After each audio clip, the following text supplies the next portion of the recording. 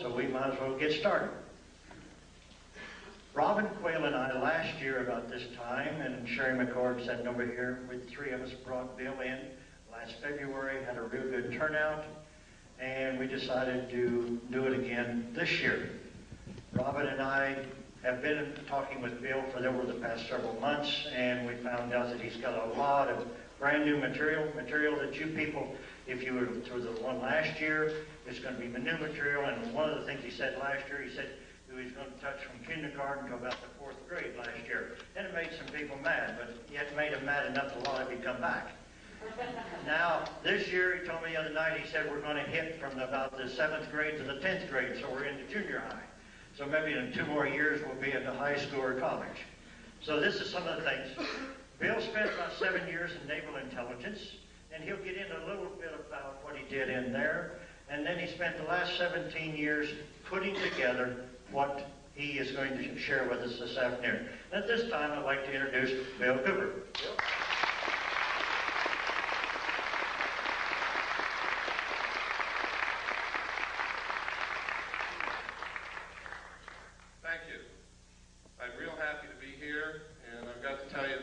Hospitality is wonderful.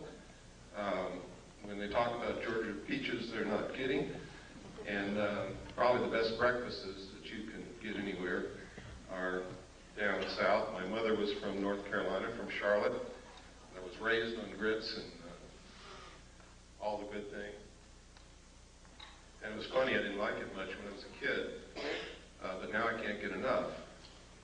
Seems like we change over the years, and sometimes the poison becomes sweet. What I'm going to talk about today is a lot of how the sweetness has become poison. Just the opposite has been happening. But it doesn't have to be that way. We can change it.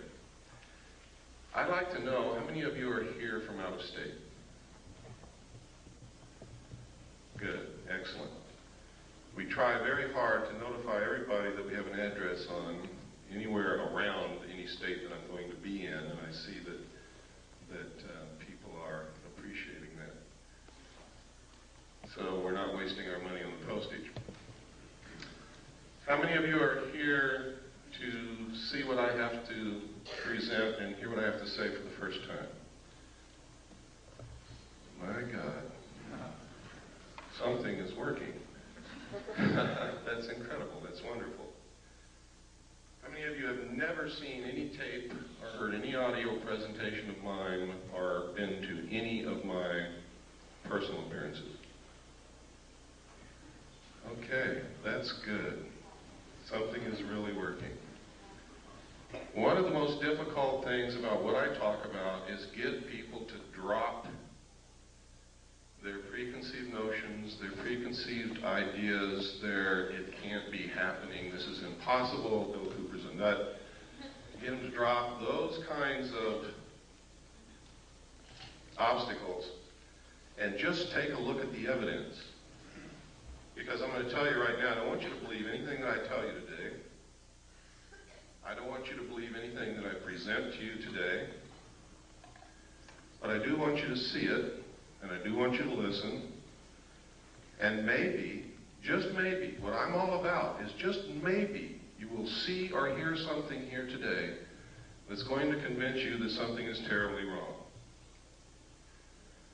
And it's going to empower you to become active and help us find out exactly what is wrong and fix it. Because I believe that we don't have too much time left to do this. I hope that I'm wrong. I sincerely hope that I'm wrong. But I have to tell you, ladies and gentlemen, since I have begun telling the world what I know and what I've found in my research, thousands of people have set out to intentionally prove me wrong, to ridicule me, to discredit me, to do all of these things, and no one has succeeded. Everyone who has gone to research the evidence to try and prove that I'm wrong has only succeeded in proving that I'm right. And I have thousands of letters from these people. And they're amazed when they do it. There are people here today who were at my presentation last year who I know didn't believe anything that I told them. They were very skeptical. skeptical and have since become helpers in our crusade because they went out and looked at what's available. Most of the evidence is in the public domain. It's there for anyone to find. That's where I found it. That's not how I got started on it, but that's where I found everything that I'm going to show you today, most of what I'm going to talk about. There is also a lot of deception. There is layer and layer upon layer upon layer of misinformation, disinformation, just plain old ordinary bullshit, and a lot of other things to get in your way. So wading through that can sometimes be difficult. You have to use your gut feeling, you have to use your common sense, you have to dig. But it's important that you learn to do that. For those of you who are here for the first time today, let me give you some background on who I am, so that I won't be some mysterious character up here rattling off information, which may or may not be true. I was reared in a military family. My father was a command pilot in the United States Air Force. He is a retired lieutenant colonel. He lives in the state of Texas now. A command pilot means that he literally has flown aircraft for thousands of hours and he's still alive. He started in biplanes and he ended up in jets. When I was a child, I can remember, I think I've scrambled through every airplane that the Air Force and the Army Air Force ever had when I was a child. My dad used to take me out to the flight line to see these planes. I've flown in many of them. I used to eavesdrop on the pilots when they sat around the kitchen table and talked about UFOs and Foo Fighters and dogfights and things that went wrong with their airplanes and everything that you can think of, until they would get sick of me and my brother and sister and send us out in the yard to play. And then we would play what we heard. When I left home, also I was reared all over the world. We lived on Air Force bases in foreign countries. When I left home, I went into the Air Force. I was in the Strategic Air Command. I worked on B-52 bombers, KC-135 refueling aircraft, and Minuteman missiles as an aircraft and missile hydraulic technician. In the Air Force, of course, you have to understand I was a young man at that time. Went in when I was 18. I spent 4 years in. I got out when I was 22. And I met sergeants, people who were over me, but who I became friends with, who sometimes after about 10 or 12 beers would begin to tell me the most incredible stories that I'd ever heard in my life about having participated in teams of Air Force personnel who recovered crashed extraterrestrial spacecraft. Now you gotta understand, if they'd already had 10 or 12 beers, so had I. That's the first thing you've got to know. Second, you have to understand that after 10 or 12 beers at the age of 21, I wasn't interested in extraterrestrial crashed spacecraft. I was interested at the girl, and the girl at the other end of the bar. So I didn't pay too much attention to all of this, and you could never get these guys to talk about it when they were sober, and you still can't today. And in fact, today it's much more difficult because they have means that they have perfected of mind control and memory erasure, to where now some people who work in very top secret projects don't even know what they work on. They know that they go to work in the morning, they get off of work and go home, they don't remember anything that they did all day. The technology for this is well documented, it's in the public domain also, and it's one way that they've figured out how to keep projects secret. If you don't believe that the military can keep things secret, consider this. You just recently heard of the stealth fighter for the first time. This is 1991. I think the first mention of it publicly was in 1990. Did anyone hear of the stealth fighter before 1990? What year did you hear? Early 80s. Early 80s? Would anybody like to venture a guess on when the first flight of the stealth fighter took place?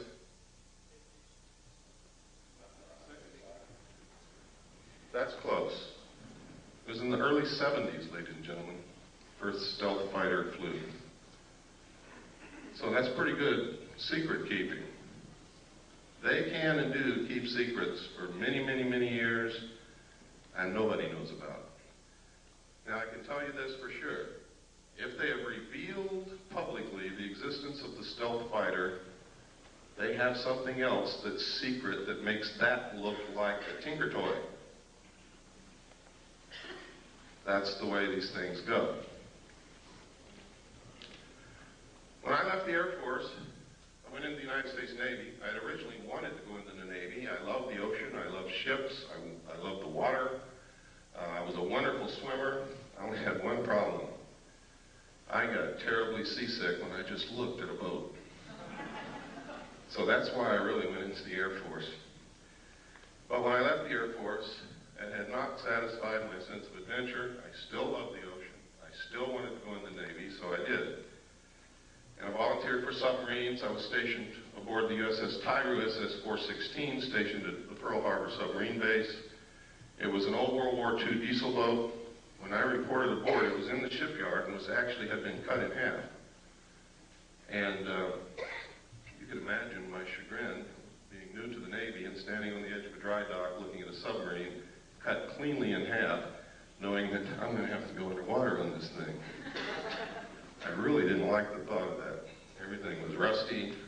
Everybody was welding everywhere. It looked like a dead grasshopper covered with ants.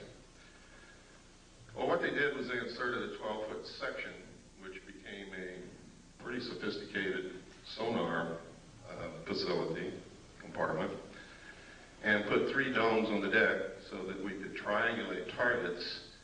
And when this was done, we could actually compete with some of the best nuclear submarines in being able to track and kill a target.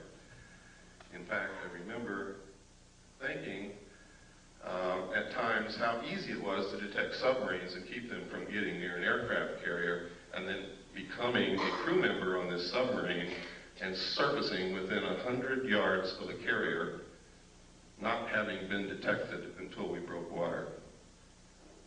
Now, to me, that was incredible, because that meant that that carrier was dead. I mean, if it had been wartime, we could have sunk that carrier very easily. I was acquainted with the state-of-the-art of aircraft technology. I was acquainted with not the state-of-the-art, but I knew what it took to go underwater and survive. It was while on this submarine as the port lookout on the transit between the Portland-Seattle area. We had been up there for the Rose Festival as a showboat, really. People came down and toured through the sub. And we met a lot of girls and had some really neat dates, and then we left. And about 1/3 of the way back from the Portland-Seattle area to Pearl Harbor, I was the port lookout. We were on the surface doing about 10 knots when off the port bow, I saw, and I was the only one that saw it, a huge flying disc the size of an aircraft carrier come up out of the water, tumble on its axis, and disappear into the clouds. Well, needless to say, I was stunned, literally speechless. I started to say something, we couldn't talk. Nobody else had seen it, and I knew that they weren't about to believe what I had seen if I told them. And it scared me a little bit too, because I had never believed in these things, even though I had heard stories about them all my life. And I didn't see your little run-of-the-mill 30-foot flying saucer. I saw something as big as an aircraft carrier.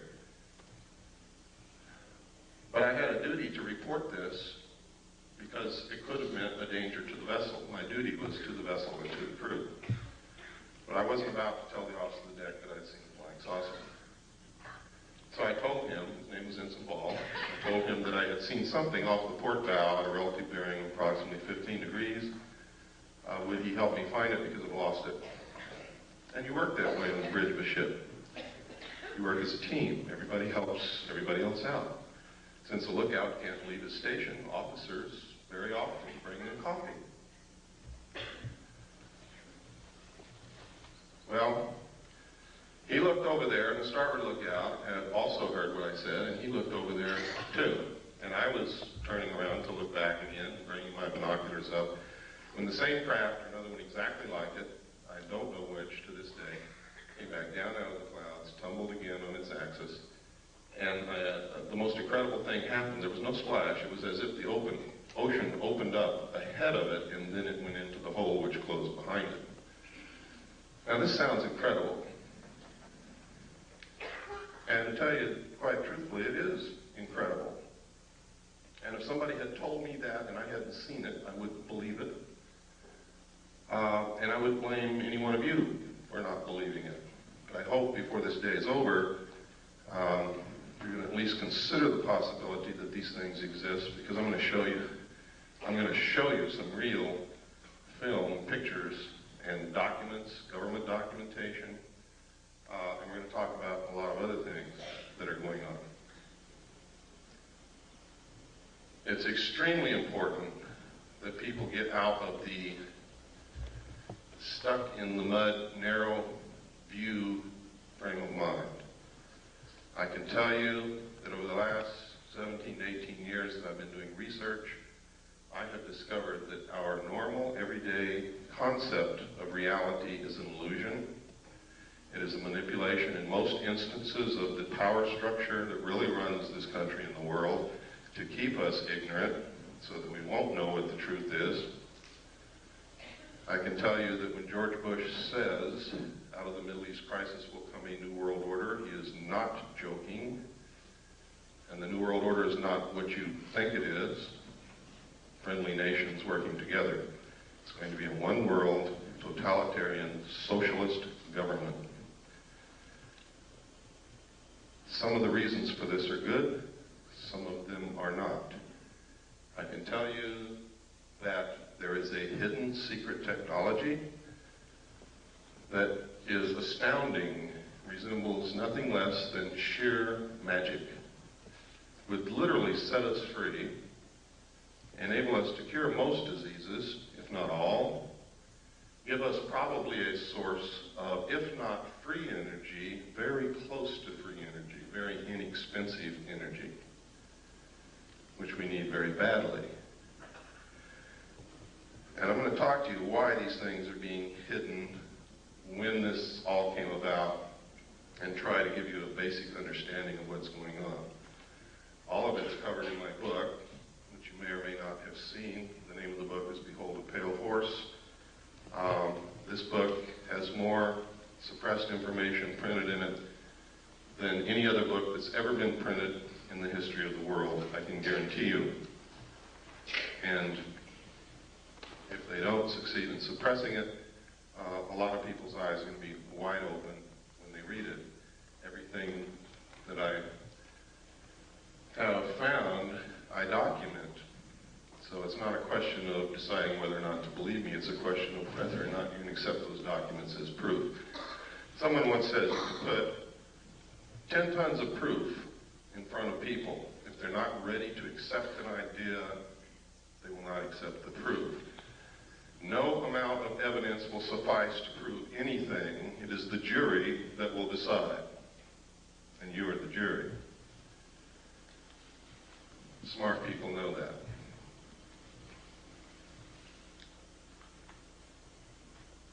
After having gone through this experience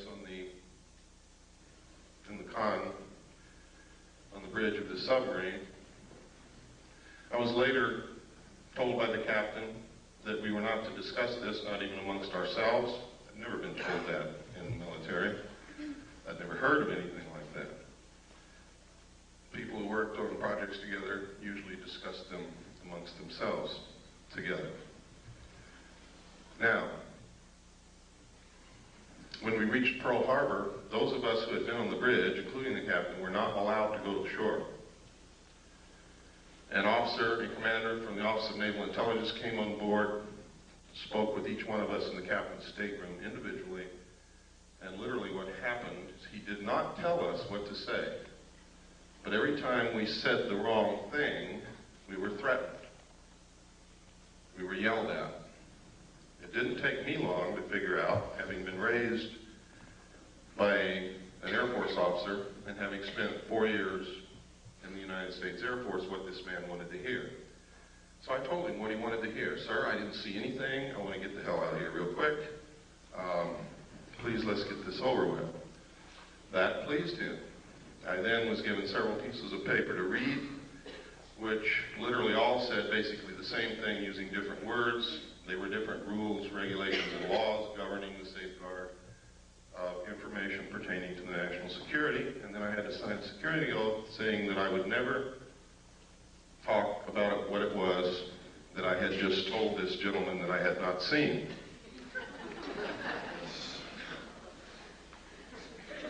And then I was allowed to go. Later I was selected and trained for Naval Security and Intelligence. I was given a secondary NEC of 9545, which is Internal Security Specialist. My job was to safeguard, control classified information, secure perimeters, buildings, naval installations, detect bugging devices, all of these things. I was specifically trained to conduct Pacific Area intelligence briefings. And then after all this training, I was sent to Vietnam and made a patrol boat captain for Naval Security and Intelligence. I was attached to Camp Carter, which was the headquarters of Naval Intelligence and I Corps. I was then sent to a division of Naval Intelligence, which was the Da Nang Harbor Patrol. I was given a crew, a patrol boat, and a lot of weapons and ammunition, and they turned me loose. And that was crazy, because I was a young man that didn't know what the hell I was doing. But I did okay, thank God. Some others didn't. Later, I was transferred up to the Dong Ha River Security Group, which was another division of Camp Carter Naval Intelligence. And my job there was to patrol the river, make friends with the people along the banks, gather intelligence, and maintain the safety and security of the river. That river was at the DMZ. It's the Takan River. The base camp was Qua Viet at the mouth of the river on the southern bank. And it was a major supply route for supplies that went to Quezon, which was under siege. While there, I learned that there was significant UFO activity in Vietnam. A lot of it. Why? I don't know. There were rumors flying everywhere. We heard stories of enemy troops firing at UFOs, our side firing at UFOs, UFOs flashing back with blue lights that did crazy things, the same things that you hear happening today. I know of one instance for a fact that after UFOs hovered above a South Vietnamese village all night, the next morning there was not a living soul in that village. Don't ask me where they went because I haven't got the slightest idea. But it's incredible. We were told that any UFO information that we sent in dispatches, messages, or discussed over the radio, we were to use the code word enemy helicopter activity. And that's what we did. The enemy had no helicopters in Vietnam, period. So anything you see in the history of Vietnam that refers to enemy helicopter activity is in fact referring to UFO activity, unidentified flying objects. When I left Vietnam, I was sent to the USS Charles Berry DE-1035 for a short period with NIS Naval Investigative Service to conduct an investigation on board that vessel. 3 months later, I left, was transferred to the staff of the Commander-in-Chief of the United States Pacific Fleet, who at that time was Admiral Bernard Clary, and was specifically attached to his intelligence briefing team. I also stood watches. In the Navy, you have a primary job. Some people don't know this, so let me explain it. In the Navy, you have a primary job, which you do. You also have to stand additional duty, which is called watches in the Navy. My watch station was Petty Officer of the Watch in the Command Center, which meant I was the senior enlisted man in the Command Center, in charge of the Command Center and the information. I was also the designated speak-at operator, which meant top secret, crypto, communications that came in under a specialized, compartmentalized category. I was the only one on watch who was allowed to handle that information and direct it to the specific place where it was to go. Now, normally these things are handled by radio men and communications technicians in a communications center. But in a command center where they have to have information instantly, everything that goes to the communications center also comes to the command center, so that there is not a delay in important information, urgent information getting to the right people who have to make command decisions. It was there that I saw documentation that I have to tell you right now could have been shown to me or given to me, or I could have been put in that position in order to see these documents so that I would specifically talk about them later. I'll tell you why in just a few moments that might have occurred. I don't believe that's the case. I believe that the information that I saw was real, was accurate, and is occurring. The documents stated that extraterrestrials were real, that UFOs were piloted by them and had been visiting this Earth for many, many thousands of years, that there was a project called Aquarius that had researched this history and compiled the history from written human records, starting with the ancient tablets left by the Sumerians, the Assyrians, the Mesopotamians, the Egyptians, right up to modern times. These documents were quite thorough and very convincing, believe me. There was documentation that the United States had actually recovered crashed alien craft. The first one occurred near a small town called Roswell, New Mexico in 1947. The crash site actually covered 2 locations. One location was on a ranch belonging to a Mr. Brazel. The other location was approximately 60 miles from there, where the main bulk of the craft had come down, from which they had removed 3 dead alien bodies. I saw photographs of these bodies, I saw photographs of the autopsies, and I saw photographs of the internal organs of these beings. It stated that in 1949 another crash had occurred, also in New Mexico, from which they had recovered more bodies, and that they had found 1 live alien creature wandering in the desert. Now you have to understand, just because I saw these documents doesn't mean that all of this actually occurred. These could have been presented to me to make me believe that this had occurred. It stated that they had kept this live alien in captivity until June 2nd, 1952, at which time he died of unknown causes. They instituted a project called Sigma to attempt to contact the race that this being belonged to. Sigma evolved into the National Security Agency. That eventually contact was made.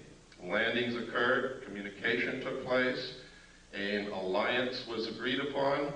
This actually was supposedly happened at Muroc, which is now known as Edwards Air Force Base in California, in 1954. President Eisenhower was on vacation at that time in Palm Springs. During this time, you can see by reading the newspapers that he disappeared. The newspapers went crazy. Reporters were combing the countryside looking for the president. They were told that he had suffered a toothache and was flown by helicopter to a dentist. Well, this was not true. The true place where he was taken was Muroc, Edwards Air Force Base. The base was closed. This is also on record for 3 days. No one could go in, no one could come out. There are witness accounts that say 3 unidentified flying objects flew over Edwards Air Force Base and landed. We have a letter, which I'm going to show you later, from a Mr. Gerald Blight, who states that he was there when President Eisenhower was there. He saw the ships, he saw these creatures. And that's just the beginning, but I'm not going to go much farther than that right now. We're going to get into some documentation so that your disbelief can start to see that this is not as incredible as it sounds. And I know what some of you must be sitting there thinking. It wasn't too long ago, I should have been thinking the same thing. Now, over the years, if this is real, it's been suppressed and covered up and hidden for very good reasons in the beginning. Reasons that don't stand up now. Reasons that have resulted in criminal activity, in erosion of the Constitution, in all kinds of things. Now, I said that I believe that this is all true. I don't believe that it's a hoax. The evidence is overwhelming that it's true. And by overwhelming, I mean exactly that. When you get into really investigating this, looking at it, the evidence will overwhelm you.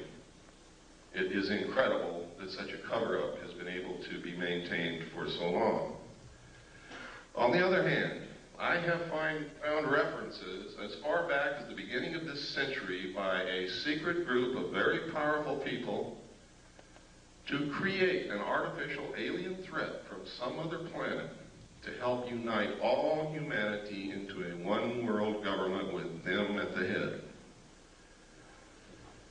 I have found a speech given by John Dewey in 1917 to Viscount Ishii and the Japanese delegation in New York City, where the first thing that he says in his speech is, "Someone once told me that the best way to unite all humanity and do away with war is if we were attacked from some other planet by alien beings from outer space."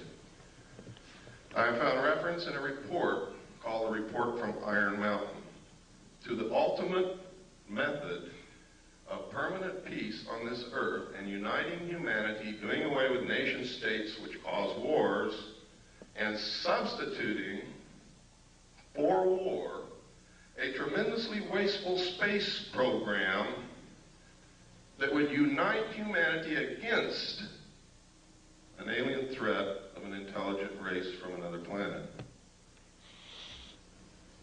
Now, I didn't know all this when I saw these papers back between 1970 and 1973 and the photographs and the records that I saw.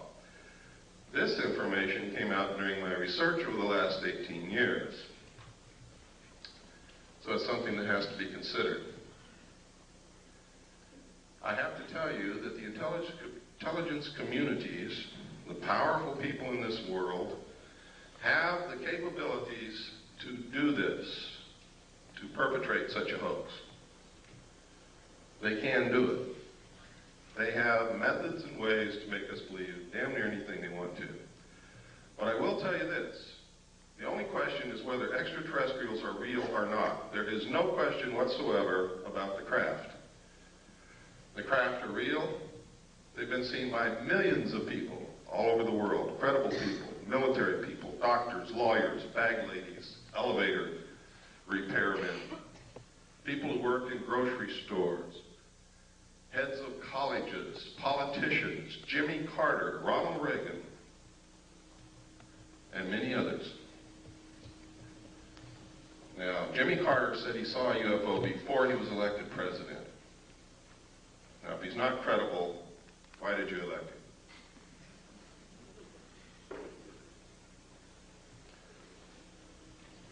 If we can send a man to the gas chamber or the electric chair on the testimony of two witnesses in court, why won't you believe millions of people who are telling you that they have seen these craft flying in the air, that they're metal, that they are intelligently guided, that they are real, and that they demonstrate a technology beyond anything that we know of publicly anyway? I can tell you that we have this technology in the United States. It is being flown in an area called Area 51, Groom Dry Lake, in the Nevada Test Range in the state of Nevada. I have seen it fly. Many other people have seen it fly. I have a photograph of it in my book. I also have a drawing given to me by one of the people who have been there and touched it and seen it. The drawing matches the craft in flight exactly. I'm also going to show you a videotape of another craft, what they call a cigar-shaped craft, above the test site here in just a few moments. So, when you hear people talking about secret weapons, when you see the stealth fighter unveiled, what they have behind it in the wings, that you too can also go see, by the way, in Nevada, if you have the money and the time to go out there and stand in the desert all night. If you look toward Groom Lake between sunset and sunrise on any given night, you can watch them test fly these craft. But you have to be prepared to stay there 2 or 3 nights because they don't always fly every single night. Now, at this time, to show you that I'm not so far out in left field that you could turn it off, I'm going to show you a tape now, and this tape is going to prove to you that the government's been lying to you for a lot of years. Now, when I say the government, I don't mean our constitutionally authorized and legal and lawful government. I mean the men who have infiltrated our government over the years and are controlling it, subverting it toward their own end. Have been lying to us. Our government hadn't had a chance to work over the last 40 years. And you're going to see why. What I'm going to show you is a tape of the Kennedy assassination. It's not a tape that you've ever seen before. I hope you will pardon the editing because I'm not a professional editor and I have to do this at home because I cannot let this tape out of my possession because that would be totally irresponsible and it would probably disappear. Keep your eyes on the driver of the car. Do not watch Kennedy. Don't look around at the scenery. Keep your eyes on the driver of the car. That's important. They have always known who killed Kennedy, and they have covered it up for all these years. Okay, if we have the lights off, and please run the Kennedy tape. Can I sit down? Can that door be closed?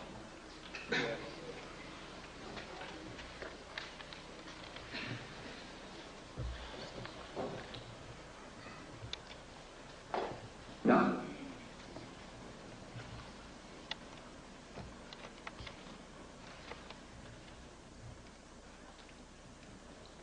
It was politics that motivated Kennedy to make the trip. Can you turn up the volume, please? To reconcile differences between two factions of the state's Democratic Party, as well as draw political support in the state that he had barely carried back in 1960. Kennedy, in fact, had felt the visit to be so crucial to his re-election chances that he persuaded his wife Jacqueline to accompany him.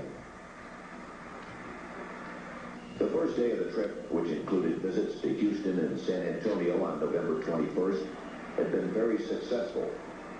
Despite his mediocre rating in the latest Gallup poll, overwhelming and enthusiastic crowds greeted the President and the First Lady at every stop along the tour.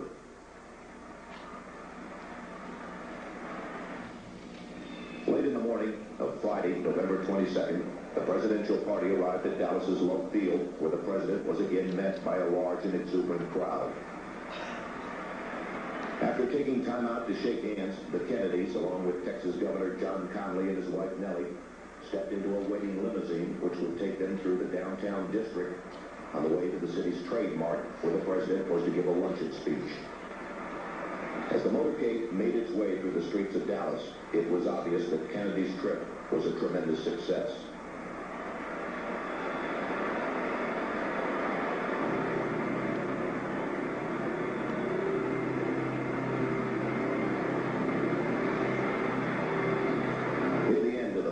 Route, the limousine entered Dealey Plaza, a small open area on the outskirts of the city. After turning right onto Houston Street, the president's car traveled one short block and then turned very sharply left onto Elm Street, where it passed beneath the Texas School Book Depository. It was 12:30 p.m. Central Standard Time. At this point, Abraham Zapruder, a Dallas clothing manufacturer who watched the motorcade from atop a grassy slope to the west of the book depository, turned on his 8mm Bell & Howell movie camera.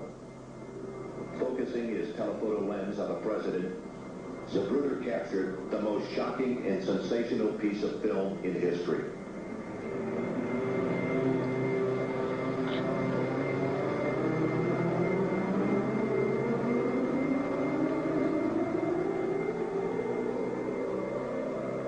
The motorcade in Dallas on November 22nd, 1963.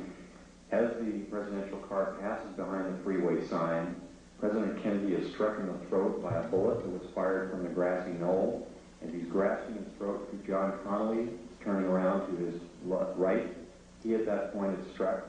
You notice the passenger of the car turning back to see what has happened to the president. As he turns back to the front, the driver of the car turns with his left arm over his right shoulder with a pistol and fires. You see the 45 caliber nickel-plated automatic weapon in his left hand. He's firing over his right shoulder. You see it in relief. You see his head pointing backwards towards the president.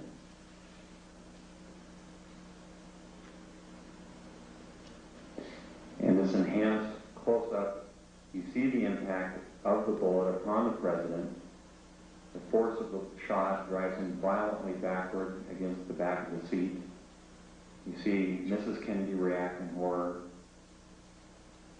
The ugly gaping wound, which is evident here, according to many observers at the scene, was actually created on the print. This was not the actual nature of the wound. But you notice that Mrs. Kennedy wasted no time in trying to exit the vehicle because she clearly was able to determine exactly where that shot had originated. And it was her personal bodyguard, Clint Hill, another Secret Service agent, who attempted to keep her in. What the arrow is indicating here is what appears to be the outline of a man, a hat, and his rifle. The arrow is pointing to the rifle barrel of the man in the bushes who possibly was the rifleman on the grassy knoll who fired that shot. Another view taken by another photographer. Again, you see Mrs. Kennedy trying to exit the vehicle at all times. Here you see the passenger in the front turning back, looking at the president. Instead of jumping back to assist him, he turns forward. The driver is now rotating. The weapon comes into view and he fires. You'll see this repeatedly in these sequences. Kennedy's been shot in the throat. He's leaning to his left. The driver now begins to rotate. His left arm comes over his right shoulder and he fires now. Again, you see the driver rotate. You see the weapon come into view. He's rotating again. The weapon is in view. He fires. You can clearly see his head turning and his arm and the weapon extending into view over his right shoulder. Many of the witnesses indicated that the car slowed almost to a virtual halt at about this point. And here in the normal version, you see how much more quickly it is speeded up. It's much harder to determine. Many of the people who asked the question why Jackie Kennedy did not.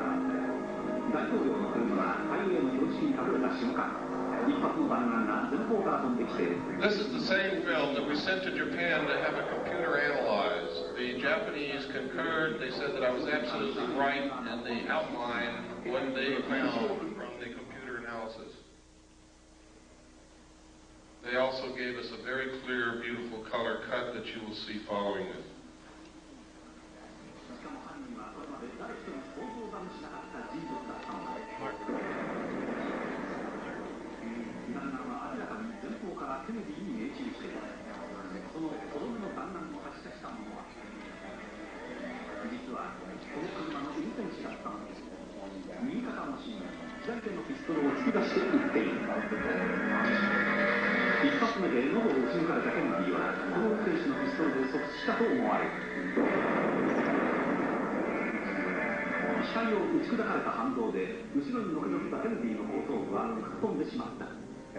Here, according to many observers, 目の前で真犯人を目撃してしまったジャクリーン夫人は自分の身の危険を悟って車から逃がそうとした。だがすぐ後ろからつけてきたシークレットサービスによって押し戻され、連中に逃げるチャンスを失ってしまった。この茂みの中に一発目の弾丸を発射した真犯人が映っている。登山帽をかぶり、ライフルを構えているのがわかる。And his rifle, the arrow. おそらくこの狙撃手が最初にケネディの喉を撃ち抜いたのだ。on the grassy knoll who fired that shot. Another 別のフィルムでもシークレットサービスが慌ててジャクリーン夫人を阻止しようと飛び乗るのが映っている。ここで決定的な瞬間をより鮮明なフィルムで見て画面右端の運転手が飛び乗り片押しにピストルで撃つのが見える。画面の右端に見える運転手の動作に注意するとわかる。ハンドルを握った右腕の芯に左手でピストルを突き出している。もう一度見てみよう。まもなく運転手の頭が後ろを振り向くと同時に肩のところに白く光るピストルが出てくるのが見える。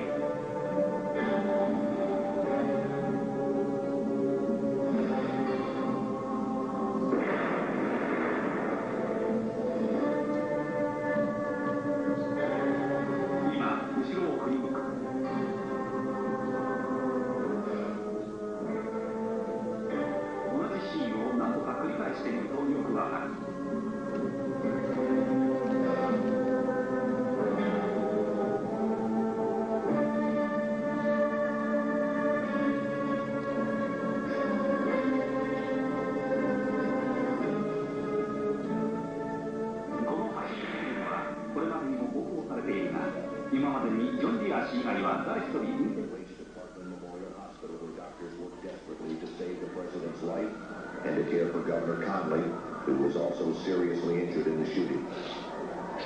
Although the governor would make a full recovery, it was obvious to the doctors that Kennedy's wounds were fatal, and at approximately 1 p.m., the president was pronounced dead.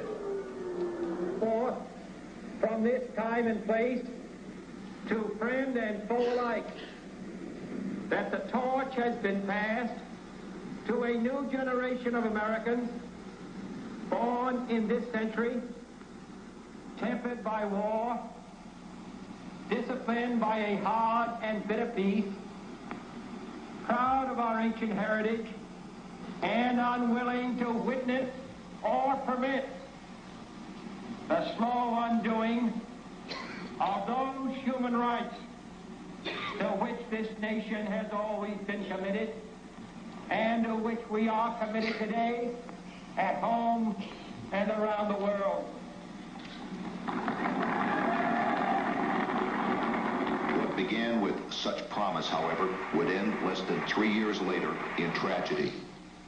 On November 22nd, 1963, President John F. Kennedy was assassinated, shot to death while riding in an open limousine through the city streets of Dallas, Texas. The death of such a young and vigorous leader was an overwhelming event which stunned both the nation and the world. In the years that followed, though, the Kennedy assassination became much more than a national tragedy. When viewed in light of later assassinations, the war in Vietnam,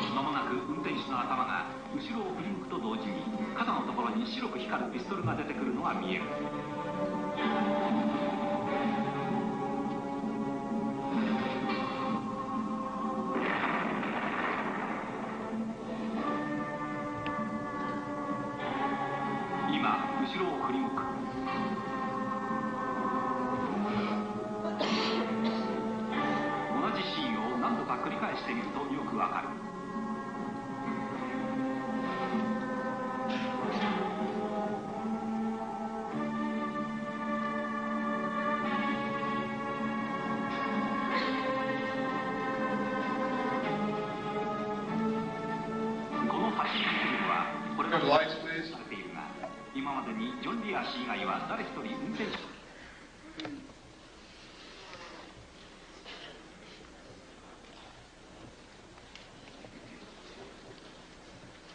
While I was with the Office of Naval Intelligence attached to the Commander-in-Chief of the United States Pacific Fleet staff, I saw documents that stated with no hesitation whatsoever, with clear understanding that President Kennedy was killed by William Greer, the Secret Service agent driving his limousine in the motorcade.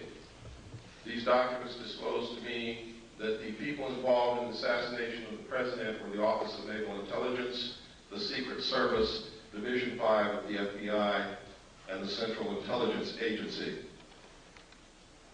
The reason stated was that he was a security risk, that he had ordered them to stop the sale and importation of drugs to the American people, and that he had ordered them to develop a plan to disclose the presence of extraterrestrial visitation to this earth within the following year.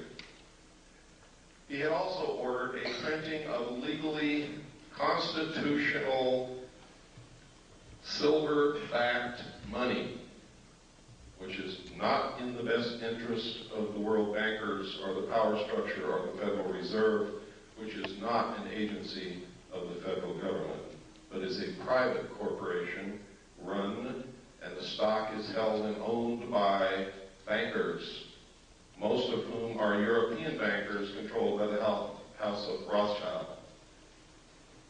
They pay no taxes on the national debt that we pay them and the money that they earn from the interest. So they were dead set against the printing of this money. Kennedy had also discovered what the CIA had been doing for many years. You see, being president, you get to open a lot of drawers that nobody usually gets to open. And he had informed the CIA that he had intended, and he said this publicly, by the way, that he intended to disband the CIA and scatter it in 1,000 different directions. So you see, he made some pretty big enemies. And there were some pretty powerful people who thought that he needed to be killed. Many of you saw this and found this out for the first time today. How many of you are upset by this? I am. I have been, ever since I saw those documents, I've been terribly upset. In fact, in my book, I enclose parts of my service record in the appendix. You can see the exact day that I found out that the Office of Naval Intelligence was involved in the assassination of President Kennedy. I went over the hill with no intention of coming back. It was my good friend Robert Swan who talked me into returning so that I can do what I'm doing today. He said, "Bill, you can't help anybody if you're in jail, and that's where you're going if you don't go back." So I went back after 8 days. But you can see the exact day in 1971 when I saw the document that told me who killed President Kennedy. Let's take about a 5-minute break. Let's take a 10-minute break.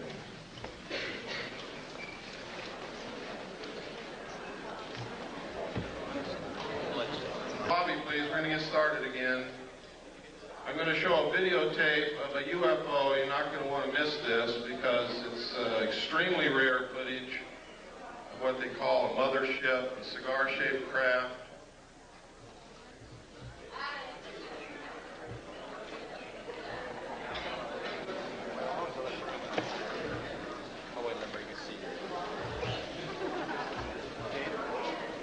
Close that door.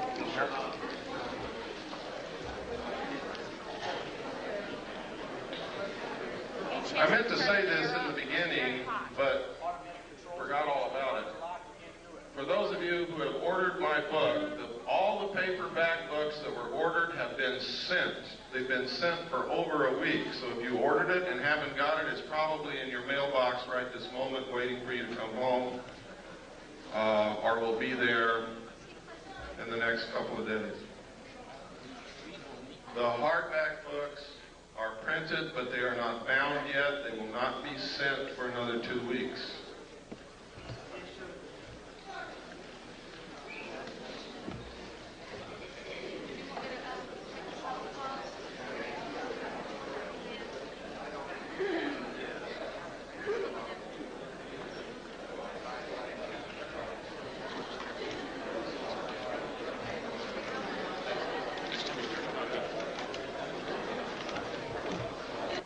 And needs to be gotten to the bottom very quickly.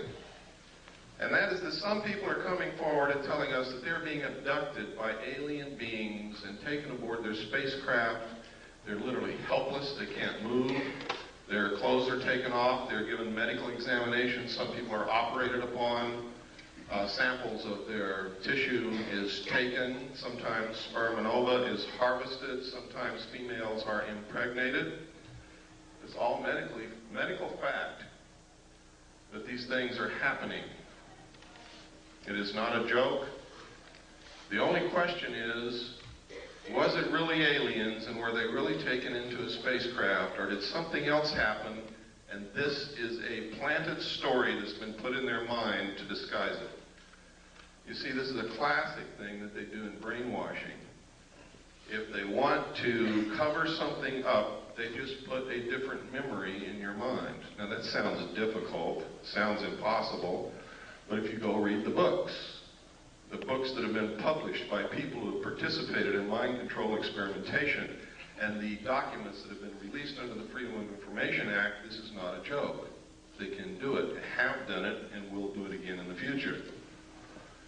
Now, if this is a hoax, if it's the biggest hoax that's ever been perpetrated in the history of the world in order to create an alien threat from outer space in the consciousness of humanity so that we'll accept the elimination of the sovereignty of nations, the destruction of our Constitution, and will accept a one-world government wherein we may not have the freedoms that we have now in order to face this alien threat together as one humanity.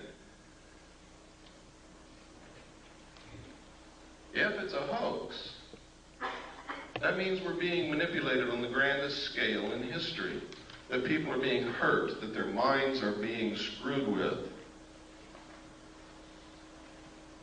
And if this is happening, we have to find out if it's really happening. We have to be able to gather enough facts to prove it, and we've got to stop it. If, on the other hand, these are really extraterrestrials that are doing these things, we have to find out why. Because these people are being implanted with very small devices, about the size of a small BB, that are literally microchips in the brain.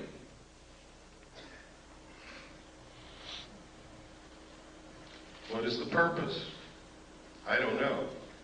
Can these people be controlled through these implants? I'm going to show you the locations where these implants are put into the brain. They're easily detected by MRI CAT scan, by anybody who is a medical professional adept at identifying foreign bodies in the human body. So, aside from the obvious reasons why we should be looking into this, those are some of the other reasons why we should be looking into it. If the New World Order is so benevolent and so good for us, why is it that we have to be coerced and manipulated into it?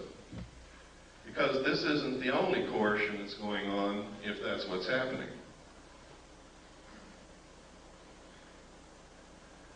Now I'm going to preface what I'm going to say next, because I'm going to talk about the war in the Middle East for a few minutes. And preface what I'm going to say next with this statement. I was in the military. I'm a veteran. I support the Constitution and the government of the United States of America and will fight anyone who attempts to overthrow it or destroy it. I am for our troops in the Middle East. I am for them. I hope that not a one of them gets killed. And as long as we're engaged in battle, I hope that we win. But I'm going to tell you right now, we are not there for the reasons that you've been told. And let me give you a little history of this. Number one, George Bush comes on television and tells you that we have to send troops to the Middle East because Hussein wants to raise the price of oil and we can't afford that. That's what he said. It's on tape. It's documented.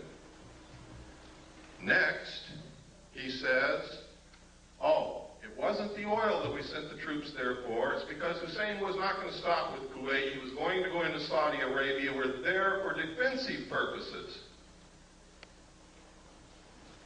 People questioned that.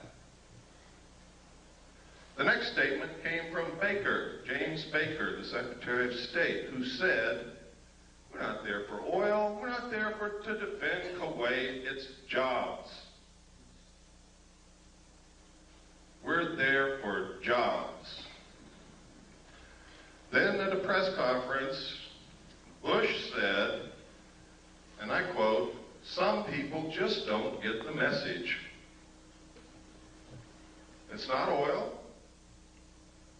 It's not to defend Saudi Arabia, and it's not jobs. We're there to prevent this kind of naked aggression.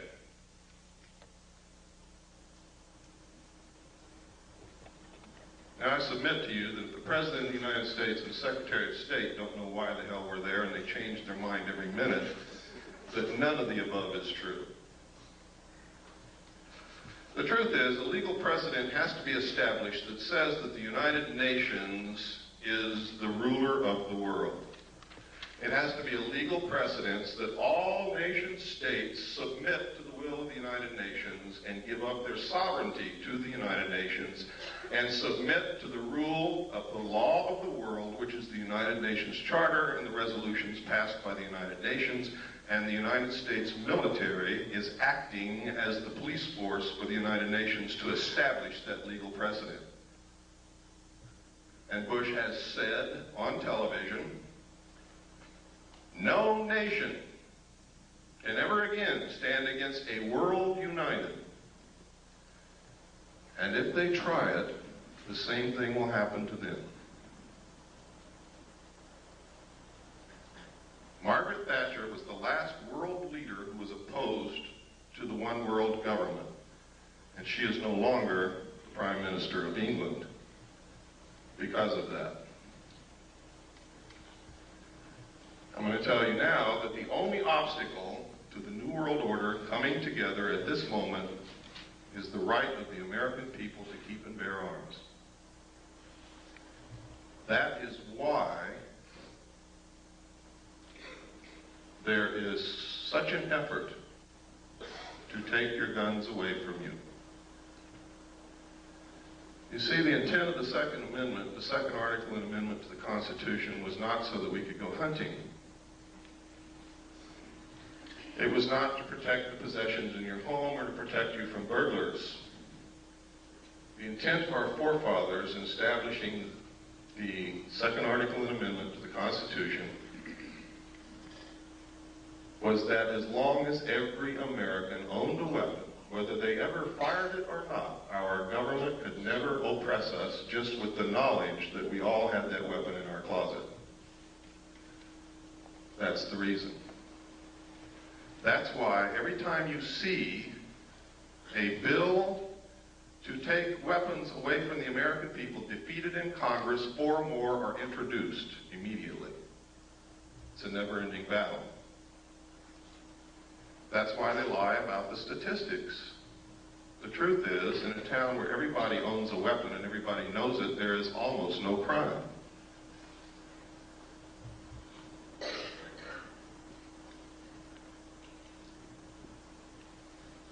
I'm going to show you this next videotape while you're thinking about that, to show you that these craft do in fact exist. This was taken above the Nevada test site. This is what's called a cigar-shaped craft. They are very large. They're also called motherships. Every time they're seen, except in this photograph, usually you see other smaller craft exiting and entering these craft, like scout ships or something. I don't know what you would call it. But it's absolutely incredible. This piece of footage you're going to see is so rare. I've only seen one other piece of film footage on this particular type of vehicle, and it wasn't even 1/3 as good as what you're going to see here. So what you're going to see is extremely rare, and you'll probably be a long time before you ever see any footage like this again. It's very difficult to get. Go ahead, there's no sound.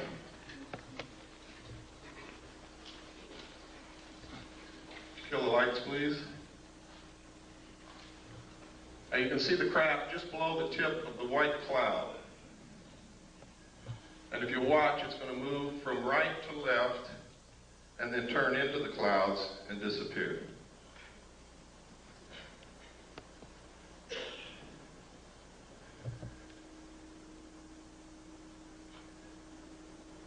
We were approximately 15 miles from that location when this footage was taken. Which means that what you're looking at there is approximately 2 to 3 miles in length.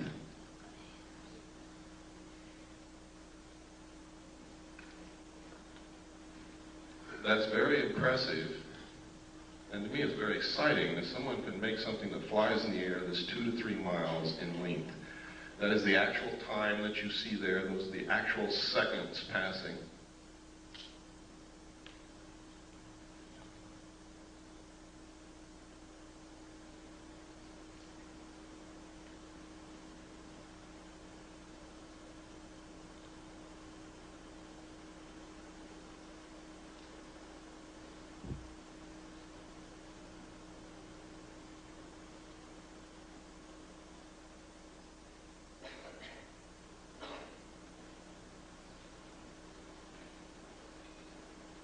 And it's almost gone now. Now it's into the cloud bank. You can stop the tape.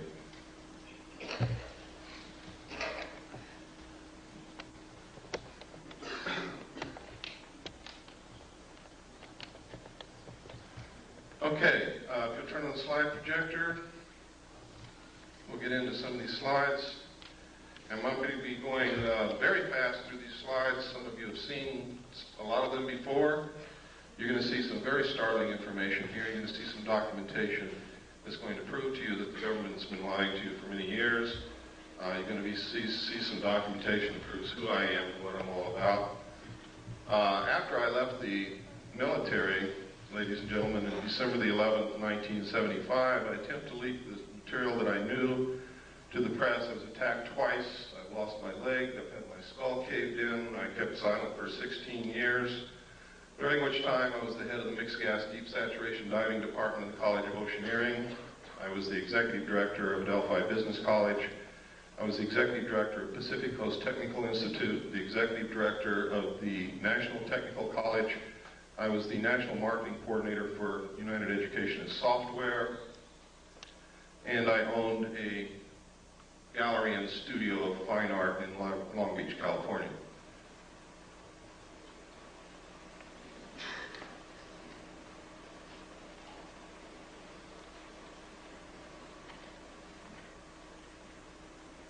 Is it on? It's on. Maybe just go forward one.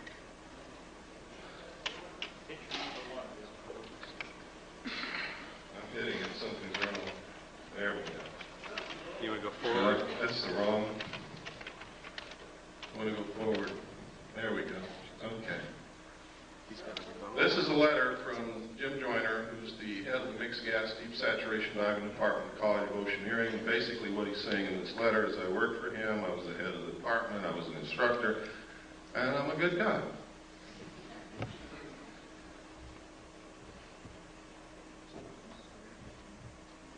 This is not working. It's not? Go ahead and push it. Just say forward and you'll push the button. Okay. This is a piece of research that was done by Bob Exler. In his own research, he verified something that I had not told anybody, and that was that when I was with the Commander-in-Chief of the United States Pacific Fleet, I worked directly under Bobby Ray Inman. He verified all of this, verifies that I was there, and that I had reported seeing UFO-related documents under that command. And it goes through to outline Bobby Ray Inman's career path, which is incredible. He believes that Bobby Ray Inman is very much connected with the cover-up group, is one of those in the know, knows everything about the alien situation. Born April 4th, 1931, graduated from college at the age of 19 with a BA from the University of Texas in 1950. He entered the United States Navy in 1952, advancing to the rank of Admiral in 1981. 20 years after entering the Navy, he graduated from the National War College in 1972. He was the assistant to the Naval Attaché in Stockholm from 65 to 67, and no records are available for his service assignments from 68 through 71. From 72 to 74, he was assistant to the Chief of Staff of Intelligence Office of the Commander of the Pacific Fleet. Inman was the director of naval intelligence from 1974 to 1976 before moving on to become the vice director of the Defense Intelligence Agency. You can see what he did? I mean, he skipped over some pretty senior people, and he's going right straight to the top. And only people who are considered to be of the inner circle do that. He became the director of the National Security Agency in 1977, holding that post until 1981 when he attained the rank of admiral and became the deputy director of the Central Intelligence Agency.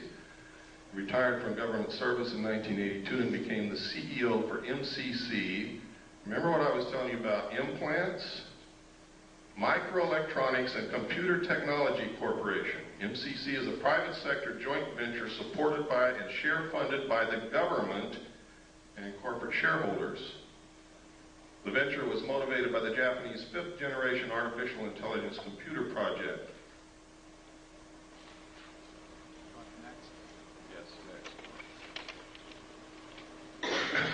This is a letter from Bob. Remember I told you Bob Swan was the one who talked me into going back after I went AWOL.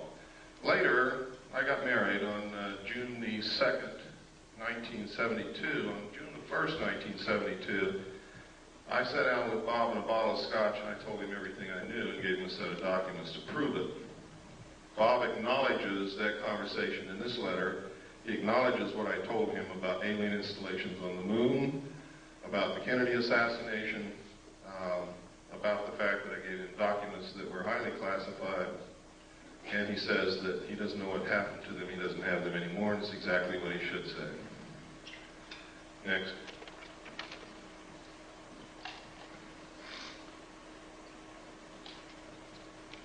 And next.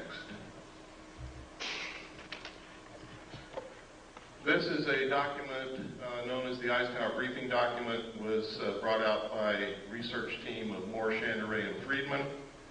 William Moore, with Charles Berlitz, wrote a book called The Roswell Incident, which was the first legitimate work on the so-called crash of the flying saucer near Roswell, New Mexico in 1947.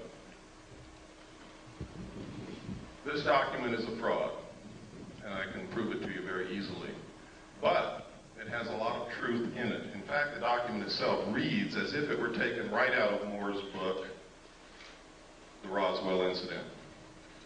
All of the designations on it are legitimate. Top secret and magic was the same designation given to the material that I saw when I was with Naval Intelligence.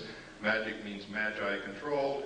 Magi is the majority agency for joint intelligence, which reports only to a top secret group called Majesty 12, also known as Majority 12. It is made up of 19 members. There are 6 from government, 6 from the Executive Committee on the Council on Foreign Relations, 6 from the Jason Scientific Group administered by the MITRE Corporation and Dr. Edward Teller. This briefing document calls it Operation Majestic 12. The documents that I saw said that it was Operation Majority. Also, look at the date, 18 November 1952. Eisenhower was not yet president, and if this is truly one of the highest held secrets in this country, he would never have been exposed to this information until he actually took the oath of president. He was not even in government service at the time he was elected. He was the president of a college. Next, please. I can tell you that of those listed there, those names, Admiral Roscoe Hillenkoetter was the director of the CIA when this group was supposedly formed. If in fact it was formed at that time, he would have definitely been a member. Secretary James B. Forrestal, according to the documentation that I saw, was a member and was the man responsible for the operation of the recovery of the craft at Roswell, New Mexico. And it is really his story that is outlined in Whitley Strieber's book called Majestic. The main character in that book was an abductee, carried the bodies from the crash site to Los Alamos National Laboratory. In the documentation that I saw, that actually did happen at James B. Forrestal. Next slide, please. And next slide. We don't have time to go through every sentence and every paragraph, so I'm just going to hit the major points. Next. Next.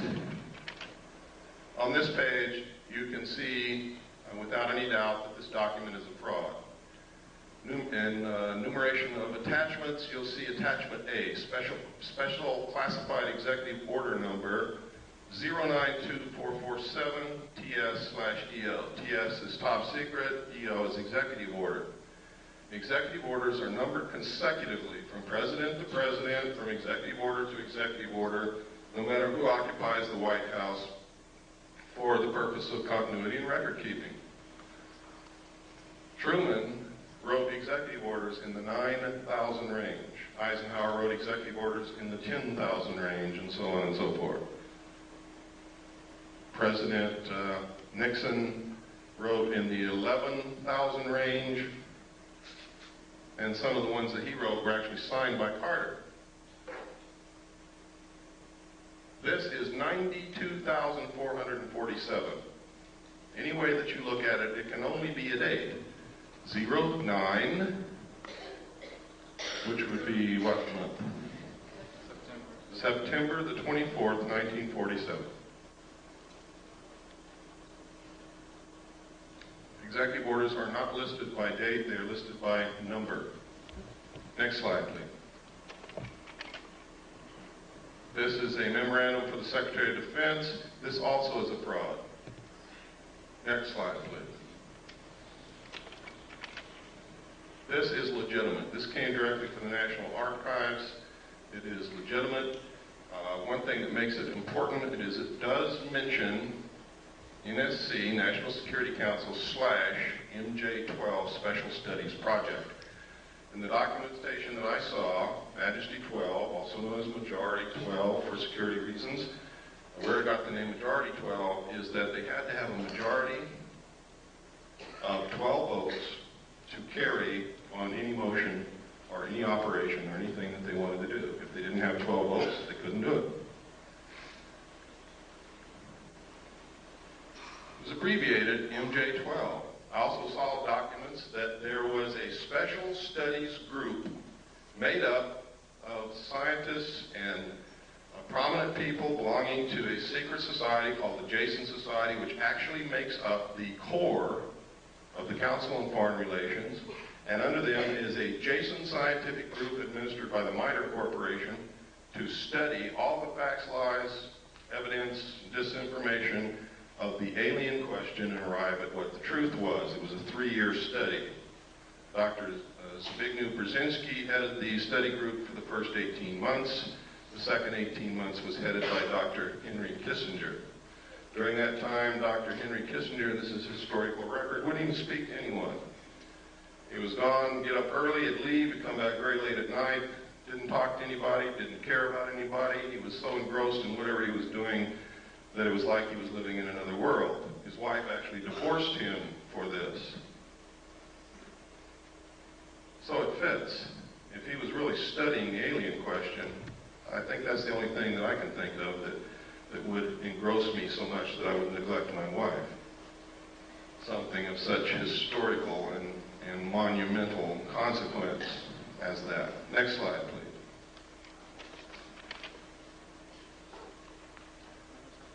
This, nobody knows if this is real or not, but this is one of the documentation that Moore, Chanteray, and Friedman came out with. Next slide. This is a letter from Jesse Marcel Jr. In the Roswell crash in 1947, Major Jesse Roswell was an intelligence officer attached to Roswell Army Air Force Base, and he was the one who was sent out to check out this wreckage that Mr. Brazel reported on his ranch. When he got there, he determined that this wasn't anything he'd ever seen before, didn't know what it was, gathered it all up, put it in his car, took it home, showed it to his wife and child that night, and the following morning took it into the base. That night, when he showed it to his child, Jesse Marcel Jr., interpreted that this was a was pieces of a flying saucer. Now, I don't know if his father told him it was a flying saucer or not, but I believe that the suggestion was probably planted in the kid's mind because the only thing that the father had was bits and pieces of stuff that looked like tinfoil from cigarette packs and balsa I-beams, although they weren't balsa, it was some kind of metal, but they were very light. Next slide.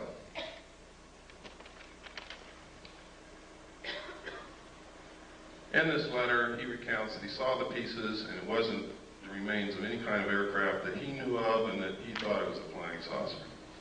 Next slide. This is the results of an interview from Jesse Marcel himself, the father. The father goes through and he makes several interesting points. He said that he was familiar with all air activities, and it was not a weather balloon, nor an aircraft, nor a missile. It was something else, and we didn't know what it was. There were just fragments strewn all over the area, about 3/4 of a mile long and several hundred feet wide. We proceeded to pick up the parts of whatever it was and load it in the vehicles. It was one thing obvious to me, that whatever it probably exploded above the ground and was strewn over the ground, traveling in a easterly direction, probably northeast to southwest. We filled the vehicles and then proceeded to come back home to Walker Air Force Base, which is now called, or was then called, Roswell Army Air Force Base, where I was stationed, and that's how it was. Now notice that Jesse Marcel, the father, doesn't say that that was a flying saucer. He just says he didn't know what it was. And that's significant, and it's never been pointed out before. Everybody cites this letter as proof that he picked up pieces of a flying saucer, and that's a lie. He doesn't say that anywhere in this interview. Next page, please. And he goes on here, and he talks about the metal, the pieces, and what it did. He said they tried to burn it, could not be burned. Would not burn. The same with the parchment we had. The metal was so thin, just like the tinfoil in a pack of cigarette paper. I didn't pay too much attention to that at first until one of the boys came to me and said, you know that metal that was in there? I tried to bend that stuff and it won't bend. I even tried it with a sledgehammer. You can't make a dent on it. And he talks about some other things that they did. But nowhere in here is significant. Does he ever say that it was a flying saucer or an extraterrestrial craft? He just says he doesn't know what it was. Next slide, please. And even here, he doesn't say or venture any guess as to what it was. Next slide. This is a letter. This is called the Smith Memo. Smith was a radio engineer for the government of Canada. He came down to Washington to see if he could get the United States government to participate in electromagnetic experiments and experiments involving radio waves and other things of that nature. While he was there, he read a book written by Frank Scully called Behind the Flying Saucers, and he wanted to know if it was real. Scully in his book had said that the government had recovered crashed flying saucers and was hiding this from the public. He went to his embassy, the Canadian embassy in Washington, asked them to find out the truth. The Canadian embassy contacted Dr. Robert Sarbacher, who was a senior scientist working for the Pentagon at that time. And if you'll give me the next slide, this is what Dr. Sarbacher told the Canadian embassy, and they relayed it to Wilbur Smith. A, the matter is the most highly classified subject in the United States government, rating higher than even the H-bomb. B, flying saucers exist. C, their modus operandi is unknown, but concentrated effort is being made by a small group headed by Dr. Vannevar Bush. D, the entire matter is considered by the United States authorities to be of tremendous significance. Again, no mention of extraterrestrial or alien beings. And as you're going to see later, yes, flying saucers did exist. Next slide, please. This is the rest of the Smith memo. It's important that you see the signature and the official stamps and the classifications that were on this thing. It is now declassified. Next slide. At the same time that the government was denying that they were interested in flying saucers or that flying saucers were real or that they were investigating or anything, this poster was on the bulletin boards of Air Force bases everywhere. I remember seeing this for many years on bulletin boards where my father worked.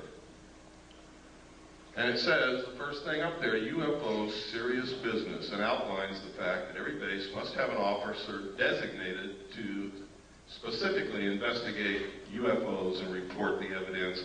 And down here, it tells him what he has to have. And one of the things is a Geiger counter, a magnifying glass. I don't know what he's going to do with that. And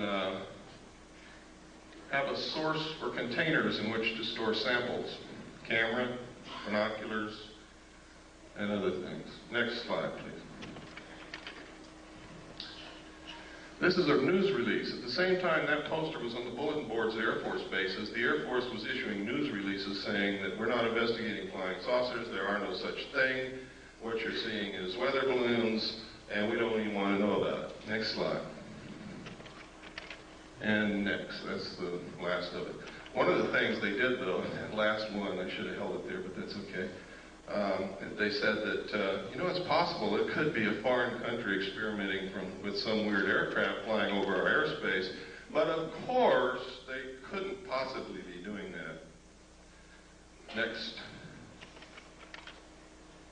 At the same time, this poster was also on military bases, and one was the winner of Poster of the Month. Next slide.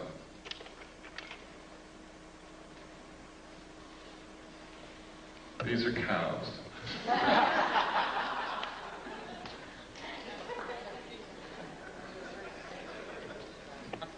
But I wanted to show you what they look like in case some of you haven't been out of the city in a while.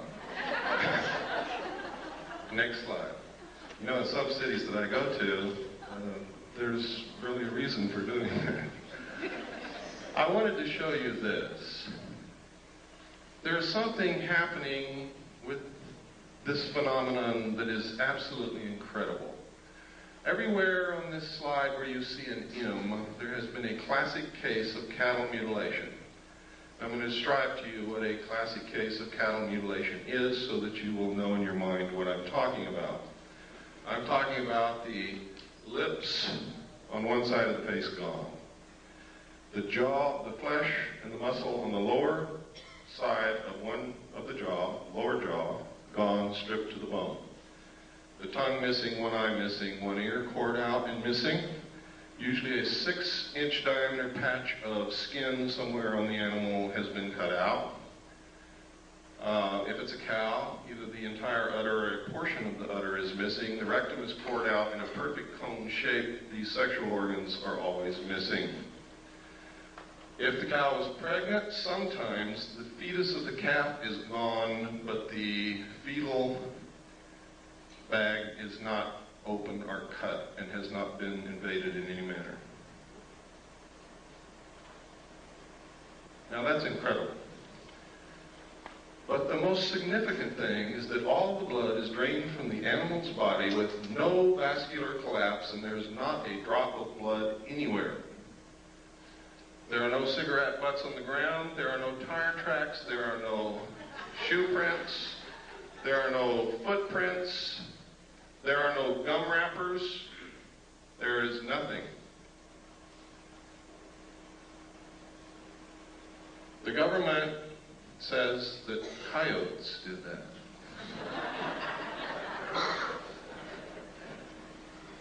Now, I'm not going to pretend that I know who or what it was, but I do know one thing, it wasn't coyotes.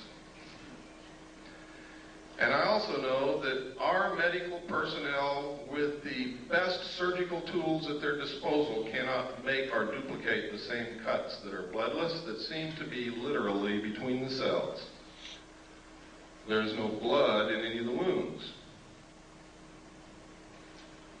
There are always 2 holes on the neck of the animal. Now, we got very curious about why would these specific parts of the animals be missing? And we came up with some things that are very interesting. Dust collects in the ear.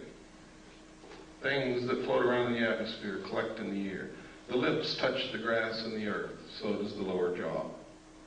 The eyes exposed to the atmosphere. The rectum is where most of the heavy impurities, the things that cannot be digested, that are poison to the system, collect, and that's why people get rectum cancer and colon cancer from these things. The sexual organs which show genetic damage. And where does radioactivity show up first in a mammal? In the milk. So then we got very interested in where these mutilations occurred, what time of year, which way was the wind blowing, and what was upwind from these locations, and we found in every single instance there was a nuclear site of some kind, a power plant, a weapons base, a weapons storage installation, weapons manufacturing plant, a testing area, missile stockpile, uranium mines, and tailing piles, waste disposal areas. In every single instance were upwind from these sites. From that, I deduce that whoever is doing it is trying to find out how much radiation has leaked into the atmosphere, the food chain, and the groundwater, and what is it doing to the living mammals in its path. The fact that they leave these carcasses laying out there is an act of terrorism. Literally. I mean, if you want to check for something in these animals, that's fine. But there's no reason why you couldn't take it somewhere else, chop it up, dispose of it, or eat it, or whatever. Why is it being left on the ground? That's an act of terrorism. It's done intentionally to scare people. Why? Maybe to create an alien threat from outer space. Maybe because aliens don't eat beef.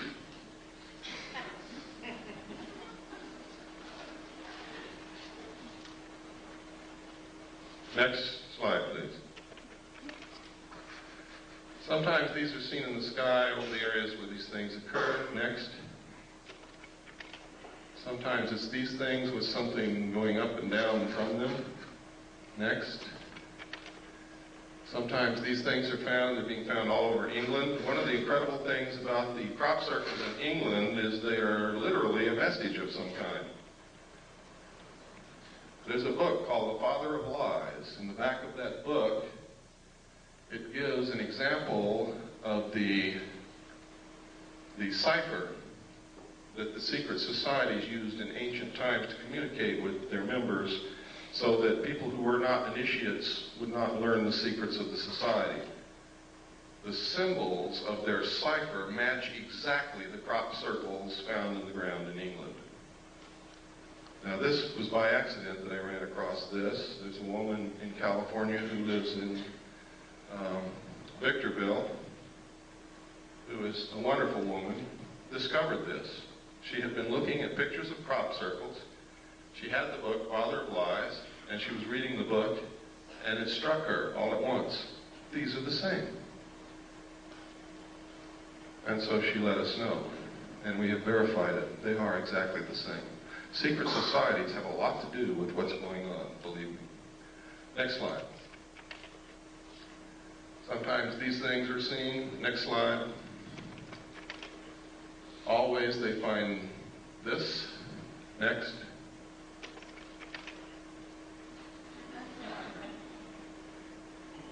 Then we got to wondering, gosh, all through history there's records of people and animals being found with the blood sucked out of them. Is this the source of the vampire legends? Back through history, we have found that there are accounts of animals and humans who have been mutilated in this classic manner. Next slide, please. This is some of the information a man by the name of Bill English has released. It is some of the exact information that I saw while I was in naval intelligence. He was working as while he was working in England at a national security agency, listening post really, and he saw the same documents there. Next slide.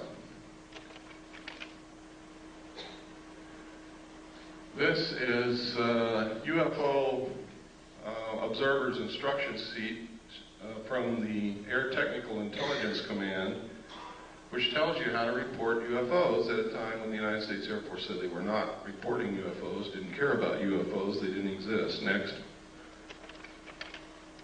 Next. These are all official Air Force forms. Next.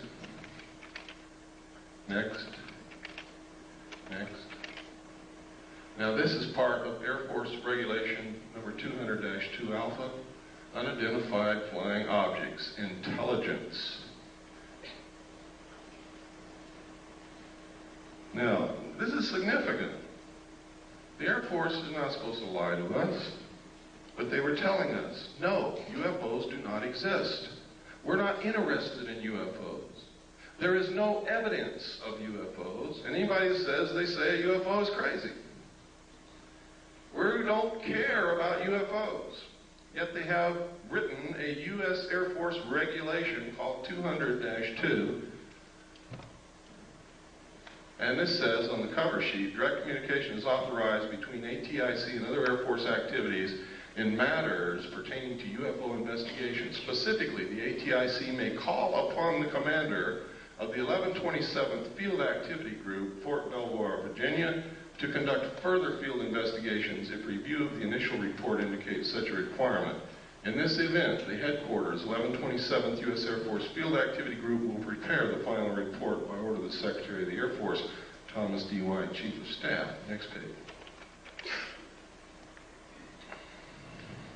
This tells how to report it, what forms to use, identifying information, weather and winds, comments of preparing officer, classification, time and date of sighting, manner of observation. Next. General information, releasing information. That's funny. Releasing information, it says under here. All information of releases concerning UFOs, regardless of origin or nature, will be released to the public or unofficial persons or organizations by the Office of Information Services Office of the Secretary of the Air Force. This includes replies to correspondence, except congressional inquiries, submitted direct to ATIC and other Air Force activities by private individuals. Exceptions. In response to local inquiries resulting from any UFO reported in the vicinity of an Air Force base, information regarding a sighting may be released to the press or the general public by the commander of the Air Force base concerned only if it has been positively identified as a familiar or known object.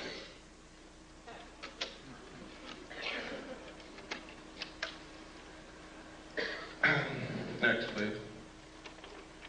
And it goes on, but we just don't have the time. This is how to report one that moves around in the sky. Next. Next. Next.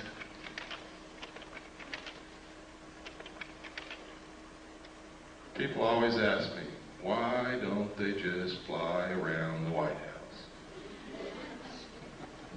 Well, there's a UFO. This photograph was taken in the early 50s, and that's certainly the White House. Next slide. Those are not butterflies. The truth is, in the early 50s, there was extensive UFO activity in the immediate area of the White House on an almost nightly basis over a long period of time. It is in the headlines of the newspapers. Pilots were scrambled in their aircraft to go and get them out of the airspace around the White House because it's prohibited airspace. And every time they would scramble, get in their planes, take off, the UFOs would disappear. The pilots would go back and land, the UFOs would come back. This kept happening night after night after night until the pilots got so disgusted and so frustrated they wouldn't even get in their planes anymore. Next slide. This is another, this is 200-2 identified flying objects UFO. This is the rest of it. Go ahead, next. All Air Force regulations. Next.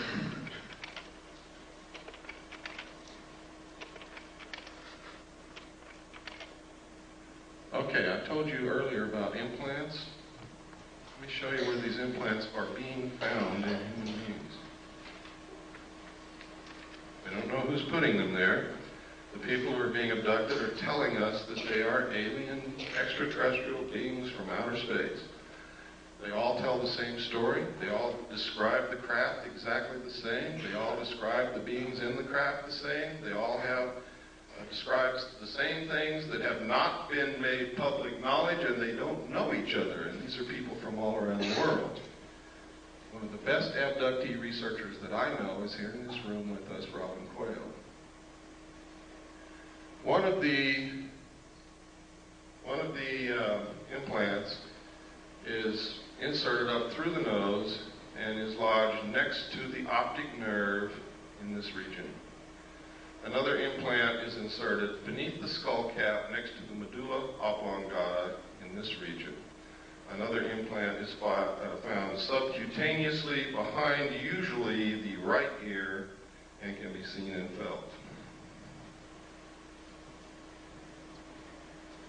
I always like to watch everybody feel behind their right ear when they say that. Implants have been found in the wrist, in the calf, and in the lower arm. Next slide. Now, this is very strange because just before these began happening and after we began finding these implants, we began noticing newspaper articles like this. Computer chip implants can help find lost pets, and it goes to outline how this happens. And it tells us that the sheriff's department or the police department in the cities are given electronic equipment to communicate with a satellite that the government has put up. And if you put an implant in your pets, this satellite can find your pet wherever it is when it's lost, and your local law enforcement people, by tuning into this satellite with their electronic equipment, can tell you where your pet is and go get it.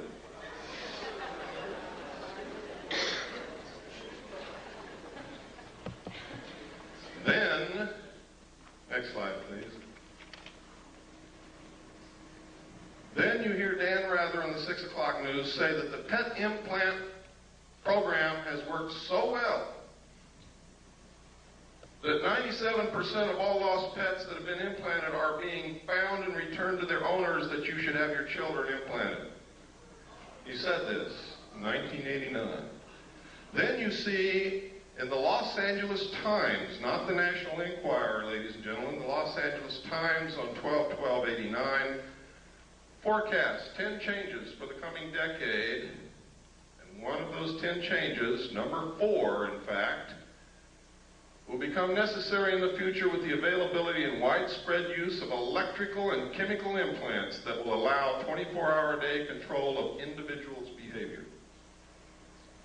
Now, are you beginning to get interested in the abductee experience? I hope that you are. You might be next. Next slide. This is just a letter to me from another researcher. Next slide. Who sent me this? It's in my book. It's the Foreign Broadcast Information Service, Foreign Press Note. The Foreign Broadcast Information Service is a division of the Central Intelligence Agency, which monitors foreign broadcasts on radio, television, military, civilian broadcast waves, and gleans information. This entire report, each paragraph is a separate report of flying saucer or UFO reports in the Soviet Union during the period covered by this report, and this report was issued 22 November 1989. You never heard of any. Every paragraph. One of these paragraphs refers to a crashed craft on a hill from which they recovered pieces of technology that we're not capable of manufacturing. Next page, please. All of these. Now you see at the top is what they found up here. Get a little closer so I can read it. Some of the scientists have concluded that the object that crashed into Hill 611 was an extraterrestrial space vehicle constructed by highly intelligent beings. Doctor of Chemical Sciences V. Vysotsky, it's a good thing I'm not Russian, I couldn't talk, stated that without doubt this is evidence of a high technology and it is not anything of a natural or terrestrial origin. He cited the fact that the remnants of fine mesh, included bits of thin threads with a diameter of only 17 microns, and that these threads in turn were composed of even thinner strands twisted into braids. Extremely thin gold wires were discovered intertwined in the finest threads, evidence of an intricate technology beyond the present capabilities of terrestrial science, according to this man that I can't pronounce his name. Next slide. It continues. Next. Next. And I was marking some of the locations. There's a mark on here somewhere. Right here. There's one of the locations, one of the reports. Next slide. These are some of the others. I didn't mark every one of them. I marked the important ones in the Union of Soviet Socialist Republics. Next slide, please. This is the first known civilian photograph of a UFO. Next slide.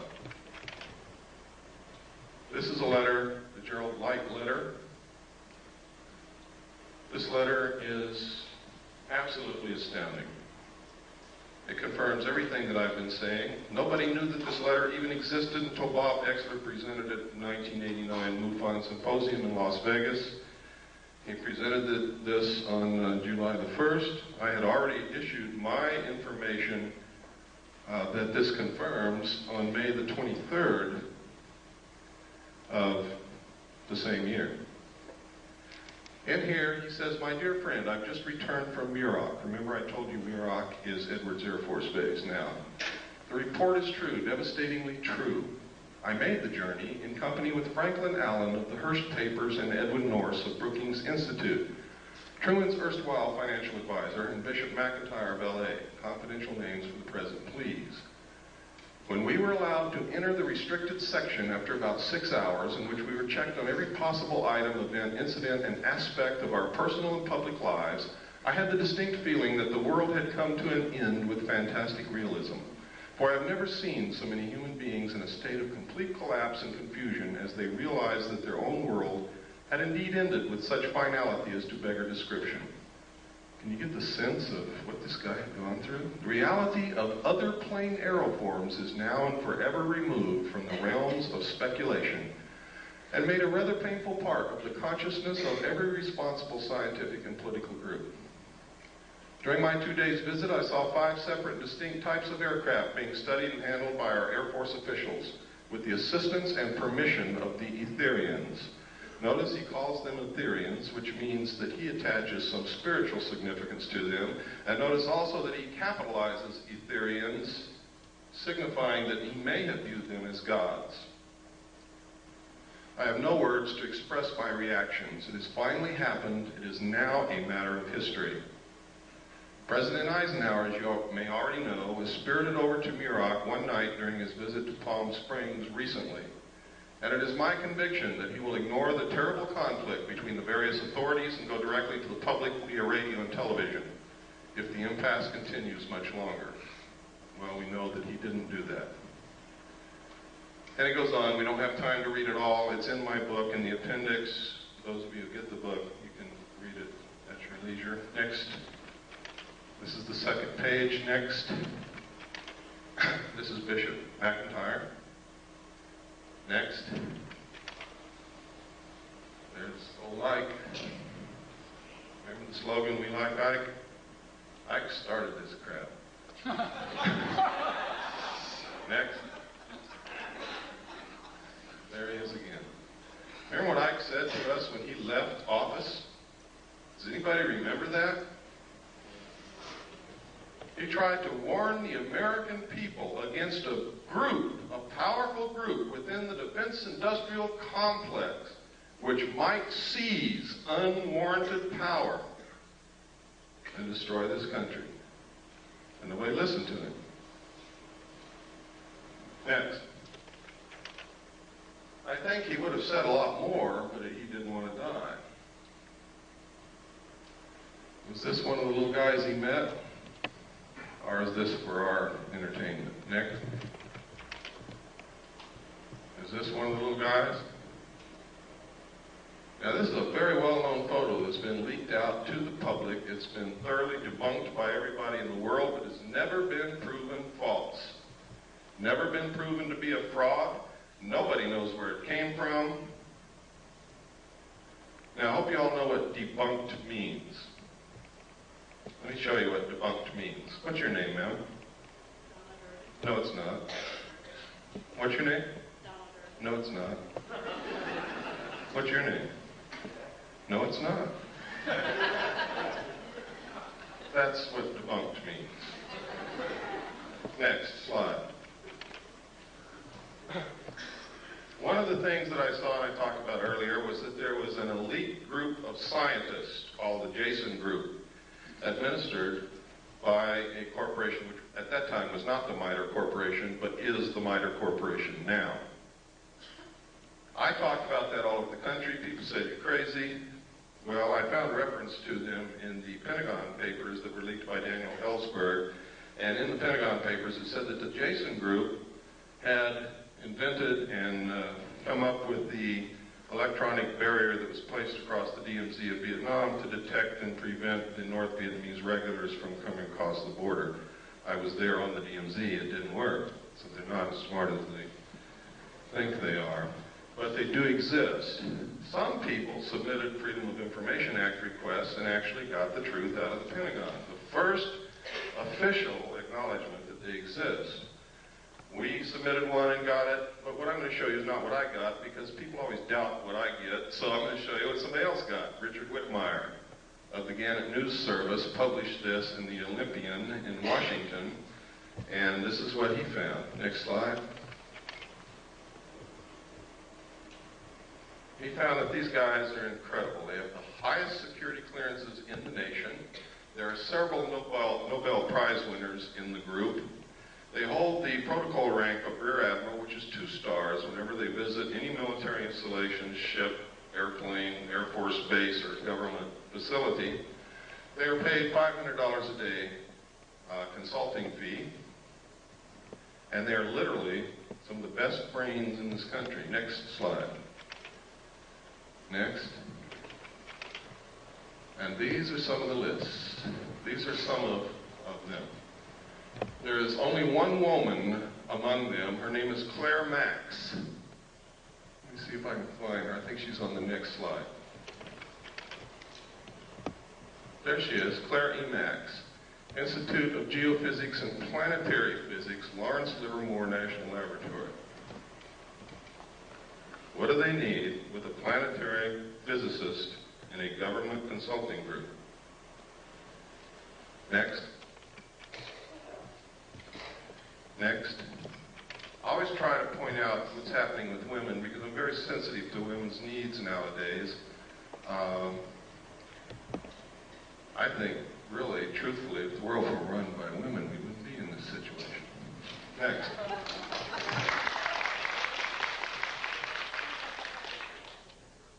This is Bob Exler's idea of what the cover-up structure looks like. He believes wholeheartedly that to have a cover-up of this kind involving this kind of technology, you would have to have full support from what we call corporate America. Now, this would be very easy in this country because who is corporate America? It's literally the Council on Foreign Relations. And I'm going to show you later that not only is this possible, it's probably absolutely right on. Next. Next, we've already looked at this. This is a piece of film that was sent to Leonard Stringfield, who is another researcher, who, the person who sent this film said that this was an alien extraterrestrial body recovered from a craft that had been burnt. I've looked at this at every angle that I possibly can think of, and I can't tell what in the world it is, except that you can sort of get a sense that it's probably biological something. Next. This was also sent to Leonard Stringfield, and the same thing was purported to be said. They said that this was the burned body of a crashed extraterrestrial being from a crashed spaceship. And this this one is a fraud. Because right here, under the body, is a pair of Air Force flight glasses.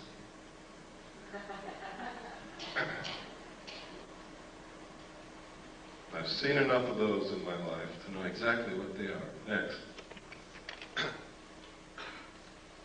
This is an official U.S.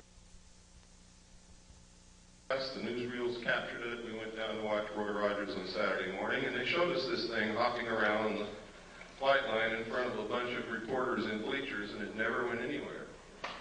It just sort of hopped around, and the pilot had this incredible, terrified look on his face. Next slide. This is a photograph taken at a junkyard at a, I believe it was White Sands test range. Nobody knows what it is. Looks like a mad welder went wild. Next. This is a photograph. It's supposed to be able to learn how well parachutes of different designs work with this thing. Is that true? I don't know. Next. This is another one. We couldn't figure out what this is used for. We compared the shape and the size of this to the known nose cowlings of large aircraft, and we haven't been able to find anything that it fits. But there's a lot of experimental aircraft that you never get to see, so that doesn't mean anything really. Next. These are photographs of 3 UFOs, or actually 4. One's almost out of the photograph up there, over a power plant. They seem to really like power plants. They're seen a lot, especially around nuclear power plants. If my theory about the cattle mutilations is correct, that might explain it. Next slide.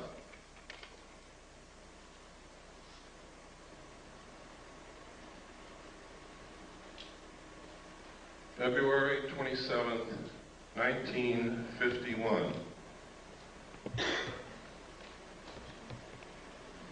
Isn't Lassie beautiful? Next slide. This advertisement was in this magazine. Flying mobile camper of the future may be electric powered, plugging into any electric outlet for recharging. Now this is during the period of time when people like Herman Oberth, the world-renowned rocket scientist who was the teacher to Dr. von Braun, was saying that we couldn't take credit for all the technology that we've developed in the last decade. And when the reporter asked Dr. Oberth, what do you mean? What other nations helped us? He said, it wasn't another nation, son. It was those little guys from out there. And security people grabbed him and hustled him right out of the press conference. That was at his retirement. It was also the same period of time when William P. Lear, John Lear's father, said on a television talk show when asked what he could see for the future, he said, you will be able to get into a phone booth in Los Angeles and step out in New York City. And he wasn't joking, and the audience laughed at this man. This was one of the bigwigs in the defense industrial complex who knew exactly what was being researched in our laboratories at that time. Next slide. And also in this magazine, this scientist, Richard Wilson, exposes flying saucers. He says what they've been saying for day one, they're weather balloons. Next slide.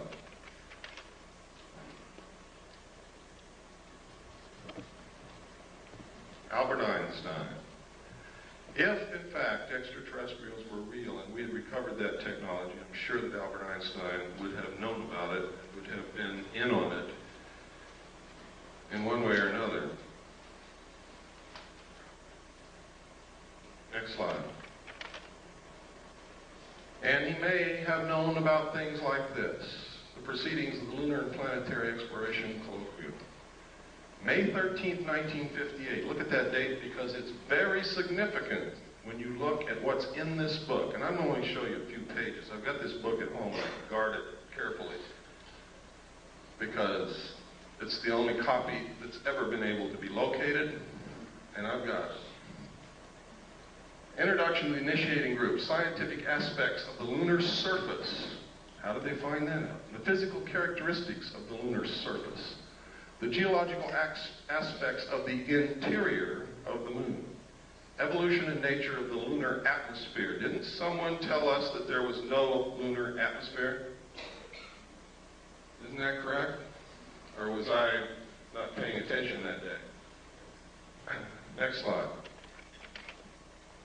In this paragraph, they say the introduction to the initiating group is that this is a lunar-based planning group. And then it's going to be attended by the RAND Corporation, by people from UCLA, by North American Aviation. Next slide, please. You can see that this colloquium took place between May 13th, 1958 and April 25th, 1959. Next slide. Next. Here's another contents of a separate section of the same document. The chemistry of the moon, chemical resources on the moon, power for a lunar colony, where to land on the moon, observations on Mars and Venus. It doesn't say observations of Mars and Venus. Gamma ray spectroscopy of the moon's surface, program of lunar and planetary experiments, and the crater Linnae, which is very important, ladies and gentlemen, because the crater Linnae has completely disappeared from the surface of the moon. You cannot find it. It's as if bulldozers have covered it up. Next slide. But in 1958, in this document, there may have been someone on the moon at that time. Next slide. Are orbiting the moon who took these photos of the crater Linnae. What's so interesting in the crater Linnae? Why did they have that in their colloquium? Well, there's a couple of things. One is this right here. Look at the crater. See the crater? See where the shadow is? And see where the sun is? There's another crater. See where the shadow is and where the sun is? That means this is not a crater, this is something sticking straight up from the surface or coming out of the surface of the moon. The caption in the photograph said that this is gas escaping from the interior of the moon. But there's even something even more interesting, and that is in this crater there is a dome. And in this crater there's also a dome. These are both the same photograph taken with different filters. Next slide. Now, supposedly we had nothing up there in 1958 and 59 orbiting the moon, and there was nothing on Earth that could take a photograph like that from the Earth. This is the Tonopah area of Nevada. Tonopah Test Range is out in this area. Next. Down here you see Nellis Air Force Base. See again up here, Tonopah Test Range. Down in here is Mercury. Over here is Groom Lake. Next slide. This is the Tonopah Test Range with some revelations on it. Stealth fighter flight path, turn off to TTR, rocket on stand, radar road, large radar facilities, unmarked runway used by stealth fighters is here. We could go on and on, but we don't have the time. Next. This area is also the test range. Nellis Air. Over here it says Force Base. Gold Flat, you see over here is Tonopah. Right up here it says Saucer Mesa. See that? Saucer Mesa. I don't know if that means anything, but I think that's a hell of a coincidence in an area where they're testing flying saucers that you've got a name on a map called Saucer Mesa. Next. This is a letter from a man who worked in, and this is in my book, so I'm just going to brush over it lightly, who worked in Area 51 and saw the saucer fly. Next. That's just a lens cap for my camera. We cover up names to protect the identity of people so that they don't get hurt. But in here, he talks about seeing crates labeled Project Red Light. Project Red Light is the name of the project that I saw that flew the crashed alien discs and the technology that we had for flying saucers. He also talks about the fact that when a certain siren would go off, they were supposed to run into a building and they couldn't look out the windows. Or if they were caught outside, they all wore a little pouch on their belt that contained a black hood. They were to take the black hood out of the pouch, put it over their head, and lie down on their stomach on the ground and not move. Next. And he goes through, he talks about, he says he saw the pilots, they were human, and they were just slightly larger than he was. Next. And next. This is a photograph of one of the craft flying above Area 51 in Nevada. Next. This is a photograph of some craft. I forgot where this was taken. It was not in Nevada, but this symbol, some people say that this symbol belongs to a group of aliens called the UMO group. Now, I did a lot of research to find out if there's anything in this earth named UMO. I found an UMO corporation in London, England, that was a KGB front company. Just like the CIA has front companies. One of them is Gray Advertising in New York City. Belongs to the Central Intelligence Agency. They are the ones who pay the expense checks for UFO Cover-Up Live. Next. This is a saucer developed and flown by the French. It is real. It flies. It's not a joke. Next. It's another view of the same saucer. You can see the hatch down here. This is significant. That is a watertight, airtight hatch. What kind of technology is that based on? Boy, you got me. It says here, it says 3 135 horsepower engines would supply the power. Doesn't say that it did, and it doesn't say what kind of engines. Next.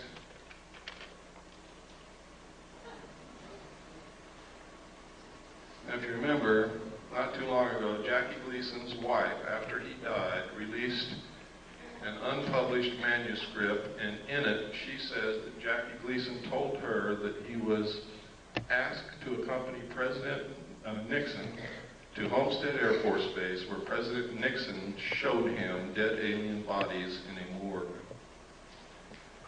Jackie Gleason was very much interested in UFOs and all of that kind of stuff, and he was a friend of President Nixon. Nobody knows if the story is true, but I don't think his wife has any reason to lie to us. Why would she want to discredit her dead husband with something ridiculous that wasn't true? Next. And that was the cover of this magazine, June 14th, 1955. Next. In which this story appeared. This was information leaked by a general, and he gave them a scoop. These are actual drawings of a United States Air Force flying saucer, tells how it worked, shows the air base of the future, and what is it? I'll be damned if it isn't an underground base where they can go in and out this way, out cliffs like they do under the Archuleta Mesa near Dulce, New Mexico, or up out the top. What a coincidence. Next.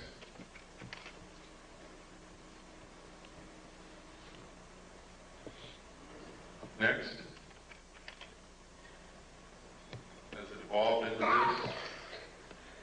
Here we are again at the Nevada test range. Next slide. Now, this is Broom Dry Lake right here. Notice it says danger. Right up here is where the 29.5-mile marker is. Right up here somewhere is the little alien. Down here is Las Vegas. This highway goes up out of Las Vegas through Alamo to Ash Springs. Then you take this highway down here to the 29.5-mile marker, and you look directly at Groom Lake on any given night from dusk till dawn, and you will see them fly. You can take photographs of them. You could videotape them. Thousands of people have done it. They have called into radio shows and said what they saw. When Billy Goodman was on KVEG in Las Vegas, every night, dozens of people would call in and report what they saw out there. Next slide. That's Groom Lake again, showing the tunnels that go to Los Alamos and up to Tonopah. Next. These are the facilities at Groom Lake. The United States Air Force and the government say that there is nothing there. It is a barren desert wasteland with a dry lake bed. There is nothing there. This is where they developed the U-tube. Next. It's another view of the same thing.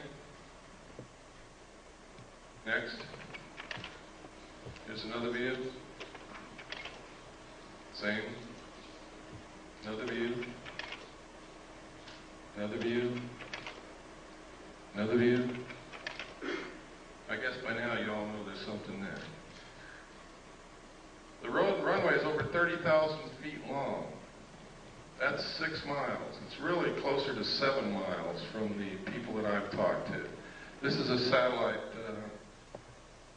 an SR-71 photograph. Next, this is, no, the other one was a satellite photograph. This is an SR-71 photograph, I'm sorry. Next slide.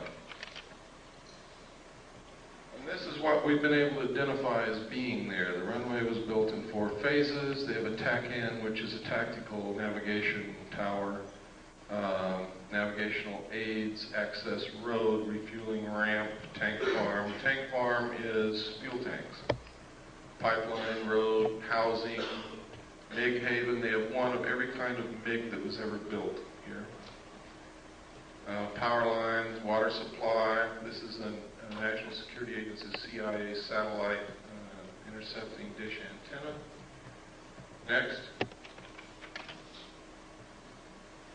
This is one of the underground tunnels. We found a publication, we'll look for something called Project RAND, which turned out to be a deep underground symposium hosted by the RAND Corporation and attended by some of the biggest defense contractors in the country.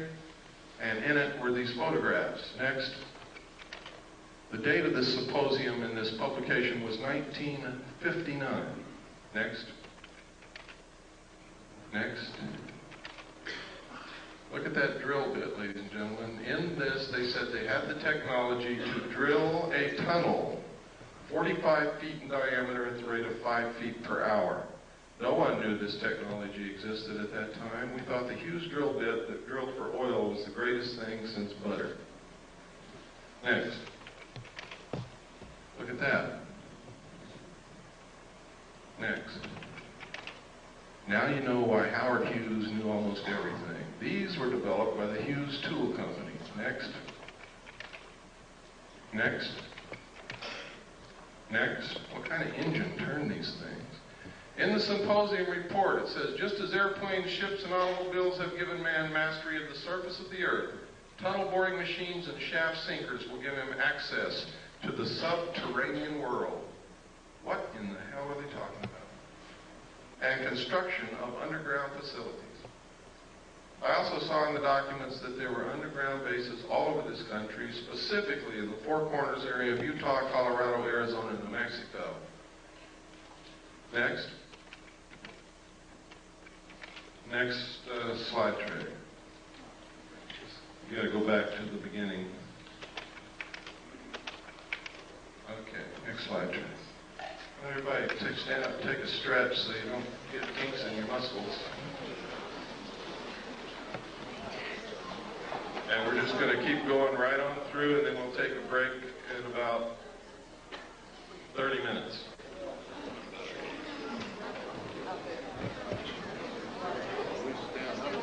Wrong, and you need to help us find out what the truth is. I don't pretend to know all the truth. I think I have some of the answers. I think I have reached some pretty good conclusions, but again, those are my conclusions, not yours.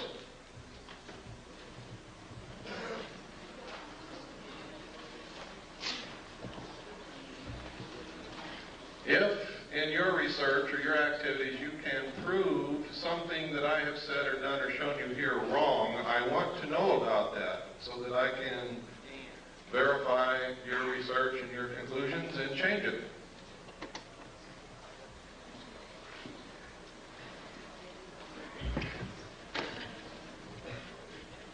Just go ahead and put the first slide on.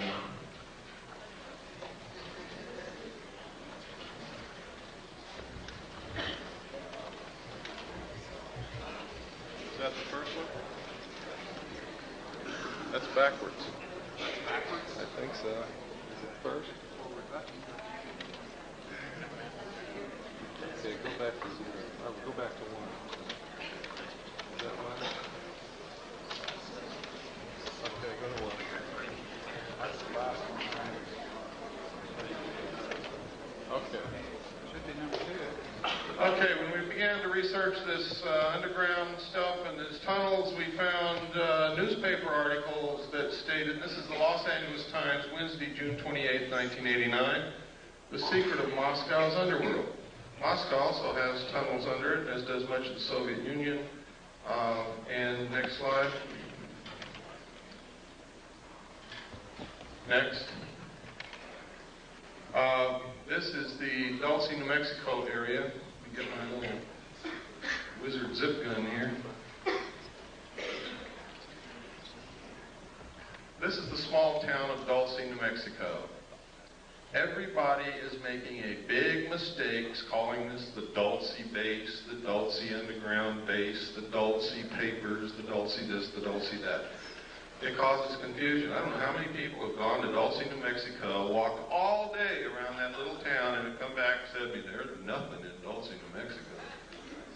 And they're absolutely right. There never was. Except some very nice people who are terrified. North of Dulce, however, there is an area called the Archuleta Mesa, up here. Under this mesa is an underground installation of immense proportions. Up Seguro Canyon here, there's an area right in here where there are 400-foot cliffs, out of which people who have gone on expeditions that knew exactly where the base was, because they came and talked to those of us who know and found out where to go, have gone up to these peaks across Seguro Canyon from Archuleta Mesa and observed the mesa and these cliffs and the surrounding area. They have seen UFOs fly over this mesa. They have seen them stop over the mesa and showers of sparks come down. Nobody knows what it means. They have seen craft fly in and out of this 400-foot cliff area here. They have seen strange marks on the ground from the air. They have reported during the night hearing what sounds like CB radios or police radios coming from in this area. And I'm sure you've all heard what that sounds like. But there's nothing up there. There's not supposed to be anything up there. The old-timers who live in the area will tell you that, and that's on the Colorado side up here, the old-timers who live up here on the Colorado side, will tell you that back in the 50s, there was a logging road built up in there, and logging trucks went back and forth every day, but they never brought out any logs. Next slide. This is the Colorado side of Archuleta Mesa. Here's the logging road that they built. You can see it. Went all the way up here and then up into the mesa. It's not being used now. This is all under the Jicarilla Apache Indian Reservation, and Archuleta Mesa is considered to be their holy land, their holy ground. It's an excellent security proposition for them. They didn't have to build fences or anything. The Indians keep people away. The Indians see the strange lights and the craft flying back and forth, and they attributed this to their religious beliefs that they have seen all through their history, that it's in their writings, in their tales, in their stories. You can get some of the most incredible stories about UFOs from American Indians, when they will talk to you. Next slide, please. These are some more of the photographs from the Rand Symposium. Next. Oh, is a page from an Air Force textbook. Space, let me see. I forgot the name of it. I think it's Physics and Space Technology, I believe. But anyway, in this textbook, it says the most commonly described alien is about 3 1/2 feet tall, has a round head or helmet, arms reaching to or below his knees, and is wearing a silvery spacesuit or coveralls. Other aliens appear to be essentially the same as Earthmen, while still others have particularly wide wraparound eyes and mouths with very thin lips, and there is a rare group reported as about 4 feet tall, weight of around 35 pounds, and covered with thick hair or fur, and in parentheses they have clothing with a question mark. Members of this last group are described as being extremely strong. Human fear and hostility. It says, besides the foregoing reasons, contacting humans is downright dangerous. Might be one reason they want to keep themselves secret if they're really here. Now, this is a textbook. This is a page out of a U.S. Air Force Academy textbook. Next page. This is another page out of the same textbook. It says, this leaves us with the unpleasant possibility of alien visitors to our planet, or at least of alien-controlled UFOs. When this textbook got into the hands of researchers, they excised the entire chapter from the textbook. Next.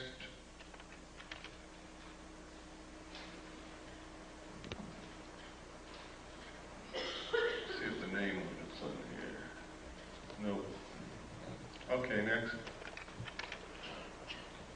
This is Janet 146D. You want to know why people don't report these things? Want to know why more airline pilots don't speak up? Why more captains of ships don't speak up? It's because of Janet 146, Joint United States-Canadian Communications Instructions for Reporting, and notice it says vital intelligence sightings. Now, in this regulation, it says, if you make this report, you can be thrown in jail for talking about any of the information in the report. You can be fined. You can lose your license. But if you don't make the report, it's okay to talk about it. Next.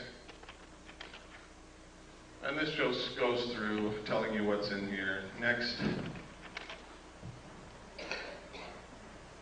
Next. Next.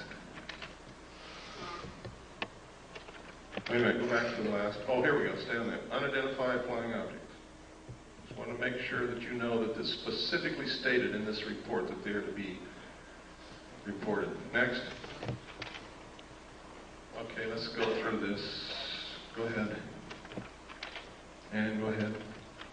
We just don't have time to cover every paragraph and all of the pertinent information. Go ahead. Keep going. Keep going. You can see how extensive this is. Keep going. Keep going. This is some footage that I put in here because someplace I get to where I'm going, and they have assured me they will have a video projector, and they don't. So you'll see a little bit on Kennedy assassination here. I use these photographs because this man was extremely human and photogenic and charismatic. So much so that if you hated his politics, you still couldn't help like John Kennedy. Most of the pictures you're going to see came out of this magazine, next, this magazine, next, and this book, next.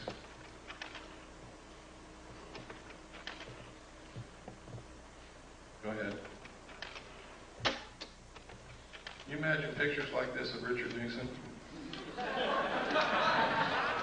Lyndon Johnson, George Bush, Gerald Ford, oops. Next. Next. Look at that. I'm not going to ask you this because some people are probably not going to be able to raise their hand, but I just wonder how many men in here have kissed your father lately. Next.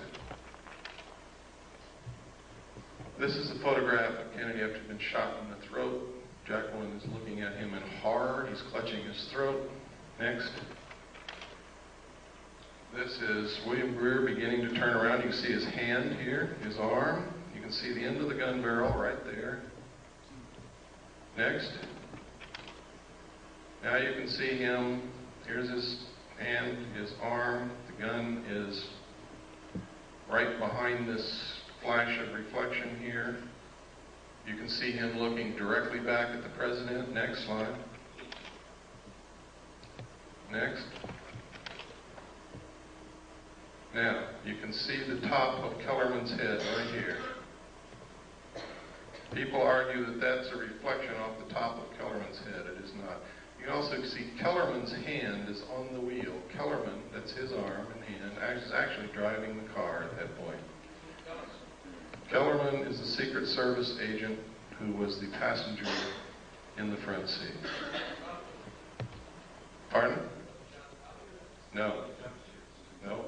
John Connolly was sitting directly behind Agent Kellerman. And his wife was sitting directly behind Greer. That's John Connolly's wife. That's John Connolly. Next. This is Kennedy's grave. Next. Everybody wonders why Jacqueline Kennedy never said anything. That's the reason right there. Where were her children? They were being guarded by the Secret Service, who just shot her husband. It was the Secret Service. Who the hell was she going to tell? And what was she going to tell them? To this day, her children are under the guard of the Secret Service, and so is she. Next. It was not Lee Harvey Oswald, ladies and gentlemen, because that's him right there, standing in the doorway of the Dallas Book Depository as the motorcade drove by.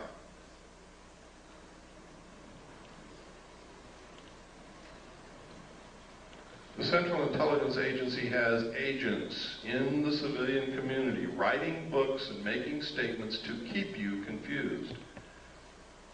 They will tell you that's not Lee Harvey Oswald, it's somebody who looks like him.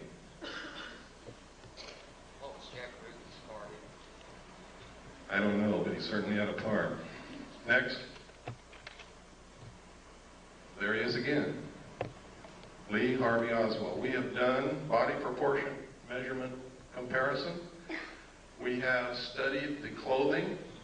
We have studied the jawline, the features of the face. Next. And it is Lee Harvey Oswald.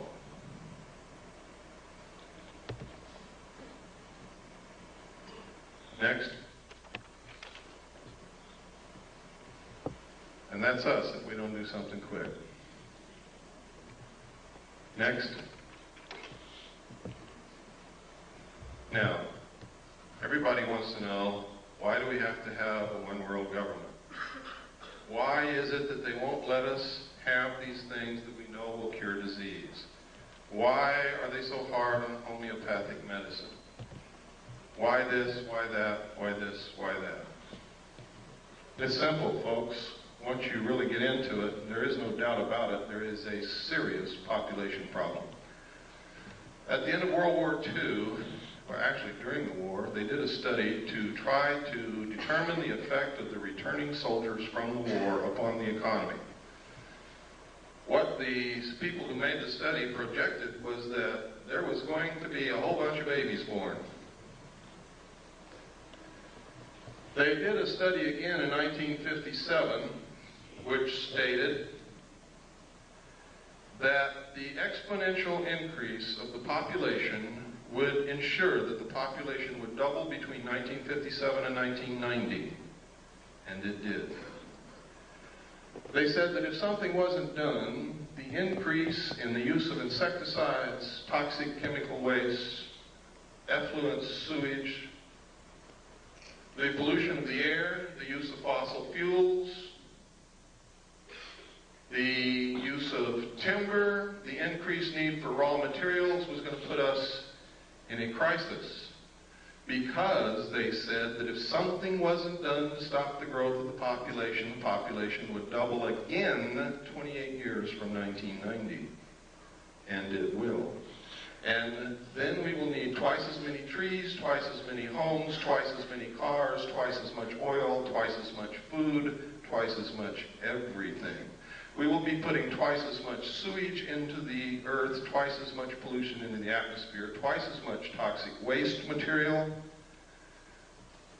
And the study said if we don't stop this, if something isn't done, the human race will cause itself to become extinct shortly by or after the year 2000.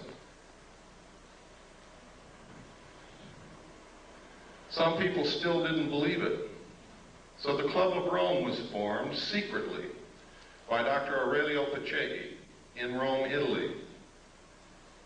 He got together a group of elite men and scientists, and they did another study and came up with exactly the same answers. They then commissioned a group of people in the United States at MIT. They put together a team to establish a computer model to determine what can be done to stop this, what can be done to ensure that it doesn't happen again, what can be done to ensure that the human race survives.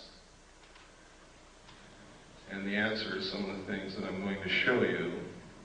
All of this is in my book. It's thoroughly documented. It's going to really upset some of you, but it's true. The first indication publicly was this book written by Dr. Paul R. Ehrlich. Now, y'all wonder why is Dr. Paul Ehrlich writing these books? It's because his wife, ladies and gentlemen, is a member of the Club of Rome. Next slide. This was copyrighted first in 1968. It was the first indication of the results of the secret studies. This was published by Paul Ehrlich. Next. It says here, probably accurate to say that if all the food produced in the world today were in some sense equally distributed, that everyone would have an adequate diet. Does that mean that those who claim that there is no population problem, only a problem of distribution, are correct? Absolutely not. Population pressures are a product of animals as they exist, not as they might be. If lions ate grass instead of antelopes, the plains of Africa could support many more of them before the plains would be overpopulated. Similarly, the carrying capacity of Earth for saints is considerably higher than the carrying capacity for Homo sapiens. In theory, the problem of human overpopulation could be solved by a reduction in population size or by a change towards more saintly behavior.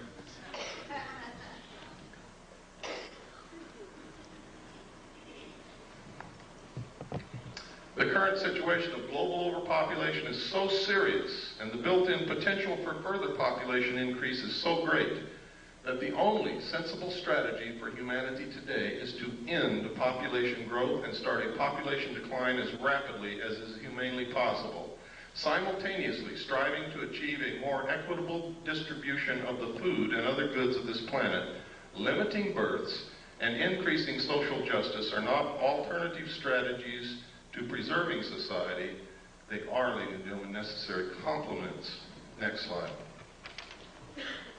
Now, here is the key. In this book, Paul Ehrlich told us that they had already decided on the solution because they had tried zero population growth and we didn't buy it. We didn't buy it. It worked in some small areas, but it didn't work in many, and it certainly didn't work worldwide. This paragraph tells you everything that you ever need to know about what is happening today and will answer a lot of your questions. Basically, then, there are only two kinds of solutions to the population problem. One is a birth rate solution, in which we find ways to lower the birth rate. Didn't work. Didn't work.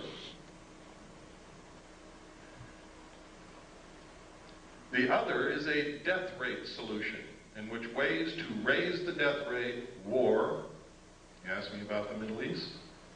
You asked me about what happened to Iran. You asked me about El Salvador. You asked me about Nicaragua. You asked me what's going to happen in the future. This paragraph tells you what's going to happen.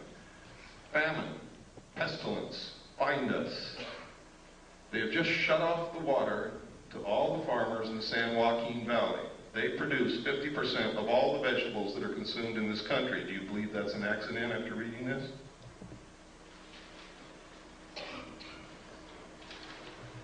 Large corporations and banks have been forcing the small farmer out of existence and buying up land which sits fallow. Do you think that's an accident? We have sold all of our grain to the Soviet Union. Do you think that's an accident?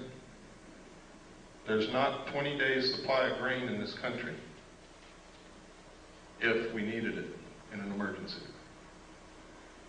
Now listen to this. The problem could have been avoided by population control, in which mankind consciously adjusted the birth rate so that a death rate solution did not have to occur.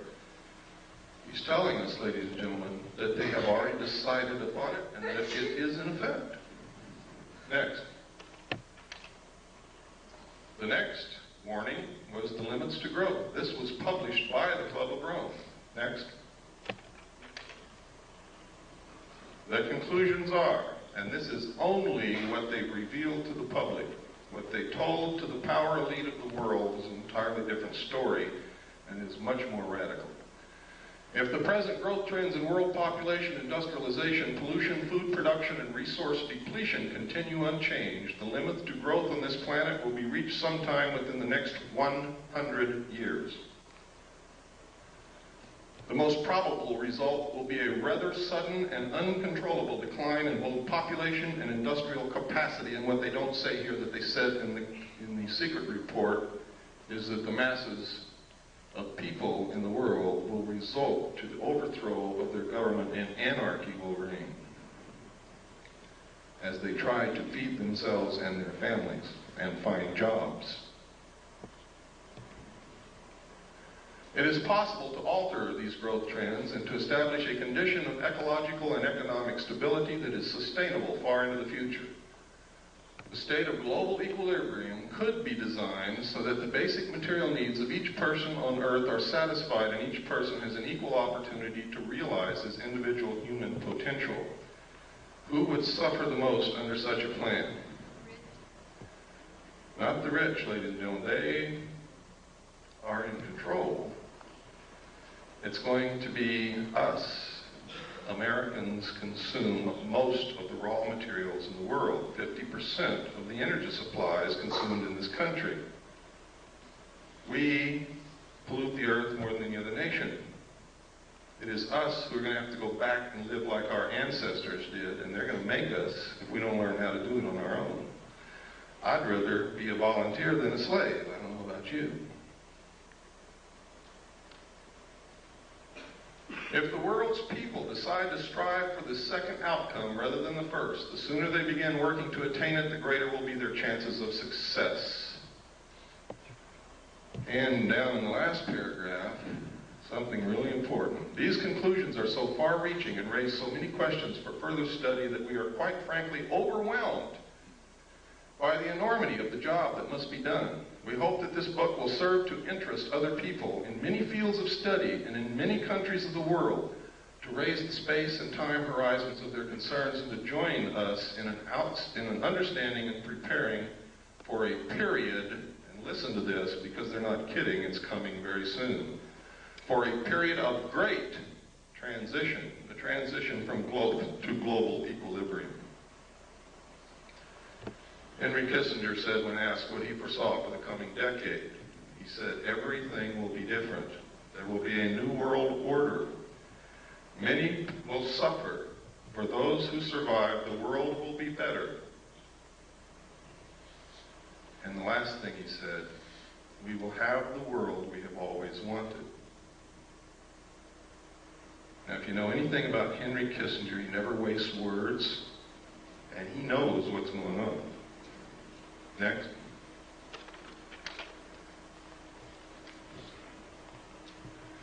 This is the regionalized and adaptive model of the global world system from the computer model at MIT, designed for the Strategy for Survival project of the Club of Rome. Patriots in this country have been running around calling the Club of Rome a subversive organization. They've been trying to ensure our survival. They're a study group, a think tank. That's all they are. They don't make the decisions. Next.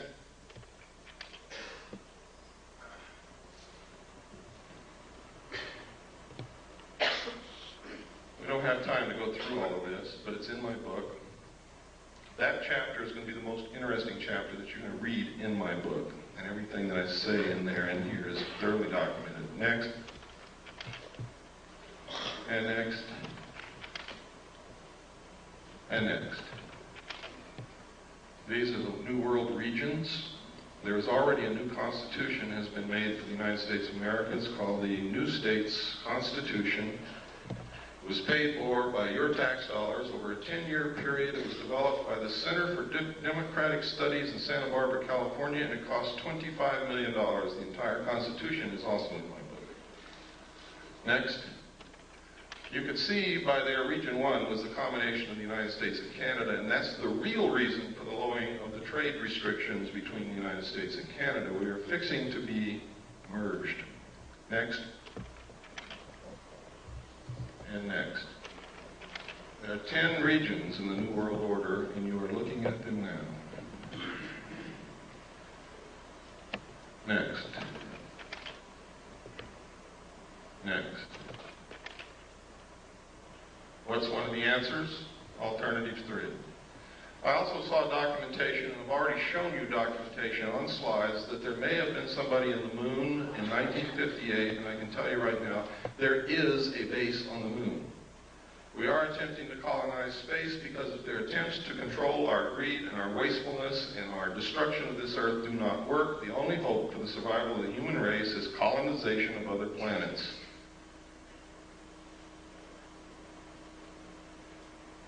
Next.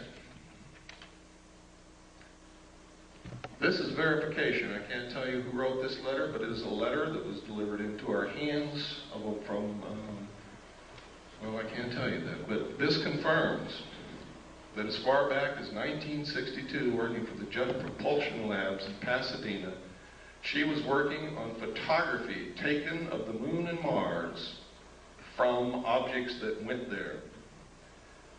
I can tell you that the first landing on Mars of a probe occurred on May the 22nd, 1962, sent back photographs and verified the existence of an atmosphere that could support life.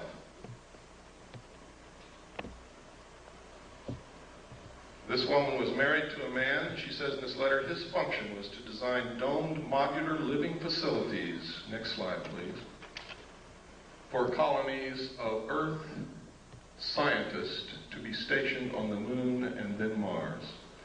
It was called Project Adam and Eve.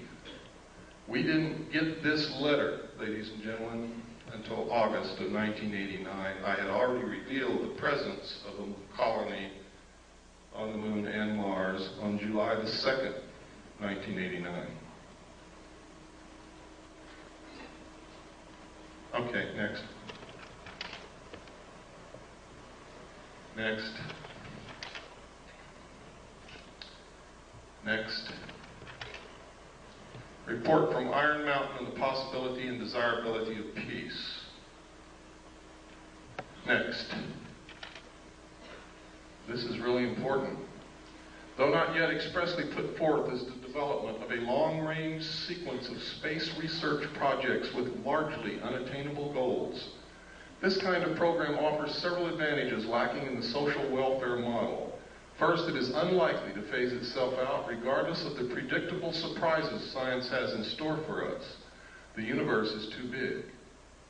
In the event some individual project unexpectedly succeeds, there would be no dearth of substitute problems. For example, if colonization of the moon proceeds on schedule, it could then become necessary to establish a beachhead on Mars or Jupiter and so on. Next. This is a book called Exploring Space with a Camera, published by the National Aeronautics and Space Administration. Next. In which you see tracks on the surface of the moon.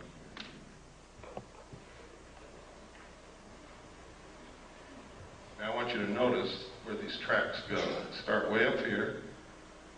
They go down, down into this valley, up over this hill, down in this valley, up over this hill, down in this crater, up over this hill, and down here. And NASA says it's rocks rolling downhill. Next.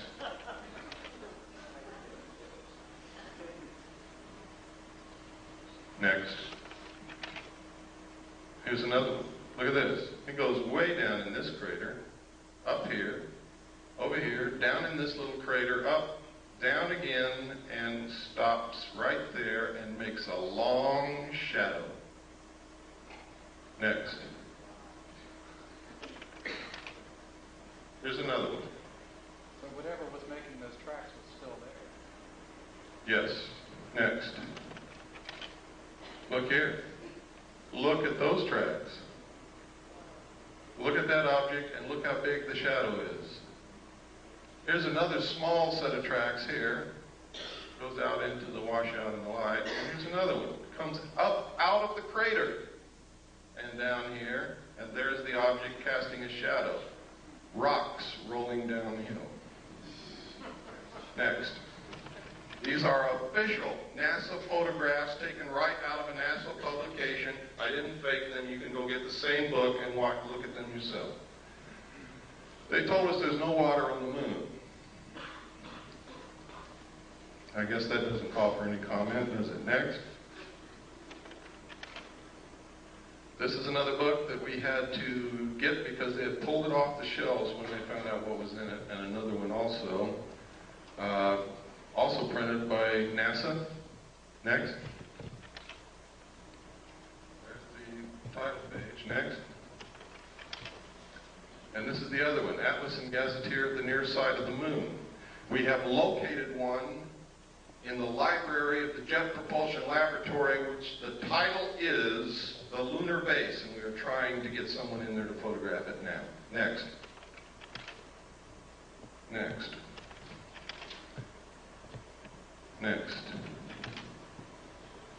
Right here, you can see a machine inside the crater throwing dirt out of the crater, and right there you can see a saucer sitting on the rim.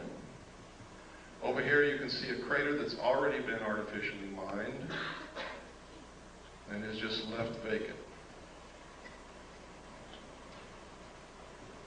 Next. That's another view of it. You can no longer see the disk that was sitting on the rim. It's gone.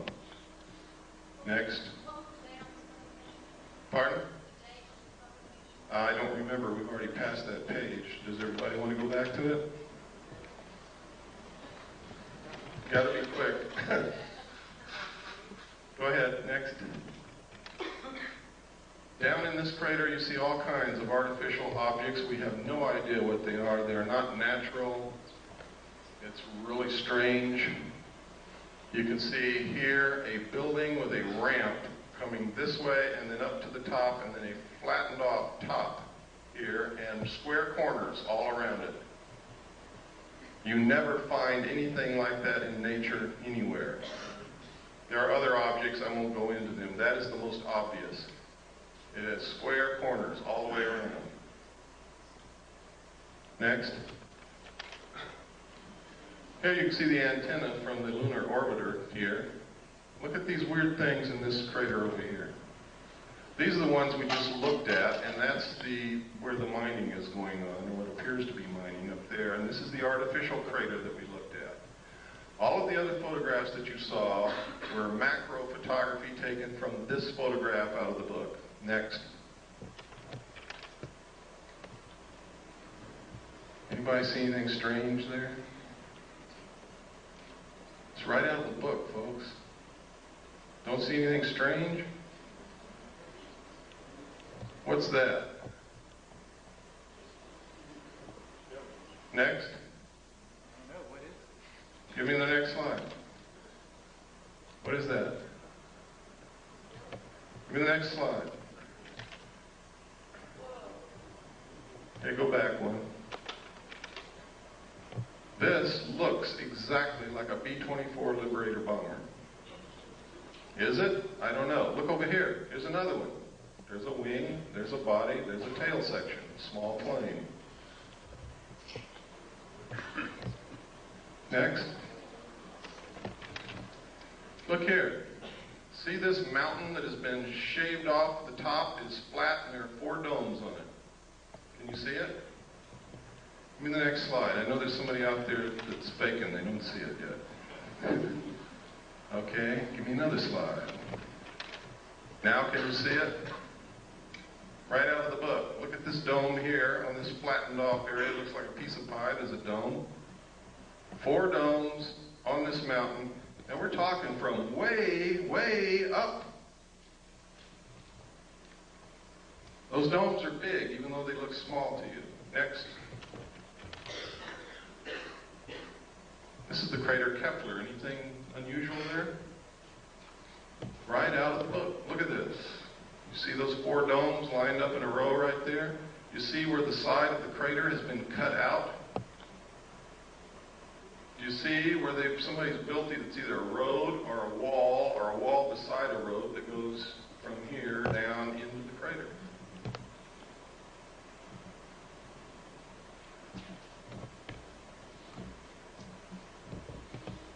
Incredible things in these books. Now, we only had a short time to look. We didn't have any magnifying glass of any kind, and we had to take these pictures. If we had had the time, we probably would have found a lot more.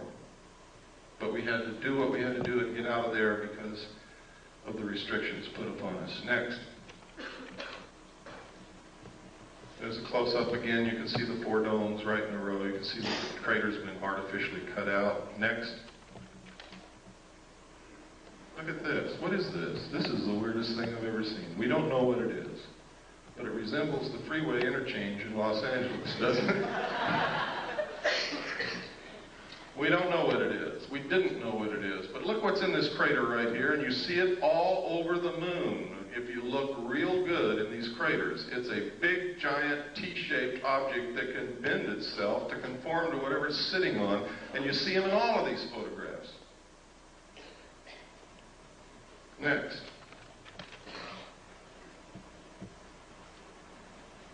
Look right up here on this ledge, folks. You'll see a whole bunch of buildings. See them? They're all square and rectangular with perfect 90-degree angle corners all the way around.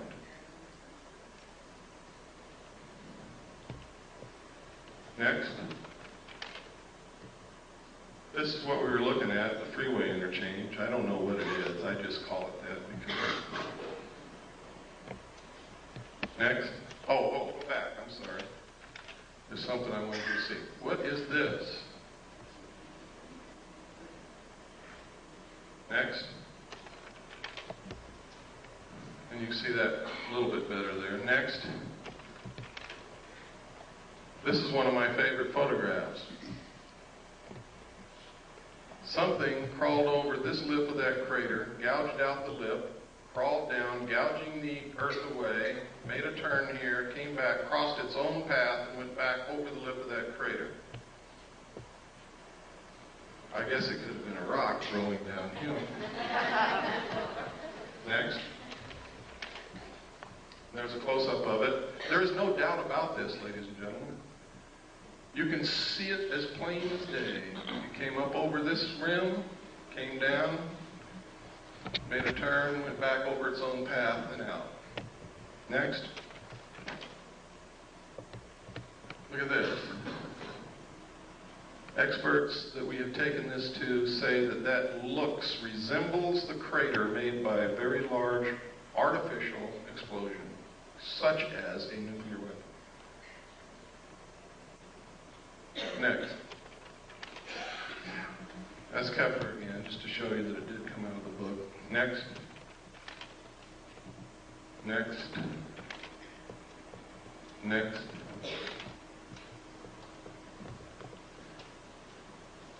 What was it? Oh, you can see these T-shaped things again. There's another one. You can see here an opening into the moon here, shaped almost like a triangle or a pyramid, and there's something parked right there. I have no idea what it is. There's another one up here, the opening, triangle shape, and something parked right there. Look here, there's another T-shaped object here, or cross-shaped here. There's a building right here, or what appears to be a building. Look here, look at these tracks. Look at this. It has an arm coming out the side and something trailing behind it. Next. Look at it. Boulder rolling downhill. Next. I forget what this was. I think we were just looking at this strange, looks like somebody's been running around there with a bulldozer. We don't know what it is. Next. Can you see the clouds? Can you see the clouds in the lunar atmosphere, ladies and gentlemen? This is an official NASA photograph out of an official NASA publication, a book that they printed that shows clouds in the atmosphere of the moon. Next. Of course, we could be imagining things, but we're not, because you can see those clouds go over geological formations and over the rims of craters. Next. You ever seen a square crater? Next.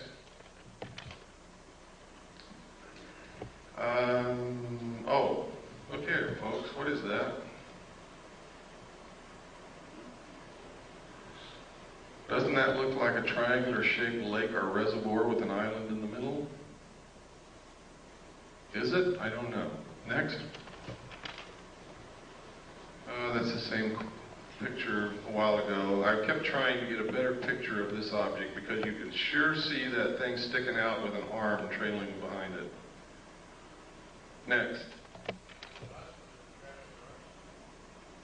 Yeah, we saw it. This is, and this is incredible that they would allow this to be published.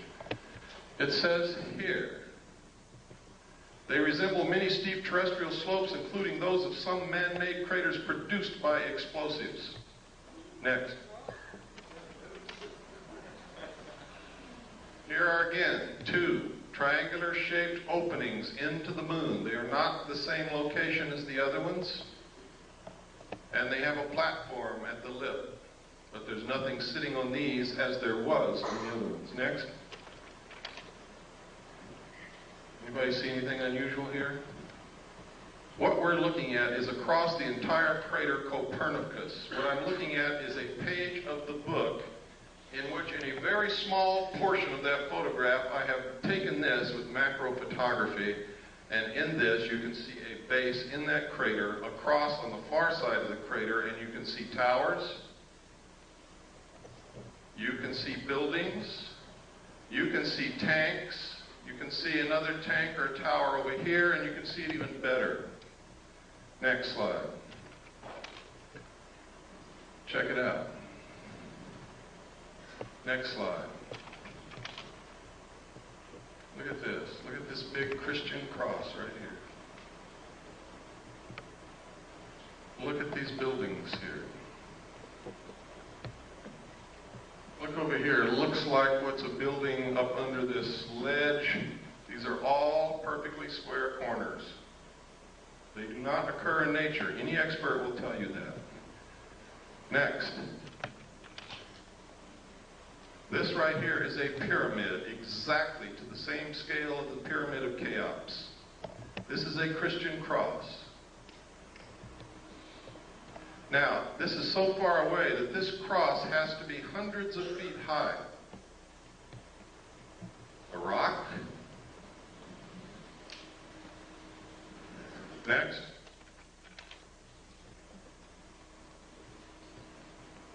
See the pyramid? See the tower? See the buildings?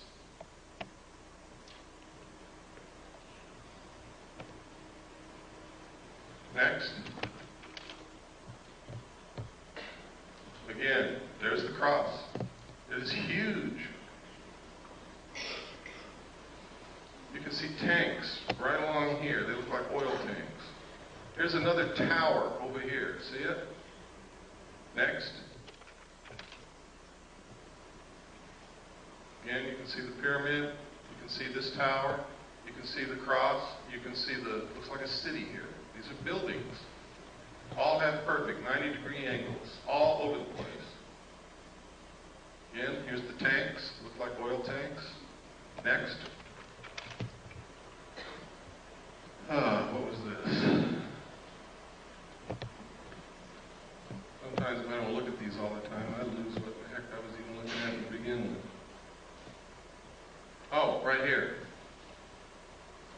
Look at this. This is some kind of an artificial insulation that has been built. Look, here's a perfect square. Here's perfect right angles. Here are two arches. Here is an arch that goes over something that goes underneath it. What is it? I don't know. But I can assure you that it is artificial. It is not natural. Next. Look at how this has been flattened out here.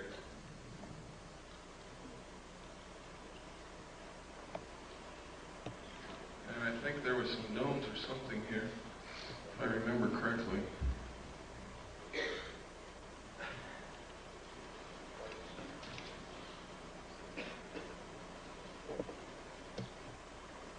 I can't see it now. Next. And next. Now this is the photograph that I took of the base across the crater. See the tower? We're looking all the way across the crater Copernicus, and you can still see that tower sticking up. That's how big it is.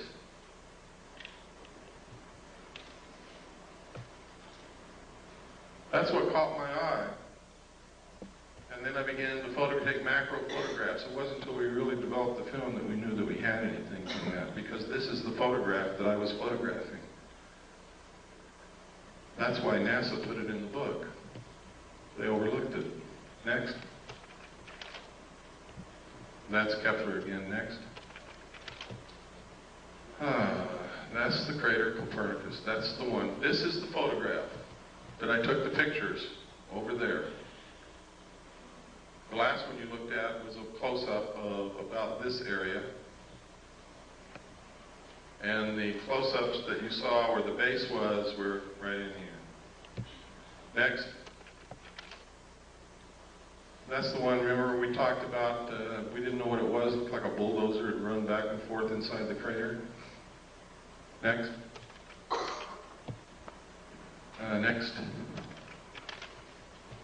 Next. Next. Boulders, downhill, moonquakes. There's the Christian cross. This is the base again. These are the buildings in here. Next. These are photographs of Mars, ladies and gentlemen. What you're looking at is agricultural terracing. Ancient agricultural terracing. You can follow each terrace all the way around. NASA says this is wind erosion. But NASA tells us that Mars doesn't have any appreciable atmosphere, only 1% as dense as Earth's. Next. Next.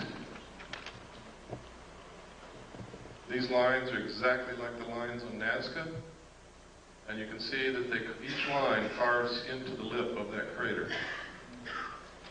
Next. Here you can see the face on Mars. Up here you can see an arrow in the surface of Mars. See it? Over here you can see pyramids, what we call the fort. We don't know what it is. Incredible? Damn right it is. Look at this plateau with these buildings on top of it. Next, or whatever they are. Another view. Next.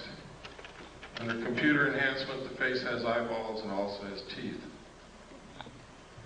Up here, I was reading this book, which is the Encyclopedia of Space or something put out by NASA, and this covers Mars. And on here I notice this Mars airplane Robotic surface exploration, Mars airplane, what are they talking about? They told me Mars only has an atmosphere 1/100th as dense as the Earth, yet they're preparing to build a Mars airplane? Well, maybe my concept of a plane is wrong. Let's pursue it a little further. Next. There's an official NASA photograph of the Mars airplane that they intend to build. If what they tell us about the atmosphere of Mars is true, this airplane will not fly in the atmosphere of Mars. It's absolutely impossible. Look at the nose of that airplane, ladies and gentlemen. You will see a propeller spinning. Next. Now, this confirms the alternative 3 scenario. Franklin D. Martin, NASA's Associate Administrator for Exploration, has the host of reasons for sending humans to Mars, but after he gives all those reasons, he says, science is one of the reasons you do these things, but it's not the driver. The driver is the survival of the human race. Next. These are some more of those lines like Nazca on Mars. Here you see the arrow.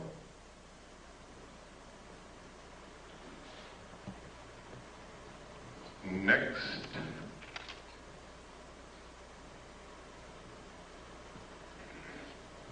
Next.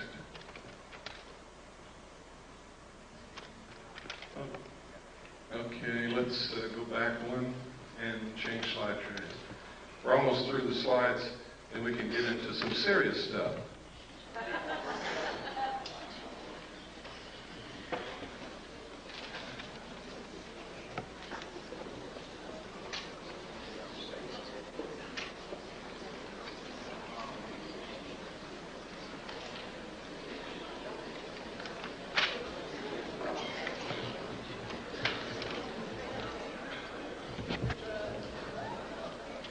Robin Quayle told me if I came to Georgia and did this, that she would take me to dinner tonight.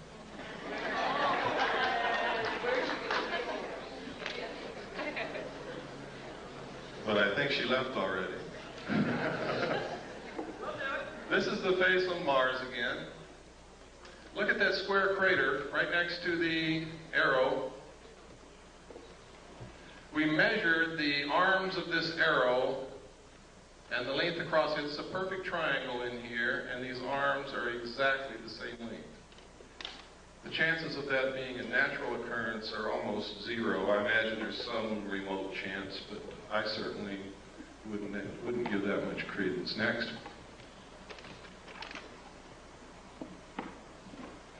And look at this down here.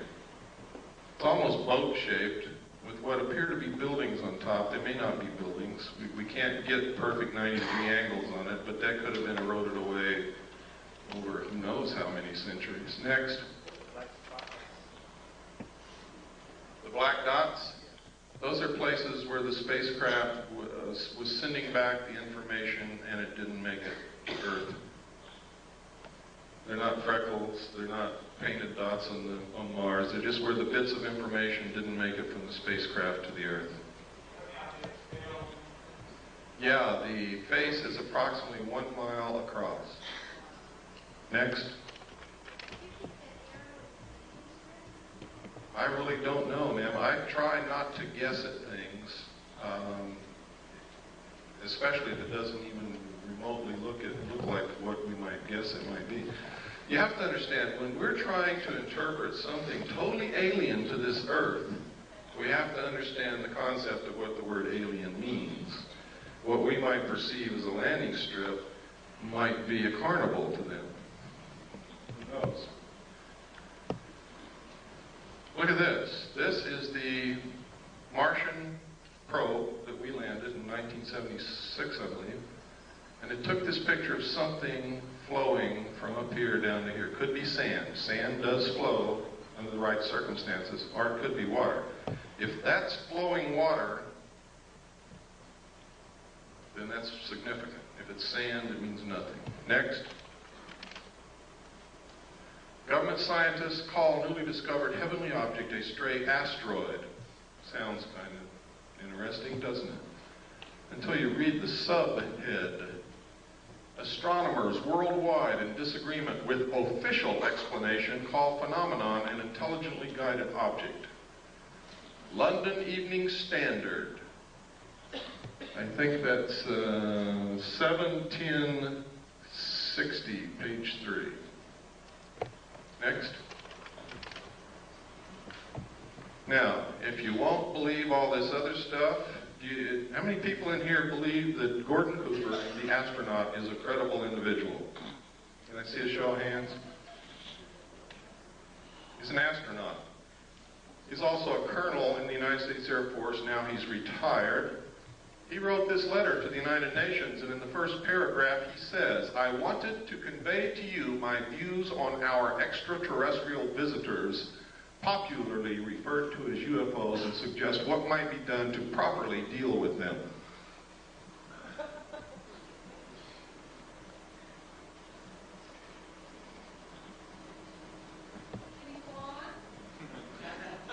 Certainly.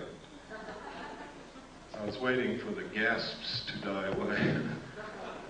I believe that these extraterrestrial vehicles and their crews are visiting this planet from other planets, which obviously are a little more technically advanced than we are here on Earth.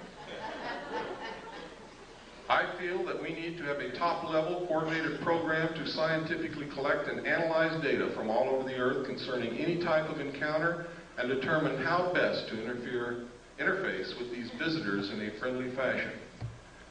What's another reason for a one-world government? I'll tell you why. If people can't get on a bus with black people without causing incidents, if they can't accept a Chinese person who moves into their neighborhood because they're a chink, how in the hell are we going to interface with a completely alien race from another planet?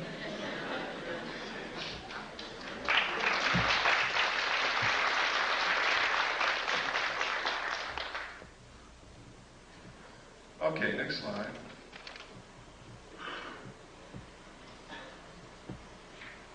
This is in my book too. A lot of this stuff is in my book with a lot of stuff that you're not seeing here. In fact, there's a lot of stuff in my book that nobody has ever seen before in their life outside the secret government. This is an accident report that occurred at Ellsworth Air Force Base, South Dakota. 7 miles southwest of Niland, South Dakota. They got an alarm situation that at a missile site called L9, there had been a security breach. They sent a SAT team out that consisted of Airman First Class Jenkins and Airman First Class Reiki. There was SAT alert team, or security alert team called SAT. Next slide. When they got out there, they saw these crazy little guys running around in silver suits with helmets on their head and something hovering real bright above the missile silo. Reiki went up the hill, challenged them, told them to stop. They didn't stop. He raised his M16, and they blasted him with some kind of a light, melted his M16. They never even found a piece of it, and gave him second and third degree burns all over his hands and arms. He called back to Jenkins, who came from the vehicle. Jenkins saw 2 of them, fired at both of them, hit one in the helmet, one in the chest. They both fell to the ground. A few seconds later, got up and ran off and went up into this craft, which zoomed away into the sky. Further investigation showed that the nuclear components of the warhead was missing from the missile. Next. And next. UFO photographed over Disneyland, that's it down there. In the space of clicking the shutter of the camera, this thing moved back and forth about 12 times and then caught it here. That's how fast it was moving. And the reason I included this, because while people who go to Disneyland may be interested in fantasy, they're usually families, they're usually middle-class people, they're usually respectable, they're usually credible, and thousands of them saw this. Next. There it is.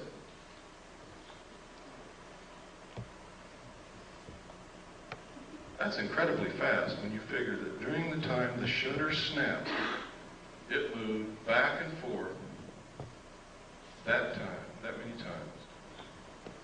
Next. This is a Billy Myers picture. One of the things that I think is incredibly suspicious about his still photographs is they're always sticking out of the tree. However, I must caution you because he has produced some movie film which is incredible. It's been analyzed by different countries, different people, different scientists. They can find nothing wrong with it. Shows craft way out in the distance with trees in between, flying over cars that are moving on the ground and all kinds of things. Next. This is one sitting on the ground. Looks like, never mind. Next. This is a drawing that an abductee made of the craft that they were supposedly abducted and taken up into. Next. This is one of the best of the historical, genuine photographs of UFOs that exists. Because of the different things in the photograph, you're able to obtain perspective, depth, and you're able to triangulate and compute the size and shape and distance away from the camera of the saucer. Next. This is another very good one. Next. This was over Phoenix, Arizona. It was seen by hundreds of people. Next. This was taken over Mount Rainier in 1948. It's original Kodachrome slide, which we made the prints from. And I made slides from the prints that we had then, and we also made 4x5 negatives and transparencies in case something ever happens to the slide. This was given to us by someone who works in the government whose identity cannot be revealed. This is perfectly symmetrical. It is not a meteor. It is moving exactly parallel to the ground. This is ionized air. It is not fire or flame. Next. This is commonly what's known as a lenticular cloud formation. This red haze over here is the test firing of a rocket at the Rocketdyne facility at the west end of the San Fernando Valley. I only know that because I used to live right on top of the mountain next to it. Next. Somebody's hat blew off. Next. Notice that photograph was taken by the local barber. These are photographs that were taken in New Mexico and Colorado during a particularly heavy, what they call a flap.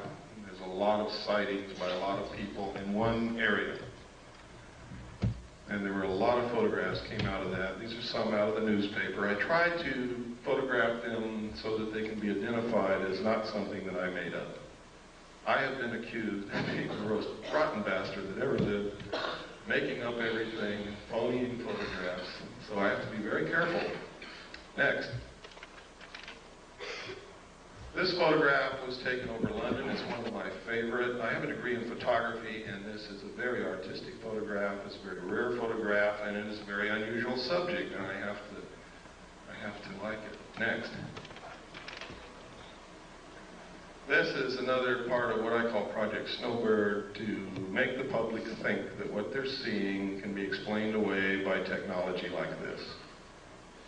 And you saw some of it on the news about the war. They said they had things that can fly over the enemy and do recon with no pilot in them, so no loss of life if it gets shot down. That's what that is. Next. And next. And this is just about the Aurora spacecraft that they fly in Nevada. It's what they call a TAV, Trans-Atmospheric Vehicle, which literally takes off from Groom Lake, flies completely out of the atmosphere, can orbit the Earth, and I believe that it can do more than that, but that's where I'll leave it. Next. This is the first photograph that we had of the UFO over Mount Rainier taken in 1948. The man at first would not allow us to even touch the slide. So we took a camera and made a picture of the slide, blew up the slide, made a print, and made Polaroids from the print, and then we're photographing the Polaroid. That's how crazy we were getting, until finally he agreed to allow us to use the slide, and we were able to make the prints that we have in the transparencies and the 4x5 negatives to preserve that image Next. We go through a lot of work to produce the material that we have, believe me. It costs a lot of money, it takes a lot of time, it takes a lot of searching. Sometimes it takes begging and pleading and everything else. Next. And next. Next. This is what's called a cigar-shaped object. This appeared in Omni magazine, and this is a photograph taken, photographed of the photograph in Omni magazine. Next. Next. This is a classic UFO photograph. It's considered one of the best ever taken and is considered by every expert to be absolutely genuine. Next. This is the man who took Albert Einstein's place, Stephen Hawking's. How many of you read his book? Anybody here? I would suggest that you read it. Next. Another lenticular cloud formation. Is there really a cloud? Or could they possibly have the ability to generate what looks like a cloud around them? I don't have the answer to that question. Next. I read in documents when I was in naval intelligence that they do have the ability to generate clouds of what appears to be clouds around, I guess water vapor. I have no idea in the world what those are except clouds. Next. And next.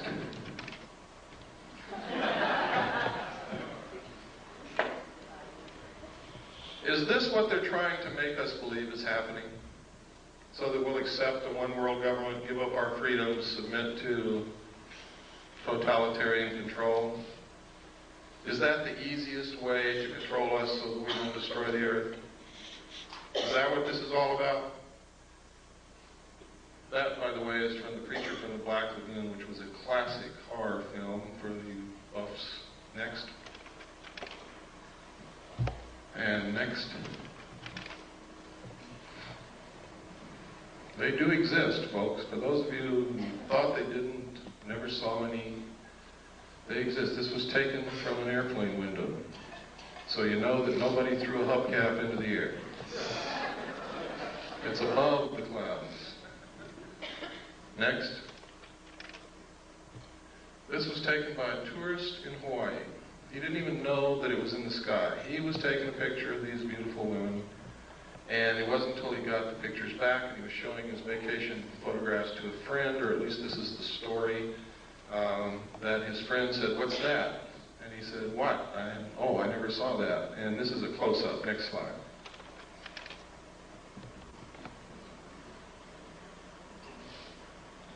Incredible. Next. Now, they say this is a UFO. I spent a lot of time in Vietnam, and it sure looks like a flare to me.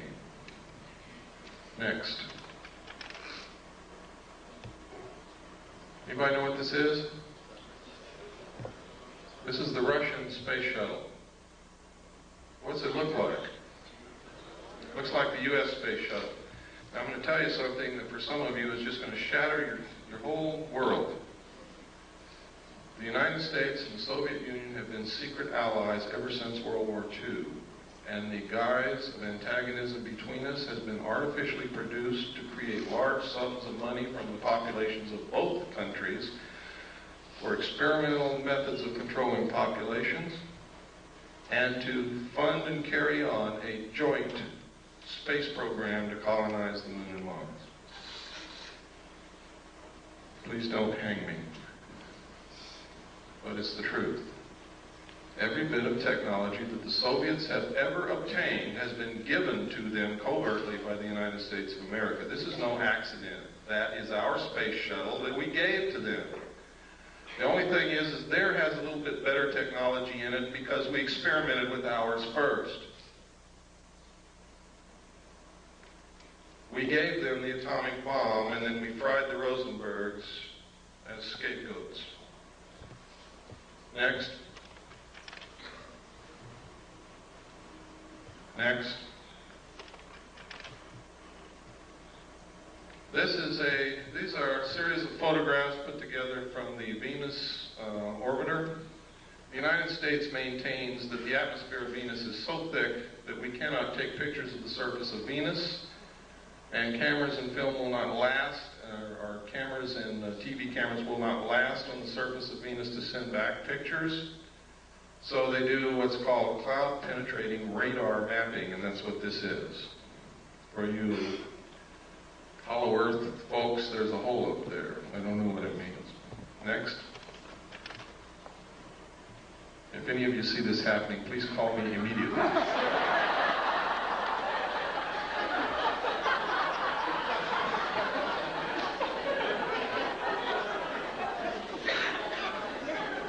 Next.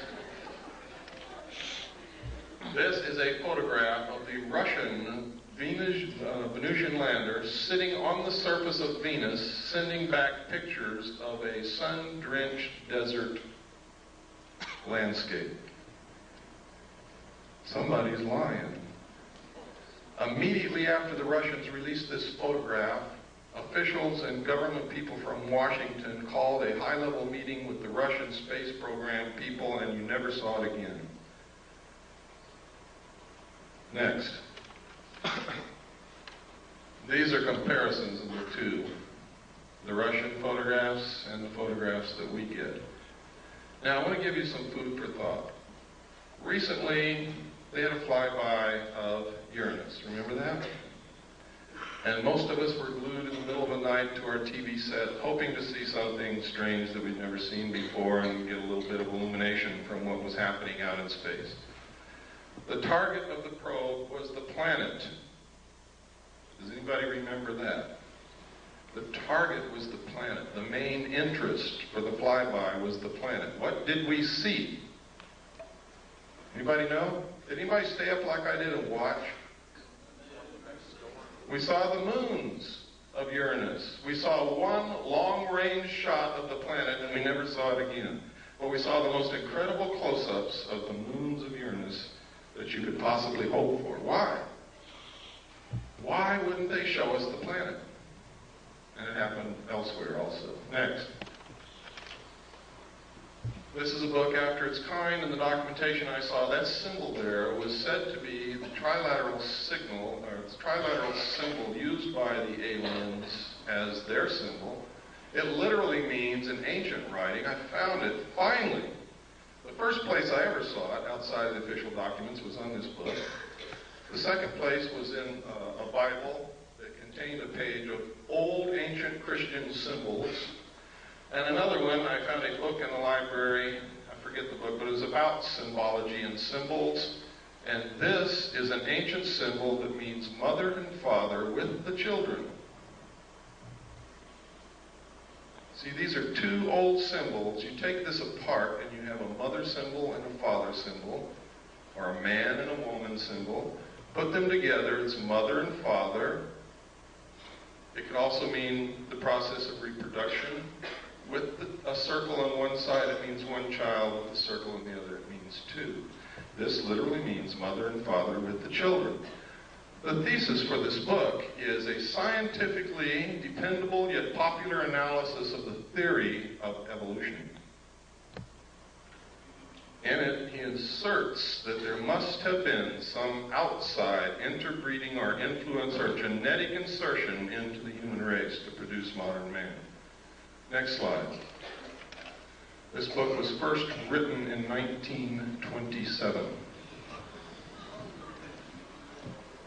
Next. This is an article that just says how they can move technology, secret technology, from government laboratories into the world. Next. And next. Oh no, go back one. Go back one, please. Right here. This is a perfect illustration, folks. Look at this photograph, and you'll see that in the shadows there is no detail whatsoever. In space, without an atmosphere, there can be no detail in shadows because the only thing that will produce light in shadows is diffusion of light through an atmosphere. Now, next photograph. which proves that this photograph was not taken on the moon. Or if it was taken on the moon, there is an atmosphere. Next. Oh, this was right after I gave my talk in Sedona, which I'm sure some of you know about. I was driving back the back roads because I wanted to see some of Arizona, because I had fallen in love with Arizona, and now I've moved there, and I'll show you how much I've fallen in love with it. And I saw this cloud form. There was nothing there. There was no cloud in the sky anywhere, and all of a sudden, bam, a saucer-shaped cloud right in front of my eyes. I stopped and took the next picture, next, and it disappeared as equally, as quickly as it had formed. There was not another cloud in the sky. There's no lake. There's no water anywhere. It was incredible. I can't explain it, but it's certainly something worth looking into. Next. This is a drawing made by one of the students at the last college where I was the executive director. Stan was the head of the security department. Some of you know Stan Barrington. He's my only authorized representative in this world. Would put my life in his hands, and I have on several occasions. Stan was the head of the security department, and one of the students in the security curriculum was in trouble, was failing. Stan was counseling this student, and she drew this picture. And she drew, next slide, this, and next, this, and next, and these little guys. Now, she had no idea that I knew anything about UFOs or flying saucers. Nobody in the world did at that time. Stan didn't even know then, and I didn't even know then that Stan had guarded a flying saucer when he was in Delta Force in the Army. But Stan brought me these things, and he said, "You ever seen anything like this?"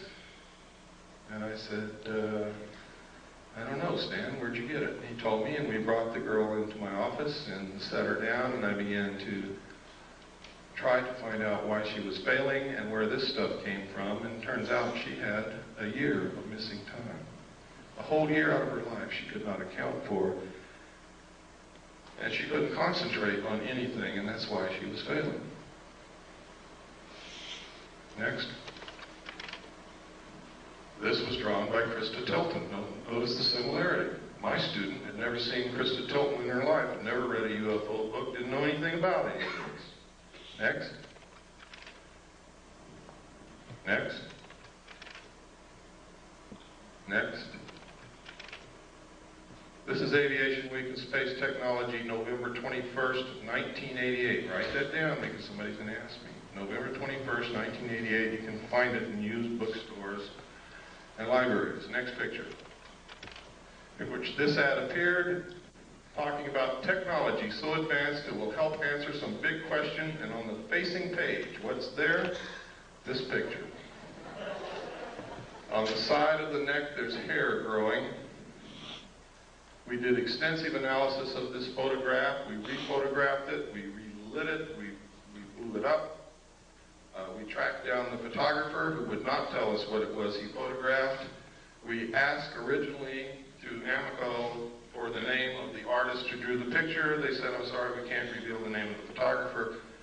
We found the photographer. He would not tell us what he photographed, but he sent us an 8x10 copy from the original negative, and then we began to work on that as well as with the ones we had photographed out of the magazine.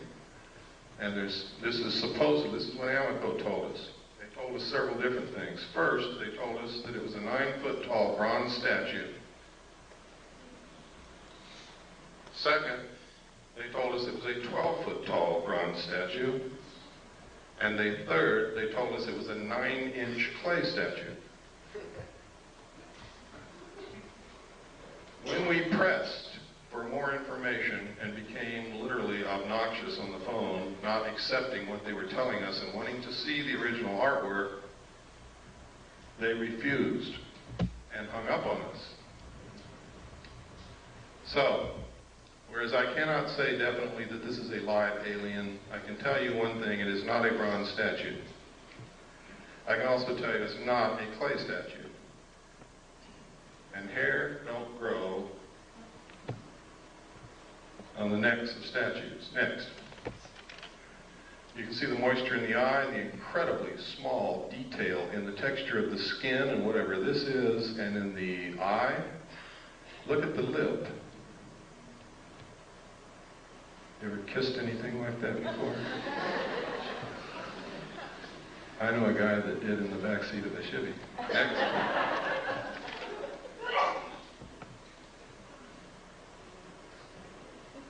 Look at the incredible detail. I have never seen an artist in my life that was capable of doing this kind of work. But I haven't seen all the artists that there are either. Next. Look at the lines on the neck. Look at the detail on the arm. Next. Look at the hair on the neck. Can you see it? It's kind of hard to see, but it's there. That little fuzzy hair. Look at the lips. Look at the throat, the detail. The wrinkles. Next. Look at the moisture in the nostrils and tell me that's a bronze statue. Look at the moisture in the eyes. Look at the incredible detail in the folds of the eyes. Look at this bag under the eyes.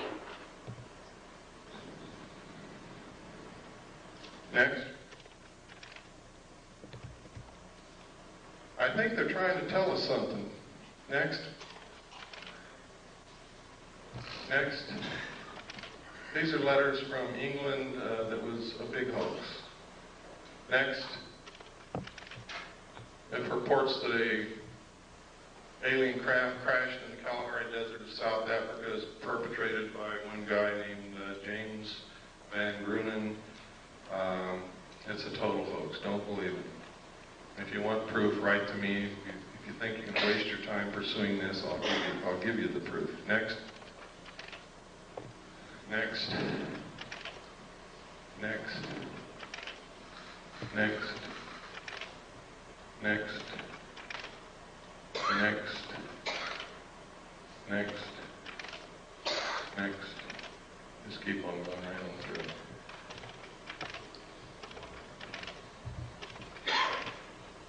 Okay, next. Oh, this is significant. 1917, the Imperial Japanese Mission, record of the reception throughout the United States, the special mission headed by Viscount Ishii. John Dewey, professor of philosophy at Columbia University, he's the one who built our education system that is not teaching our kids anything. He said, first sentence in his speech, someone remarked that the best way to unite all the nations on this globe would be an attack from some other planet. In the face of such an alien enemy, people would respond with a sense of their unity of interest and purpose. Next. Knowing who John Dewey was, and knowing what he's done to our educational system, and knowing that this was written and planned a long time ago, this is probably going on. Next. This is from the report from Iron Mountain. Credibility, in fact, lies at the heart of the problem of developing a political substitute for war. This is where the space race proposals, in many ways so well suited as economic substitutes for war, fall short. The most ambitious and unrealistic space project cannot of itself generate a believable external menace. It has been hotly argued that such a menace would offer the last best hope of peace, etc., by uniting mankind against the danger of destruction by creatures from other planets or from outer space. Experiments have been proposed to test the credibility of an out-of-our-world invasion threat. It is possible that a few of the more difficult to explain flying saucer incidents of recent years were in fact early experiments of this kind. Next.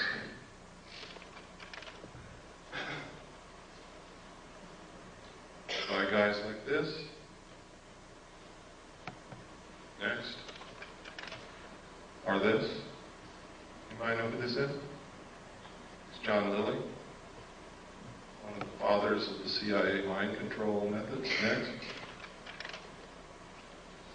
Is this what's going on?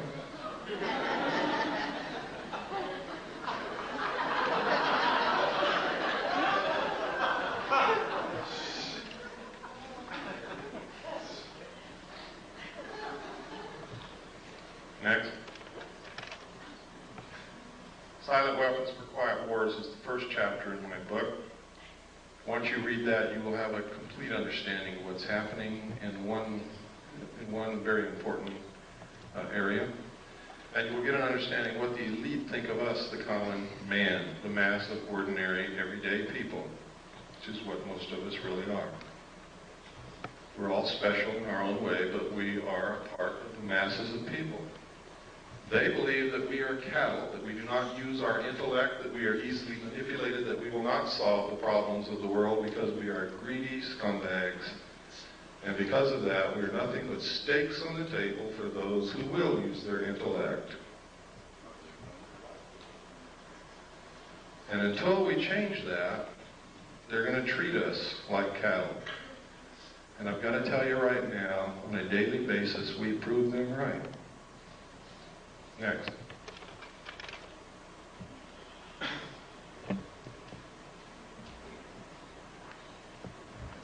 Close Encounters of the Third Kind, E.T., V, many others. Many movies. We've been bombarded with alien movies, alien commercials, an alien spaceship landing at the end of the 1984 Olympics to reinforce in our consciousness the creation of an alien threat that does not exist, or to wake us up to an alien presence that has been here for many years. It's not an accident that these things are happening. It's not an accident that you're seeing on your TV. Was it ITT or ATT? AT&T, one world, one card. These aren't accidents. Right out here in the lobby of this church, you see a picture of the world on the bulletin board. And go, when you leave, just look what it says. Next. Don't get me wrong, ladies and gentlemen, I'm not opposed to a one-world government at all. I think in the evolutionary future of mankind, it is absolutely necessary and unavoidable. What I'm opposed to is being manipulated into something I know nothing about, and knowing the fact that if I have to be manipulated into it, I'm not going to like it. And knowing that the best government that's ever been created on the face of this earth is going to be destroyed in the process. And that we're going to lose our Constitution and our Bill of Rights in the process. That's what I'm opposed to. I want to be included. I want to help them decide what this is going to be, so that I can be satisfied with whatever it turns out to be. Stephen J. Kurzweil, MD. I've met this man, I've talked to him, I've researched this case thoroughly. This is his credentials, his curriculum vitae. Look at who this man is. This is no flake. This is a medical doctor with many degrees, a lot of credentials and memberships in many of the medical society, what do you call them?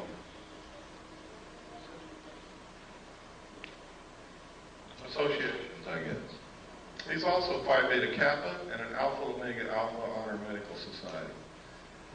This guy has the credentials that most people would drool for. What happened to him? I'm going to show you his testimony here in a couple of minutes. What happened to him, he was approached by someone named Joan Thompson at not at a UFO meeting, to attend a UFO meeting. He said he really wasn't interested, but went because she was a pretty woman. He wanted to meet her. He went with her. It was like a date. He said what he learned there astounded him. He never heard of any of that stuff. But he also met somebody named Bud Hopkins. Joan Thompson told him that she was an agent of the Central Intelligence Agency, and Bud Hopkins identified himself as also being an agent of the Central Intelligence Agency and recruited this doctor to help them work with abductees. and report information to the Central Intelligence Agency. He worked with them for a while until he found out that Bud Hopkins had no credentials whatsoever, was an artist, a painter, but was hypnotizing people who had been abducted, was conducting group psychology therapy sessions with them, was extracting as much information as he could out of them and then dumping them like a hot potato. And this man, Stephen Kurzweil, MD, with all these credentials, reported Bud Hopkins to the New York State medical authorities, and nothing happened to Bud Hopkins. Stephen Kurzweil, on the other hand, was charged for being delusional, and they're trying to take his medical license away from him, because he told them that Bud Hopkins was engaged in this research of alien abductions that the government was covering up, and he was judged to be delusional. We have all the documentation, the medical reports, everything. Next. It's all in my book. These are the official charges that the state of New York brought against him. It's incredible. Next.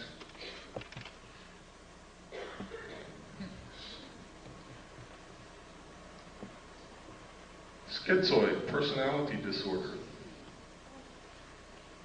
Grandiose and paranoid type. Next.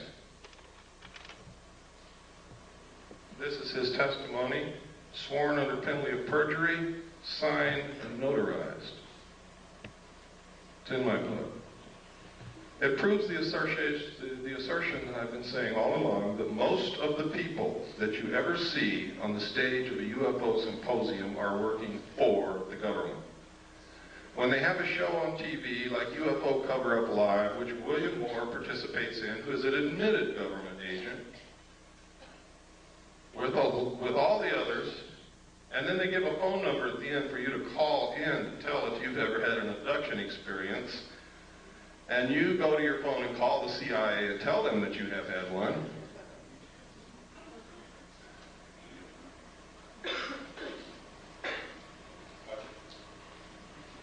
That's right, gotcha. You guys better start being careful, and you better start listening to those of us who are really looking for the truth and not trying to bullshit you.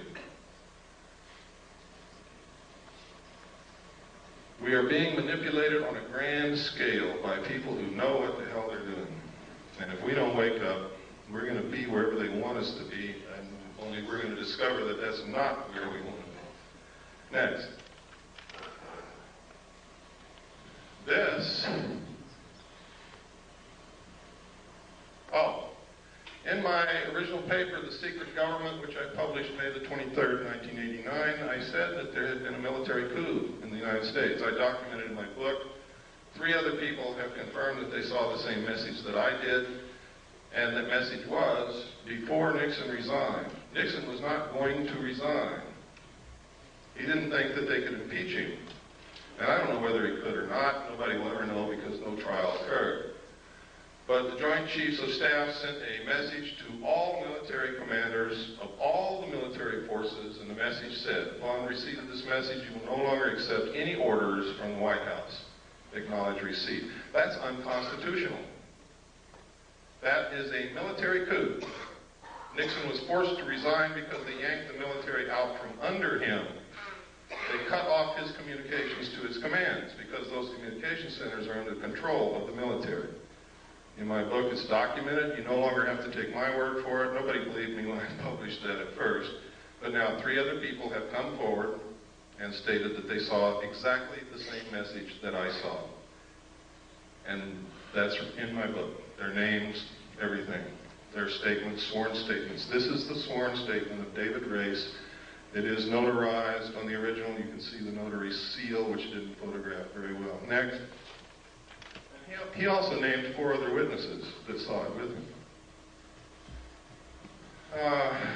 Richard Doty. This is extremely interesting. Richard Doty.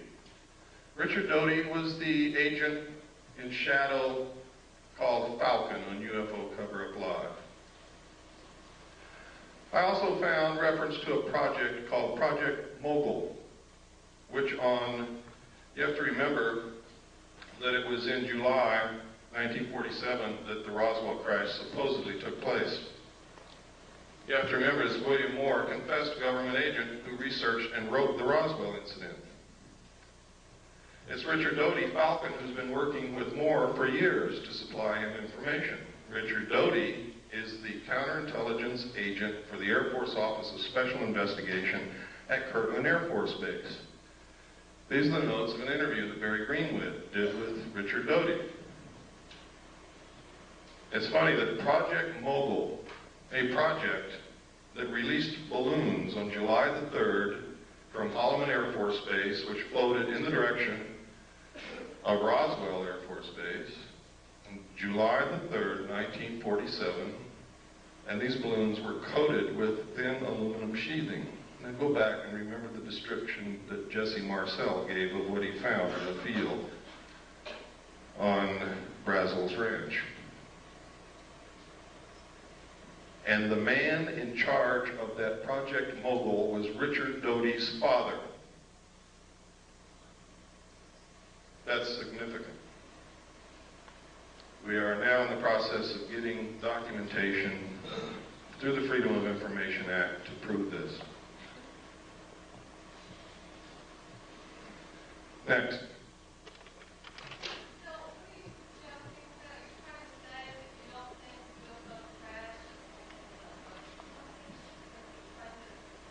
I'm saying that we can no longer accept that a UFO crashed on the basis of the evidence that we now have. We've got to find out there's something else to this. We have a Project Mogul that released balloons on July the 3rd near Roswell, New Mexico. It's coated with thin sheeted aluminum. No, it wasn't. No.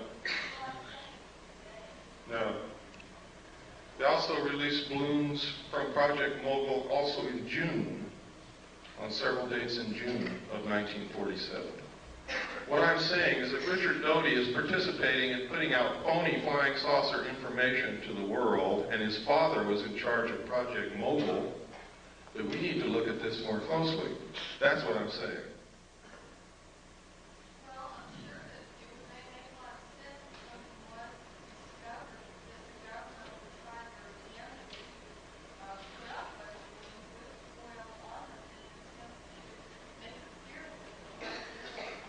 You don't understand. These balloons were also released in June of 1947. The crash at Roswell occurred in July.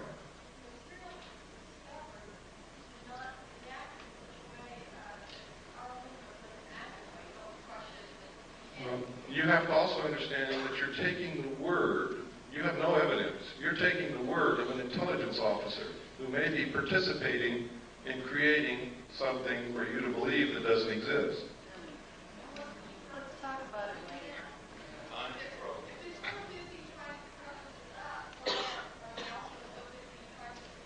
Listen to me very carefully.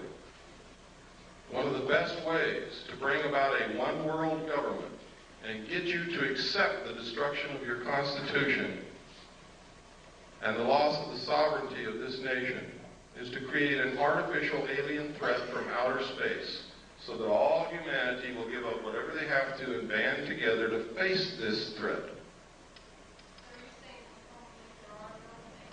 That's not what I'm saying. I'm saying I'm presenting evidence to you that should make you want to do some more investigating before you believe anything. And I specifically stated at the beginning of this lecture, I don't want you to believe anything that I say or anything that I show you, but I want to create enough curiosity and maybe anger and maybe a lot of other things in you that you help me start looking for the truth. That's what I'm about. Earlier, you said that you would explain why governments spend billions of dollars on stealth aircraft and other conventional aircraft with this technology that we have. Why are they so ignorant of the fact that we have this kind of technology? That be the case. I've already explained it to you, sir. Some people can't, and I know it's hard to put all this together. You saw that there's a population problem. The technology that they're hiding from us would make us live longer, would give us better lives, would give us a source of possibly free energy or next to free energy, would probably give us methods in which to kill most, if not all, illnesses and diseases. And their goal is to cut back the population. They're not suppressing cancer cures so doctors can get rich. They're suppressing cancer cures so more people will die. So that they don't have to come out and say, you and you and you up against the wall, it's your day to get killed. They make it appear to be natural, or as natural as they possibly can. That's why. Can you talk about AIDS? This is a letter no, that's in the book. I'm not going to get into AIDS today. That's in the book. This is a letter that was written to the White House to Mr. Fitzwater, who was Reagan's press guy. And what he wanted to know is who wrote the paragraphs about aliens that Bush inserted into the end of 6 speeches that he gave during his administration. Most people don't even remember that he said those things, but he did. Next slide. What Marvin Fitzwater wrote back was that the president himself inserted those paragraphs. They were not put in there by the speechwriters. One of the speeches was to Boston High School students and faculty. Next. In which he said, I couldn't, but one point in our discussion privately with General Secretary Gorbachev, when you stop to think that we're all God's children, wherever we may live in the world, I couldn't help but say to him, just think how easy his task and mine might be in these meetings that we held if suddenly there was a threat to this world from some other species, from another planet outside in the universe. Do you think all this stuff is coincidence? I hope you're beginning to wake up. He said this 6 times in 6 speeches in his administration. This is come together one world government stuff. This is alien threat from outer space stuff. 6 times the president said. Next. To the General Assembly of the United Nations. Next. In our obsession with antagonisms of the moment, we often forget how much unites all the members of humanity. Perhaps we need some outside universal threat to make us recognize this common bond. I occasionally think how quickly our difference worldwide would vanish if we were facing an alien threat from outside this world. And yet I ask you, is not an alien force already among us? What could be more alien to the universal aspirations of our peoples than war and the threat of war? What would a one world government do? Abolish war. What is the threat that will bring it about? An alien threat from outer space. Please wake up. Next.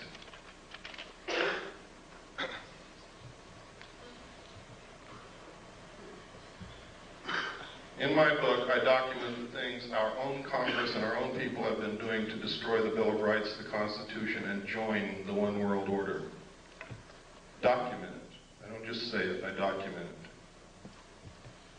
Most people don't know what goes on in Congress from day to day. They can pass anything they want to and you would never know it until they come and bang on your door and throw you in jail because you didn't know it. Next. That's right. But they're not there because they know that most people aren't watching and don't give a damn. The backbone of hidden government. This is documented in my book. NSDDs, National Security Decision Directives, National Security Memos, the fact that they write memos and write law outside of Congress and the executive branch, and most of it is signed by auto pen. The president never sees it. Next. And next. And next. And these are some of the things that they've done. There's no time to go into it. Next. Next. This is the United States with the Soviet Union into a one-world government.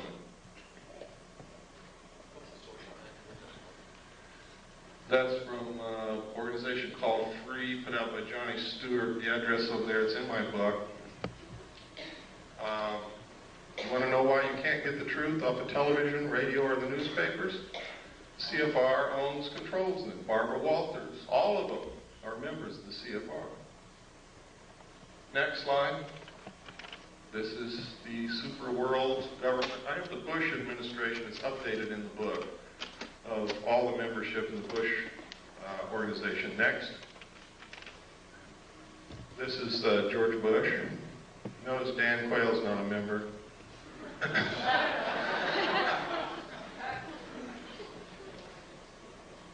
Now this is serious. Their goal is a one world order, one world government, the destruction of the sovereignty of the United States, and the merger of the United States and the Soviet Union. Why do you think our generals and admirals have been going back and forth to the Soviet Union, and theirs have been coming back and forth over here? They're getting ready to do it. Why do you think the Soviet Union began giving some more freedom to their peoples? The people didn't bring that about. It was given from the top down because it's time to solidify the New World Order when the European states come together. Why do you think that there are so many attacks upon our Bill of Rights right now? Because we all have to be on an equal level. We can't have all these freedoms if the rest of the world doesn't. How does Israel fit in this world I don't know what you mean by how they fit. There's certainly a thorn in everybody's sides, but not because they're Jewish, but because they will not settle the Palestinian question. There'll never be peace in the Middle East until they do.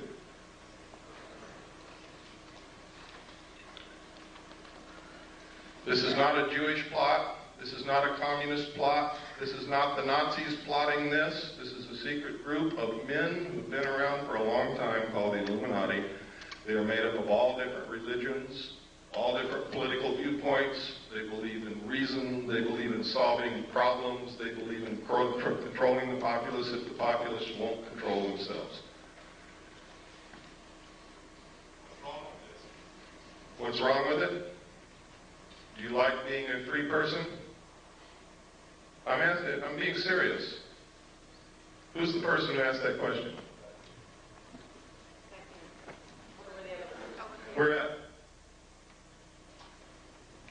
I'm saying we don't know what goes on in our government now as it is. Whose fault is that? I'm not trying to pick on you. I'm trying to get at an answer. Really, I'm not picking on you.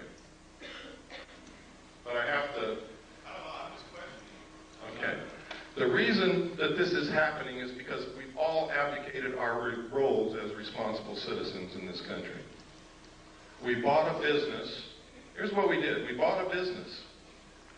We hired everybody that's going to work in this business. We stocked the shelves with merchandise, and we went on a permanent vacation. What do you think is going to be left of our business in 20 years when we come back?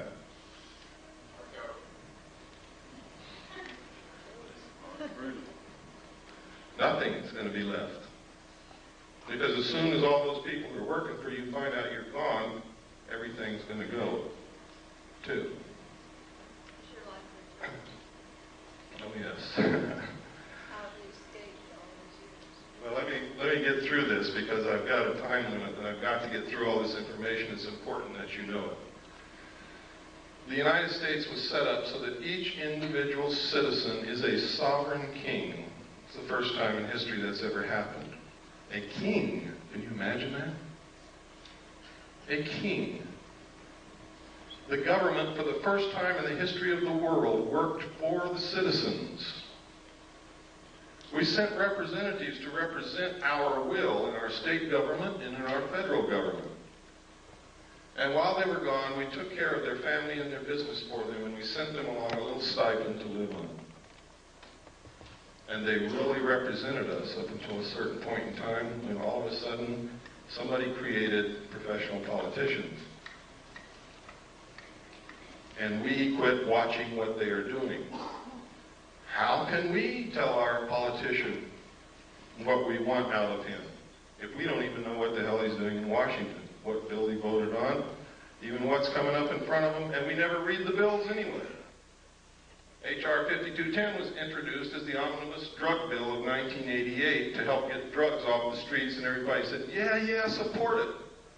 But when you read it, inside it, it establishes funds to develop a national identity card.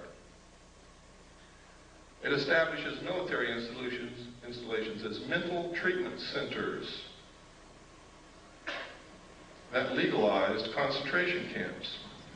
It authorizes prisons to borrow money, to manufacture products, to sell those products on the open market with slave labor, which will destroy small business.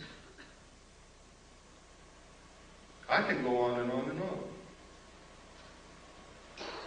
H.R. 4079 is in front of Congress, which will allow the President to create a national emergency for a period of 5 years, which will literally allow him to suspend the Constitution of the United States and declare martial law. Thanks to Newt Gingrich. That's right. Could you explain that bill that Newt Gingrich had in Congress? That's it. Yes. So what I'm saying is, this is our government, our country, and we're going to lose it if we don't get smart real quick.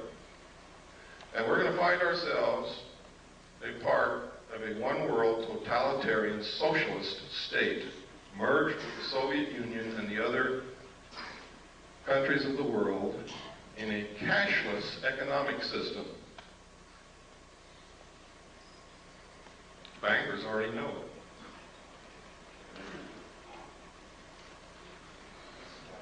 That's my message to you.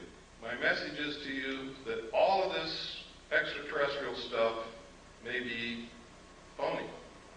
I may have been used. They may have passed me all this kind of stuff. And for years I believed it was real, and now I have doubts, real doubts. Now I'm telling you, I don't know if extraterrestrials are real or not, but there's no doubt in the world that the technology is real. And I've shown you documentation after documentation after documentation. And there's more in my book. Much more. So much, in fact, that that book is probably going to cause me a hell of a lot of trouble. But it's worth it if we can save our country. Next slide. There's the membership in the media.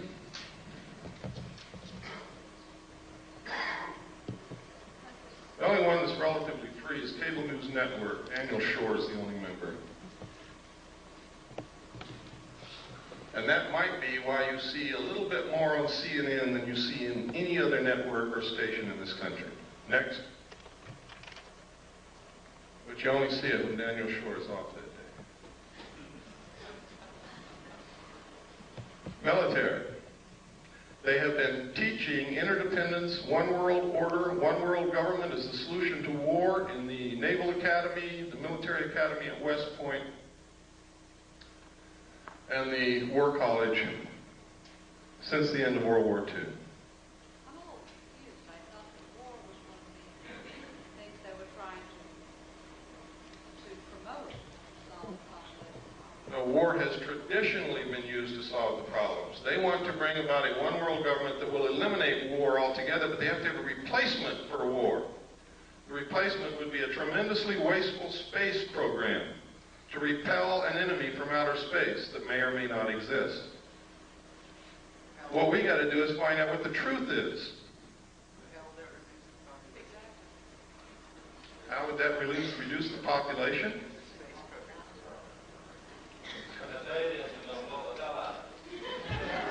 Next slide, please. Next. Next. Is Colin Powell on that list? Next. Next. These are the letters I get back from Congress. Thank you. Next. Thank you. Next. Thank you. Next. Thank you. Next. And from Alan Cranston. Thank you for your letter expressing your views on foreign policy. And he goes on to tell me what all he's done in the 100th Congress and what he's going to do in the 101st Congress. Next. Thank you. Screw you, Alan Cranston. Next.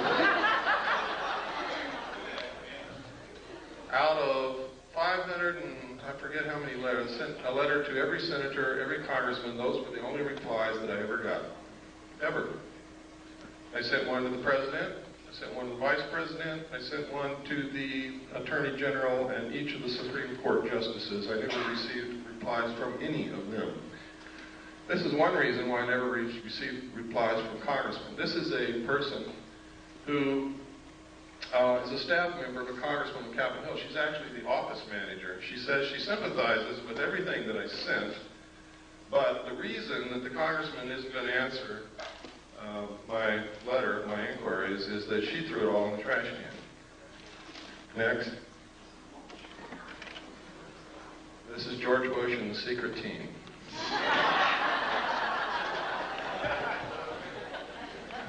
Next. Another reason for a new world order is if extraterrestrials are real, who speaks for planet Earth? Who? I mean, if they're really real, who's going to speak for all of us? Who's going to represent the Earth?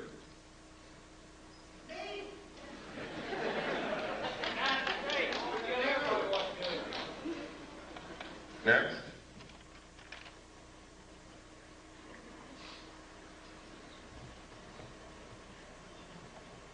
For all those of you who were going to tell me that you're just one person, there's nothing that you can do, I think this says it all.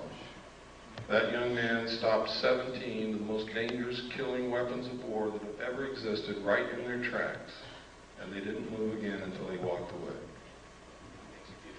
That's a real hero. He has not been executed yet. He is a real hero. He's the only real hero that I know in this whole world. In this whole world. That's him right there. He's Chinese, and most of us would say, here comes the chinks into the neighborhood. That man is my brother. I don't care who he is. And I hope that you learn that he's yours. His heart's probably bigger than all of ours in this room put together. But that's your answer when you come to tell me that you're only one solitary little person. There's nothing that you can do. This is our country. It belongs to the people. And we can do whatever we want to do with this country, but we have to do it together. I hope that we can all find a way to do that. If we could have I believe that's the last slide. If we could have the lights, we'll have some questions and answers. Or we'll have some questions. I don't know how many answers.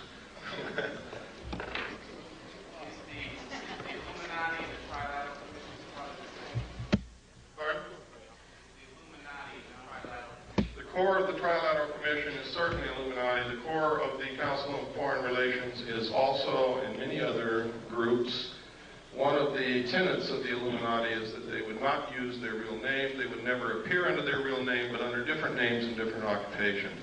This is historical fact. Bill? Yes. Are you in personal danger because you are, advocating all of this? It doesn't make any difference, and I don't want to dwell on that. I believe that the future for my family and for my daughter and for my children is more important than my personal safety. I believe that this country is more important than my personal safety. And you have to understand that we wouldn't have this country if George Washington asked if he was going to be in danger, if he signed the Declaration of Independence or signed the Constitution or participated in the war against the king. There are some things worth dying for. And I believe that I've found out what it is. No, I'm not afraid. Yes, I'm in danger, but I don't give a damn. Yes, Nancy.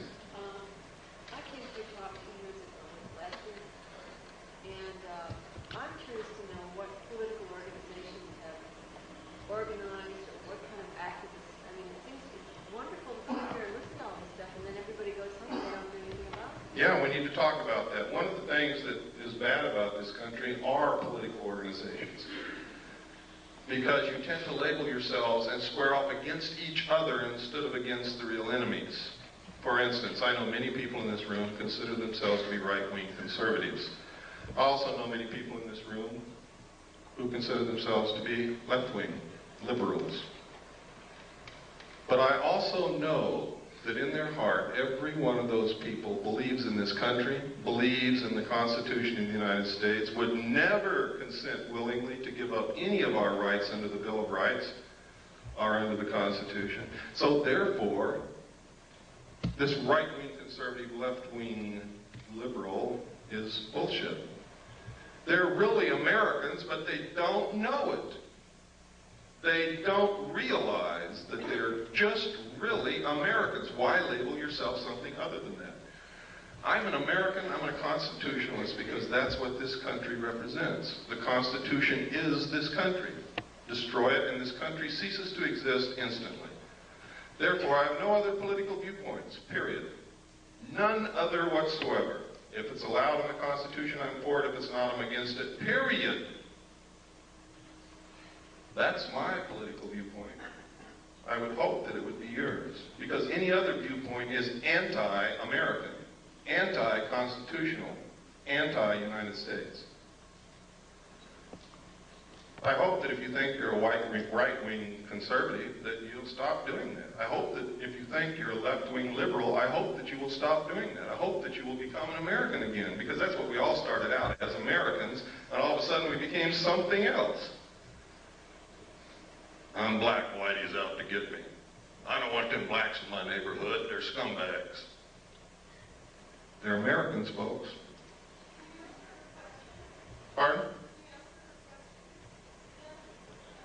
I just did. No, I asked you specifically, what has been done by the people who are interested in the project?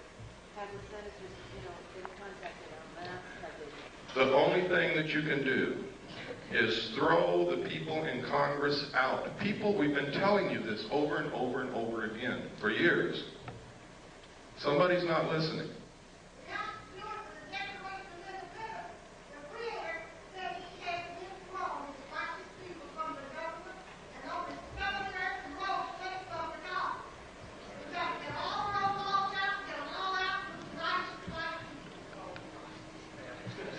Well, I will not support any racist attitude from anyone, but you have to get the professional politicians out of Congress, out of office, out of the presidency, out of the governorship, out of the state houses, and you have to send citizens who will truly represent us, who truly will do what's needed, and only send them for one term, and that's the only thing that's going to work. If you think you're going to change the minds of these people who are so ingrained into, well, it's not politics, it's the destruction of this country. They're bent on it. If you think you're going to change their minds and all of a sudden they're going to start representing you, you're wrong. They're not. Yeah.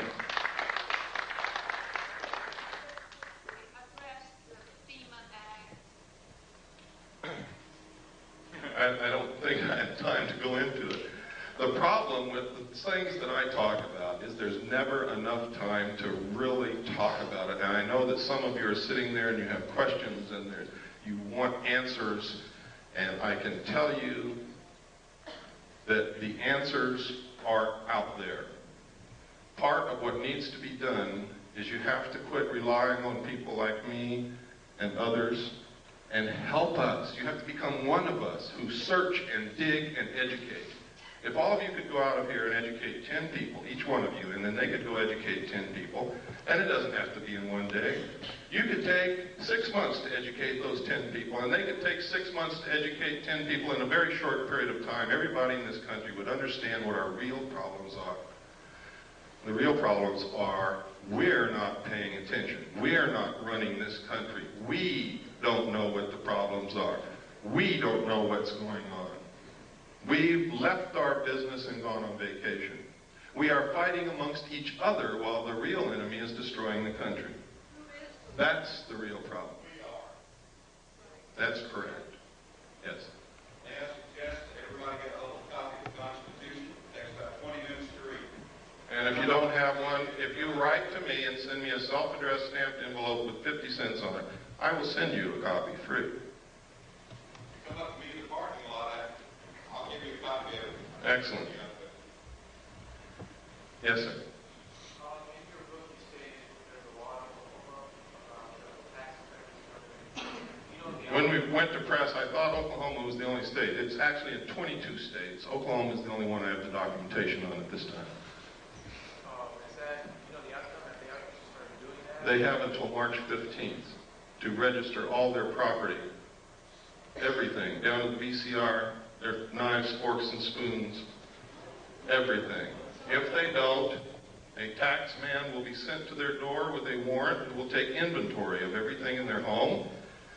Anything they find that was not declared on the list, or if they never submitted a list, they will be taxed 20% over and above what they normally would have been taxed. But you see, taxation is just the excuse to register the property.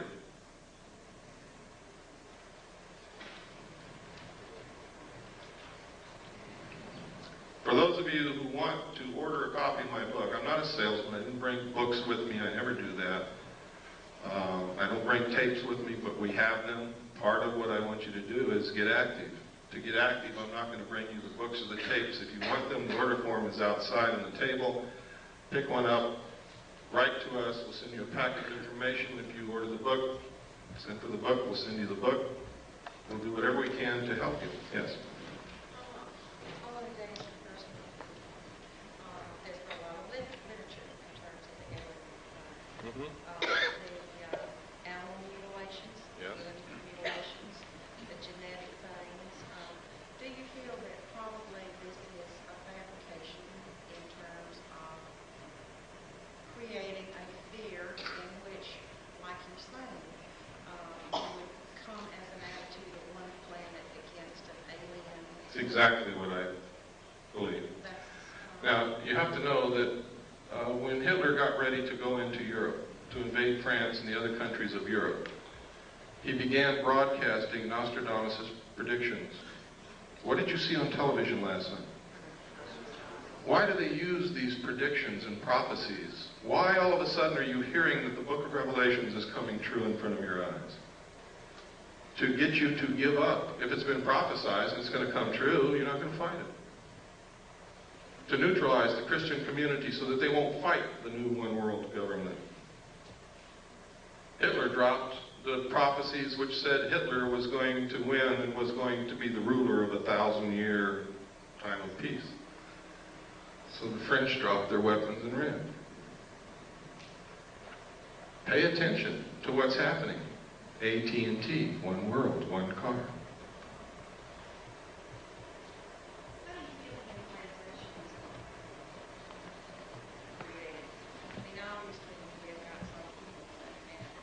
Ma'am, I really don't have the answer to that question. The abductees say that it's alien extraterrestrial beings. You start doing research and you find out that the intelligence community has done so much work into mind control and implantation and being able to control individual human beings with this technology that you begin to wonder if it's really aliens or if it's really us. And then you look in the UFO community and you find out most of these people are connected directly to the intelligence community, are active agents that have been caught or have confessed. And you have to wonder what in the hell's going on. Which ones are Pardon? Which ones are a list of I can tell you that Richard Doty is, John Lear is, Bob Lazar is. You've seen evidence that Bud Hopkins is. I can tell you Whitley Strieber is, because there's no other place he could have gotten the information that he wrote in his book, Majestic, except from the same top secret documents that I saw, only he's never been in a position with a clearance to see them. He's an author. I could go on and on. Yes, sir. What about personal property? If this new war, the world over will go, like you suggested tonight, what about personal property, like land, home?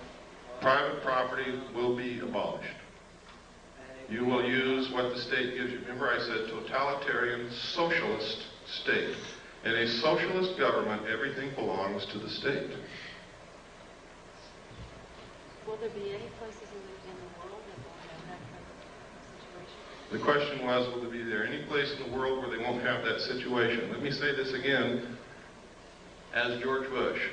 Read my lips. New world order.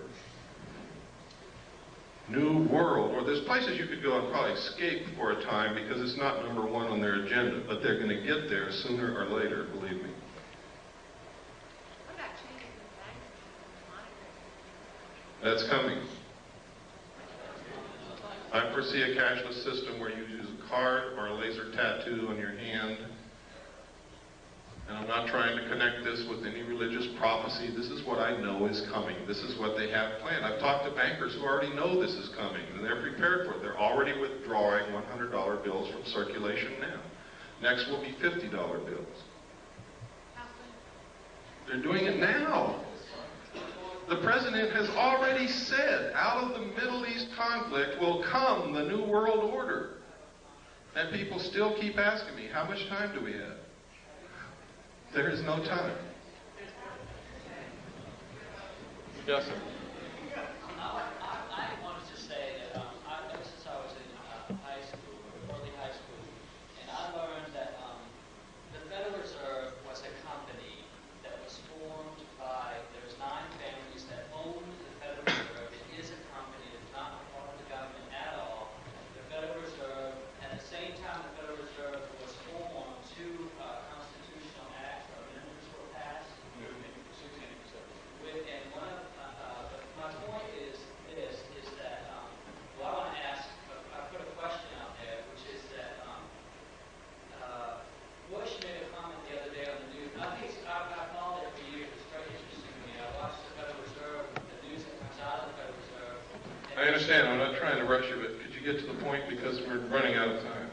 Okay. I have 2 points. One point is that Bush made a comment that this war will not create any trouble for the banking industry, which leads me to tell that as soon as the war is over is when they're going to call the notes due, and we'll go to a cashless system with a card. And my comment about that is that I don't see how people are going to, when you go to somebody and say, okay, give me your money and here's your card, this is where you are today, you're a negative $500, or you're a plus 2,000, whatever. The people are so attached to their monetary value in life that I find it really difficult to see American people to battle that. In other words, that in lieu of, oh, give me the card, let me be able to sell my future and give me this card, and it's okay if I can't have a card right now. You know what I mean? It's like, I see the money thing as being another piece of a picture of going towards a totalitarian type government because you're taking the money, your money is not yours. A cashless system literally is slavery, and I'll tell you how that works. First, as it stands now, the money in your pocket is not your money. And you're going to go to the bank one day and they're going to say, I'm sorry, we're not taking this anymore. It is not yours. It belongs to the Federal Reserve. And you'll see that on the note. the Federal Reserve notes in your pocket are actually instruments of debt. And one way that they're going to get your property away from you is you can't pay for something with a debt. So you don't own what you think you own right now anyway, legally, under the Constitution. And that's the truth. They're going to come and they're going to collapse the economy instantly. The money is not in the banks. They've been doing fractional lending, fractional banking, which means if you have $1,000 on deposit, they can loan as much as 10 times that out. That doesn't exist. They created on the books with the stroke of a pen, which means that if all of you wanted to gather up enough cash to go pay your debts, you couldn't do it because the cash doesn't exist. If you wanted to go draw your money out of the bank, you couldn't do that either because it's not there. It's very easy for them to collapse the system. Those of us who have done the research know that the third world nations have already pledged their natural resources to the World Conservation Bank, which is going to be the new World Bank, in exchange for forgiveness of their debts, which means they're not going to pay back all those billions that we've loaned them, which means the money is not in the bank, doesn't exist. The economy is going to be the easiest thing for them to collapse. How are they going to get you to join the new economy? They're going to say, we have a solution. You see, one of the tricks of the Illuminati is they create a problem and then they provide the solution when you beg them to. They're going to come to you and say, you have a house, and we have the note on your house. If you'll accept our new economic system, we'll refinance your house and let you keep it. You also have a car. We'll do the same with your car, and your furniture, and your kids, because you probably owe the hospital. Okay? See, when I was a kid, it was a disgrace to be in debt. Nobody was in debt. There was no such thing as credit cards, and if you even mentioned debt, People got angry with you. Now, in just my lifetime, and I'm 47 years old, they've changed all that to where everybody is in debt and it's accepted, and if you're not in debt, you can't get a hotel room because if you don't have a credit card, they won't let you in. And that's the truth, and that's how they're going to do it. And you're going to say, well, I want to keep my house, I want to keep my car, and I want to keep my kids, so I'll join. And they say, fine. For every dollar you used to have, we're going to give you 10 cents, and we'll start all over. We're going to devalue the money at the same time and eliminate the middle class. And there will be two classes of people, the rulers and the rest of us. This has all been public knowledge for years, but people have ignored it, and they've called anybody who tried to educate them a conspiracy nut, an idiot. But you can see it coming through true right in front of your eyes now today. Every day you can see this happening. You can no longer call these people conspiracy nuts. I didn't believe it either until I started looking into it, and by God, they're right. Yes, sir. Yes, I just want to share with everyone something I had read in Current Laser magazine, and under development, there is a barcode scanner that will not be able to be seen with the human eye, but will be seen with infrared technology. So that you could have a barcode scanner on yourself and no one. That's right. It's an invisible tattoo, but it can be scanned. I'd like to say also that the reason I left California, took my family and left, I went to vote in the last election, and I saw on the voter registration form, next to my name, the Universal Product Code. I packed up my family and I left California. I now know, and I just left California, I was just speaking in Pasadena, I have seen them, it's true. The driver's license in California now have the Universal Product Code on the driver's license. It's not far off. The UPC, yes. The barcode, for those of you who don't know what Universal Product Code is. Yes. It's been used in over 700 cities in Europe for over 70 years now, where they inject plastic under the skin in the right hand or the forehead. It's going to be the new world. It's going to be your accountant. It's not going to be any more cash. There will not be any more swap meets. There won't be any selling your mattress to your neighbor when you buy a new one. Everything will be registered. They're already starting it in Oklahoma and 21 other states. You will register all your property. If they come to your home and something's missing, you're a criminal. There will be no black market. You will not be able to work. You will not be able to buy. You will not be able to sell. You will not be able to get medical care. You will not be able to do anything except with your number through the computer.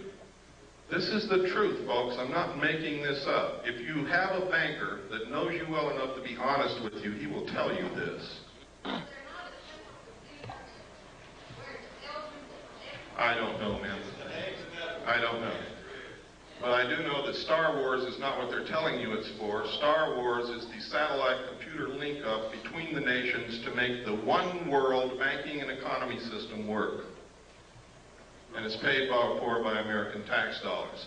If they want to imprison you in a 2-square block area, all they have to do is zero out your computer account outside that area.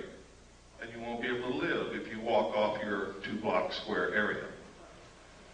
If they don't want you to leave your city, they can do the same thing. Your card will only be good in your city. Yes? Is it possible that they have developed this kind of system that is very similar to what's talked in the Bible as a psychological effect to get people to sort of... Of course. It's like I said a while ago, they're following the book of Revelations like a script to neutralize opposition against them. If you believe that it has been prophesized and it's ordained by God, you won't oppose them. I'm a Christian, and I'm not buying it. I'm going to oppose them. And I don't think that God or Jesus Christ would be very pleased with me if I didn't, even if it was God bringing it to pass. Because they're not going to like it. Let me take 3 more questions, and then unfortunately we're over time. I'd like to stay and talk to you more, but we really can't. I have a brief question. Okay, and your hand has been up for a long time. I'm sorry. Go ahead. I really came here for some answers, and this is the one question I really would like to know because you've been going through such a learning experience through your research. When you saw that large ship come out of the ocean spread and came up, this day, do you personally think that came from outer space of this earth? Personally, I don't think it was built on this earth, knowing what I know about the state of aircraft technology and about submarines. But what I think doesn't make a bit of difference. It's what I can prove that counts. And I can't prove that there's anybody here from outer space, although there's a lot of evidence to support it. What I can prove is that there's a lot of manipulation to put us in a one-world government and destroy this nation and enslave all of us in a cashless economic system. That I can prove. And that's what we better be looking at. Yes, sir. You seem to be a lot of people earlier that seem to be involved in MUFON and the other organizations. Every time that we run into they all seem to be ex-military people. They seem to have an incredible amount of insight. Is it basically just staff military people that are just here to tell you whatever you want to do? I don't know. I know that MUFON is not doing what they claim to do. I know that evidence has disappeared when it's been sent to MUFON. I know that physical evidence of UFOs is one of the hardest things in the world to collect, and when they collected a liquid that dripped from a saucer in Gulf Breeze, Florida, and sent it to MUFON, it disappeared. That's what I know about MUFON. I know that if aliens are really here, and the government wants to keep it a secret, all the publications dealing with the information and all the organizations investigating this would be infiltrated and controlled by the government to suppress the information. I know that if aliens are not real and the government is perpetrating this hoax, then they're doing it through those organizations and publications and through people like me that innocently was passed documents through my hands and tried to come out and talk about it.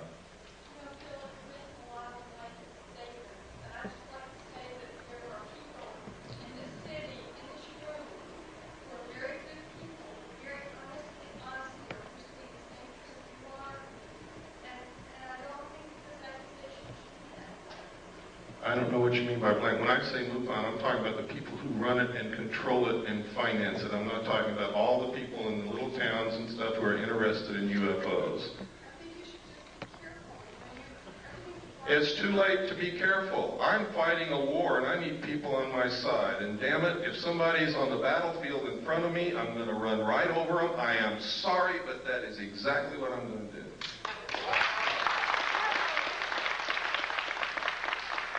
Yes, sir.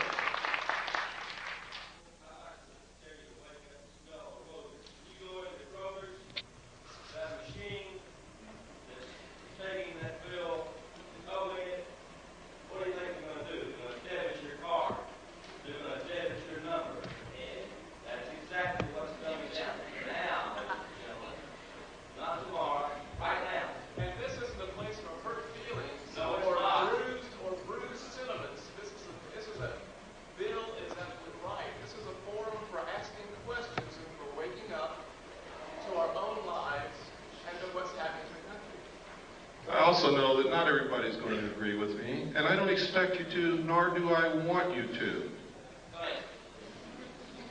We're out of time. I'm sorry, I said 3 more questions, and I did a lot more than that. I want to thank you sincerely. You're probably the best citizens in Atlanta, or you wouldn't be here.